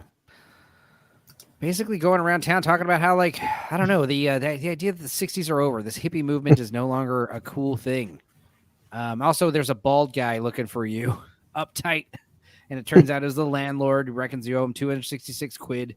And it turns out that, yeah, this is the part I'm not following too well. Turns out that you know, Danny, first of all, getting in an argument with the landlord on their behalf, telling him, hey, he has rats. He shouldn't be paying you anything. He takes exception to this. But he's like talking about how he's studied the legal papers. He's studied the work. And he pulls a big bag out and he's got like all of their fucking checks. He's got, I guess, their welfare checks, like Lance was saying, or he's got their checks to the landlord. And no, that would be their that would probably be their unemployment checks. Right. So he's like, I was going to cash these in for you. Yeah. So it turns out that they're like back rent and they're going to get evicted and it's a big problem. And Withnail's just laughing like a maniac because he's so high. And obviously, this guy's just playing with a globe, chanting like a Tuvan throat singer. I think this also shows that Withnail's not been paying the rent. And yeah, McGann's character has left it up to him to pay it and has probably given him the money. And but he just hasn't paid it because there's a notice of eviction. And then Jesus Christ, you drug their onions. He starts freaking out basically with Dale, and this is where he finds out that Danny has poisoned the rats, and for some reason he gets real upset about this. He's like freaking out basically, and of course he's like, this is my favorite line. He's like, you have done something to your brain. You've made it high. You know, you need to calm down. And he's like talking about how he needs a Valium. And he's like, dude, making it low. It's like, why trust one thing over another? You know, just ride it out. And again, this is kind of what I was saying earlier, like where he's like kind of talking about how, you know, the whole thing is like, let's just see how high we can go. How high can we go and how high can we ride it? And he's like, they're selling hippie wigs at Woolworths, man. Like the fucking, like it's over. The hippie movement is over. The greatest decade in the history of mankind is ending. It's trendy now. And it's just kind of like this, I don't know, it wraps up in this like reflection of, you know, wasting, like all the time you wasted living here at Withnail's. I don't know how long it was, but, you know, he's got his hair cut. He's got his clean shaven face. He's getting ready to leave. And, you know, this thing about, like we were talking earlier about how like having long hair is cool because like it helps you like more in tune with nature. But thing is, the hair it carries the troubles of your past. So that's why when you cut your hair off, you feel much better. That's why monks shave their head. It keeps you really in that shot. He looks like that young actor from 1917. Oh, a little bit, yeah. Just like I was just thinking that. I just couldn't think of his name. Yeah, he's a brilliant actor. Name's gone out of my head, but yeah, I love 1917. Like yeah, great. Did that one win Best Picture? I can't remember. Or it lost. So.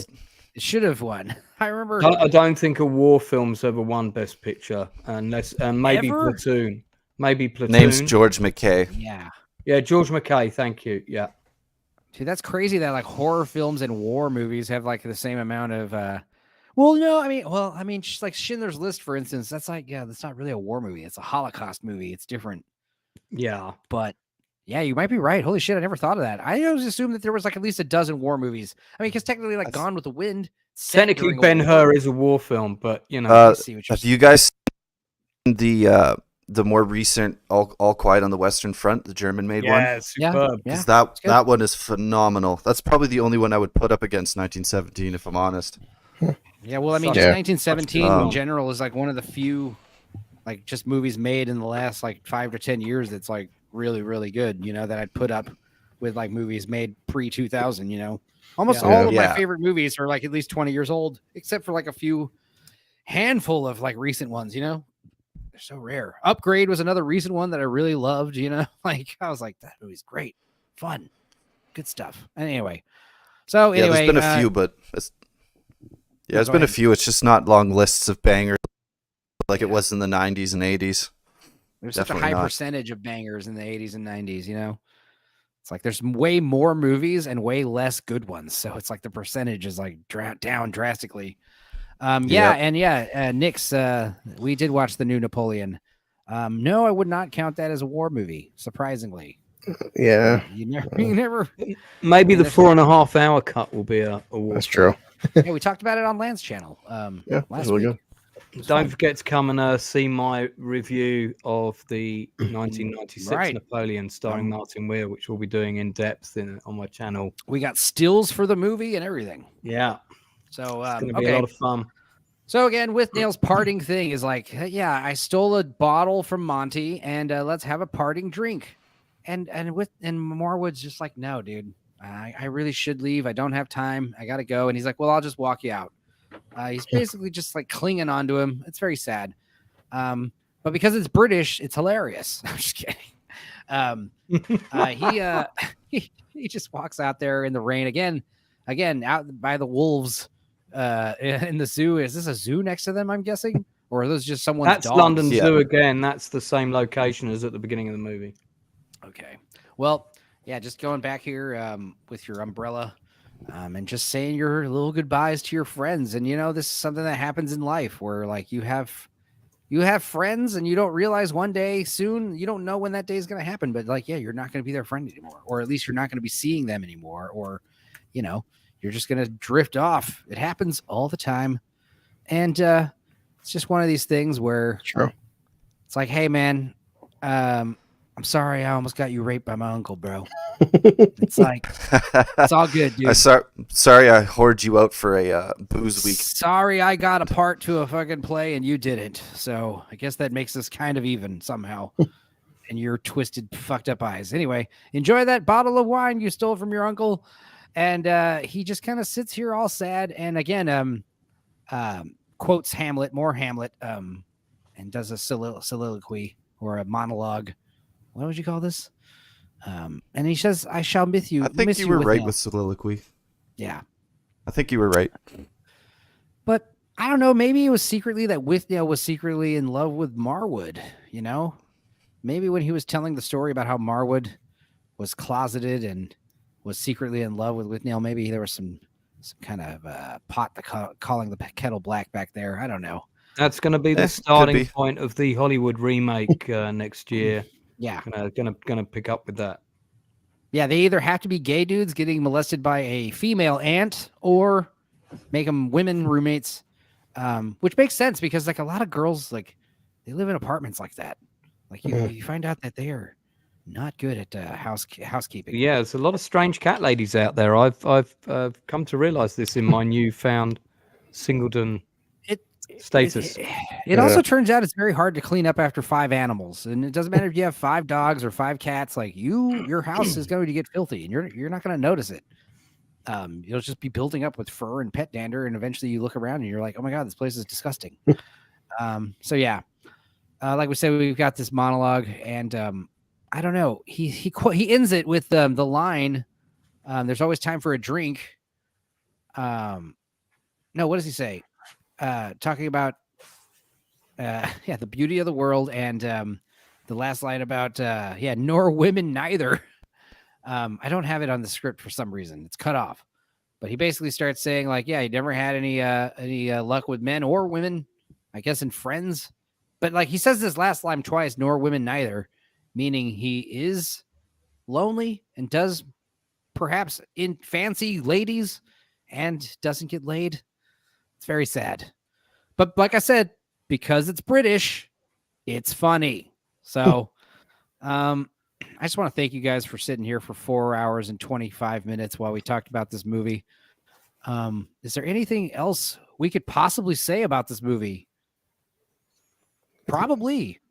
I think I had another interesting tidbit. Give me a sec. Yeah. There's Well, lots as I of said, stuff. it's going on. It's going on stage.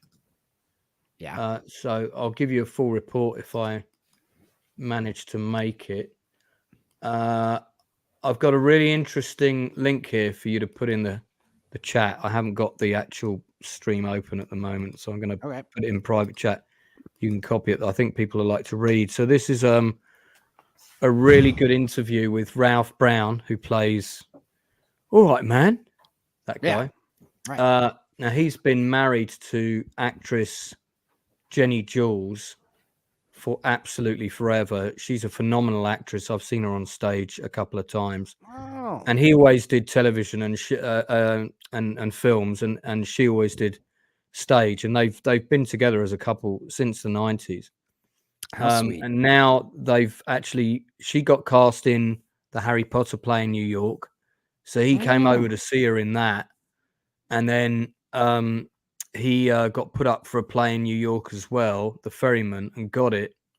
So they both just in the end decided to relocate to New York. So now they're British actors for hire for Broadway.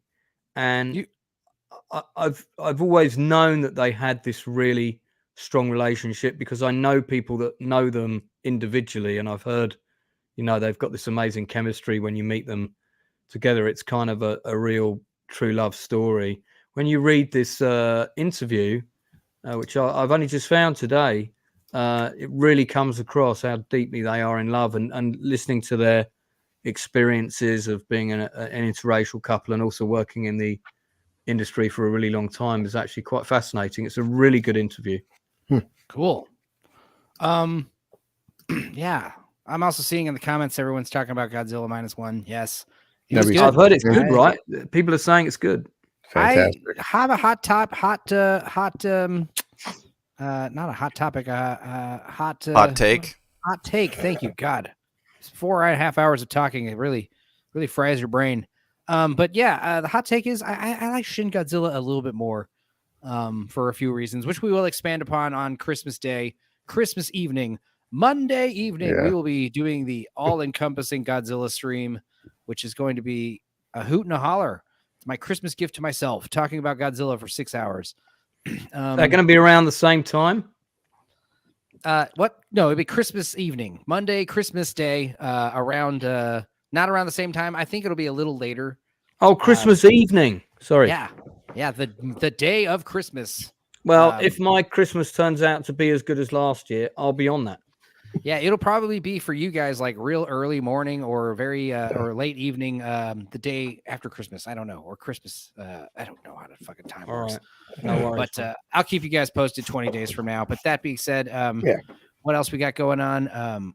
I think like I said, streaming on Blue Collar's channel tomorrow evening, and before that, on Lance's evening, we'll be talking about the new Game of Thrones trailer. We're going to talk about the new Game of Thrones trailer. I know not all of you have seen it, but we'll talk about the last episode of Estonia. I'm trying to get the creator of that show onto my channel right now. I wrote to him today. And then I just also want to talk about other stuff we've been watching. I've been looking at Lorman Bass Reeves out of the Taylor Sheridan stable, which is really good. I forget things. I've seen a couple of other movies. Also interested to hear what my guests have been looking at. So we probably will touch on Godzilla briefly because some of you have seen it. I haven't. So that's kind of another reason why I wanted to wait till Christmas, because I know it doesn't come out everywhere at once. Is that just out in the movies right now? Yeah. I actually saw it in the theater. It was fantastic. I don't think we've got it here yet. I don't think it's out in the UK. I might be wrong, but I don't think so. I know you guys mentioned Napoleon. Drinker tomorrow. Drinker's doing that interview with that stunt coordinator for Napoleon. Yeah, so I'm on that. Oh, nice. What? And I brought the guy onto the channel because he's done an interview on my channel before, and he asked me if he could come back on because he wanted to clarify some things. A newspaper misquoted him, and I contacted Drinker and said, hey, how about we bring this guy on your channel instead of mine, just because I think it would be really good for him to get the widest audience possible. Yeah. So you're going to be there too, right, Lance? Right? Yeah, no, I'm going to be on it as well. I probably won't do that much talking, but I'll be there. and hopefully it'll get my subs up a little bit as a sort of quid pro quo thing. But tomorrow's a busy day. yeah, man. I mean, this is a mad week for me because I'm at a film industry event as well Nice. tomorrow and the next day. Busy. As to answer Nix's question, I did not watch the new one. We watched the last one, the Star Beast. We did not watch the blue whatever. I heard it wasn't as bad. We saw the parts that were weird about how Sir Isaac Newton is Indian or something. That's fine. I mean, whatever. There's also the Doctor Who. Like I said, he's 2,000 years old and he finally realized he's into men. That's interesting. But what was really crazy is like how, other than that, it wasn't very over the top like the first one. And it's like some people were saying on one of the drinker streams, like the first episode they were talking about was the first one was more catered towards children, which is why they think it's like it was so like over the head, like being spelled out, like. And these other ones, they're kind of more going to be a little more nuanced. I thought they were going to get worse progressively, quote unquote, pun intended, progressively worse. Get it? Anyway, yeah. And as far as what do you got coming up, Animalist? I gotta say, I finally watched. I had seen Top Gun and your Iron Giant video, but I watched the other two, and yeah, dude, like I gotta say, like I don't know if you ever watched Captain Christian, those Captain Christian videos, but like definitely like May have. Yeah, like that's like the exact style I was like gonna try to do. Like if I was gonna do any of these analyst videos, I mean, I kind of do on my shorter ones, but yeah, the background music, this like tight editing that you do, man, it's fucking A+ on your video. Time consuming. Well, thank you, man. That's why you have 5 videos and like 500 subscribers or whatever. Yeah, I just hit 500 the other day. Yeah, it's kind of neat, job, man. If I actually upload something, I can get monetized, but right. And I'm excited to be there on Thursday on Desolate Souls channel to talk about Blue-Eyed Samurai. I've watched the first 4 episodes and I'm going to finish it by Thursday. Yeah. I was on the fence. Like I was thinking might be cool to like be the guy who doesn't know how it ends, as we do episodically, but I realized like that probably wouldn't be as fun if we were talking about it all encompassing. So we probably ruin it for you too if you haven't seen it all the way through yet, because we don't say everything in perfect order. Yeah, that's a lot of foreshadow, setup, payoff kind of stuff. Yeah, and like I said, I don't really do these kind of streams often where we break down a movie beat by beat, but it's fun to do when we do it. If it's a movie that requires talking of, whether it's like praising or shitting on it. Nerdy film girl, also another person that says this movie has been on her list for forever. I did just reach out to Uninspired Reviewer. He's like, dude, that movie's been in my list for fucking years. I've never seen it. I'm like, well, watch that before you watch our show, I guess. Yeah. My to-watch list has been getting pretty beefy. I did not see Saltburn. It looks interesting to say the least. Yeah. Enzo, please, for the love of God or whatever your deity is, in your drink, put the panel names and links in the description. It's easier to refine people when when YT does a cleaning. Yeah. Not gonna lie, that's a good idea. I also realized I don't put any tags in my videos, and according to Amateur and a few of these people, it's like very important. So I should like retroactively start putting but Northern Bastard is like the hardest one to find on Twitter. Right? Every time I try to, you have to find him. I spell out his name completely. The way his name's written, it's like I never remember it. It's not deliberate on my part. Just it depends how you're always easy to find. I always tag you if I can. I'm easy like Sunday morning, baby. Anyway, what were you saying, Analyst? About? Sorry. Yeah, I was just saying about tags. It's basically how the algorithm like sees you based on what someone's typing in or like their watch history. So if you have like the same tags as popular videos, your video's more likely to pop up in like the right hand side as they're watching. Just kind of lazy. Just kind of do everything kind of slapdashed. I don't know. It's easy though. You only need 3 or 4. That's why I'm gonna start get doing software to tell them what you should put on. Like it's pretty easy stuff. There's a lot of weird tricks actually to get your video like promoted on the algorithm, but Yeah, the Kermit's awesome. Not all of them Yeah. are foolproof. Yeah, we're loving Kermit. Also, Where? yeah, Enzo lazy, never. Yes, and Adam agrees.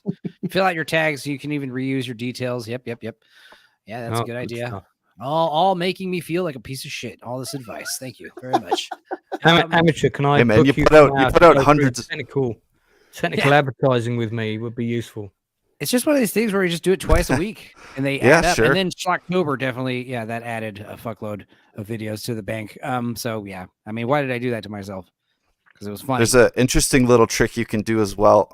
Some people think it's kind of a shady thing to do. But I think it's fine. I don't do it myself, but like, I know Philip DeFranco. I think he's the guy that discovered it. But if you just go on the trending page, if you're someone that uploads like frequently, just go on the trending page, find the video that has like the most views for that day that you're uploading on, and just put that link in your description to that video. Cool. That's it. Cool. That's all you have to do. Wow. Bang. I'll do that. Your video just gets skyrocketed on the algorithm. I'm not sure if it works like it used to, but link in the description of your own video. Yeah. Yeah. So you can put, by the way, you might also want to check out this. Yeah, you just basically say in your video, and as always, the secret link is in the description. Well, there's down other. below. That's all you have to do, and then there's also other your videos get like tied together. There's all kinds of hacks that people figured out. Like apparently, like the stupid surveys and the polls and stuff in the community. That's like a big thing, or at least it was, where like people realized if they did polls, they would get shitloads of interaction because like the polls were being shoved in everyone's faces. And then another thing that was interesting was like setting a video for Premiere and keep like sending it back. Like you just keep pushing it back or something like that. And then something about the algorithm and people like waiting for it to start or something. I don't remember. Another interesting but yet super counterintuitive is the option to notify your subscribers. Uncheck that box. Oh. Uncheck that box, dude. It does not do what you think it does. I will. All it does is it screws up the engagement on your video. So if you have it clicked, which box let's say, that? and all of okay, Alert. so when you make shorts or when you go to upload your video, you go down into the settings and there's a box that says notify subscribers. Yeah. Uncheck that, because if you have it checked and like not 100% or like a certain percentage of your subscriber base interacts with that video, the algorithm's going to think that video sucks and it's not going to promote it. That's whereas weird. if you uncheck it and no one, it's bizarre. It's a thing for a while. I'm not sure if they've changed it again. This stuff gets changed all the time. But like the algorithms the last I checked, changing. Well, guys, it's been. As they say, the biggest thing right now is shorts. But I do need to go. Yeah, no, we all do. We all need to go. In fact, we're probably not going to hang out in the lobby either when this is done. Probably going to bounce. But on that note, I'm just going to play some music, play us out. Nerdy Film Girl, thanks for showing up, even at the end. Oh, you went muted. Just because I'm asking. You muted yourself, Enzo. Oh, wait, I'm asking. Oh, wait, did I? Yeah. I need for a second, man. Did I mute? Oh, but you can hear me now? Okay. Yeah, you're good. Well, let's see. Question. Just because I'm asking people from around different states, did Netflix distribute Maestro in your area? I got tickets early, but a lot of people in NYC couldn't because it was sold out. I don't think I saw Maestro on the theater list. I could check. I mean, I'm in Austin, so it is in Texas. It would be here. I can tell you guaranteed it's not where I live. It's not playing where I live. I've no idea because I'm in London, but thank you for the kind compliment about my Kermit avatar. I appreciate it greatly. Normally, direct-to-streaming films do that, but its film notoriously depends on the sound and size of your screen. Yeah. Okay, well, Splef figured out that if you keep pushing back the start time of a premiere or live stream, it just keeps multiplying the impressions. Interesting. All right. Well, guys, Withnail and I don't know. We talked about it for 4.5 hours. Nick's, Adam, Jay, Lord Toxic. Also, our previous guest who had to leave early, Luke. Who else bailed? Smilex. You guys are the real ones, man. Thanks for coming in here and nerding out with me on this weird ass movie. And next Monday we'll see you and talk about something a little less niche. As much as that. Okay. Niche.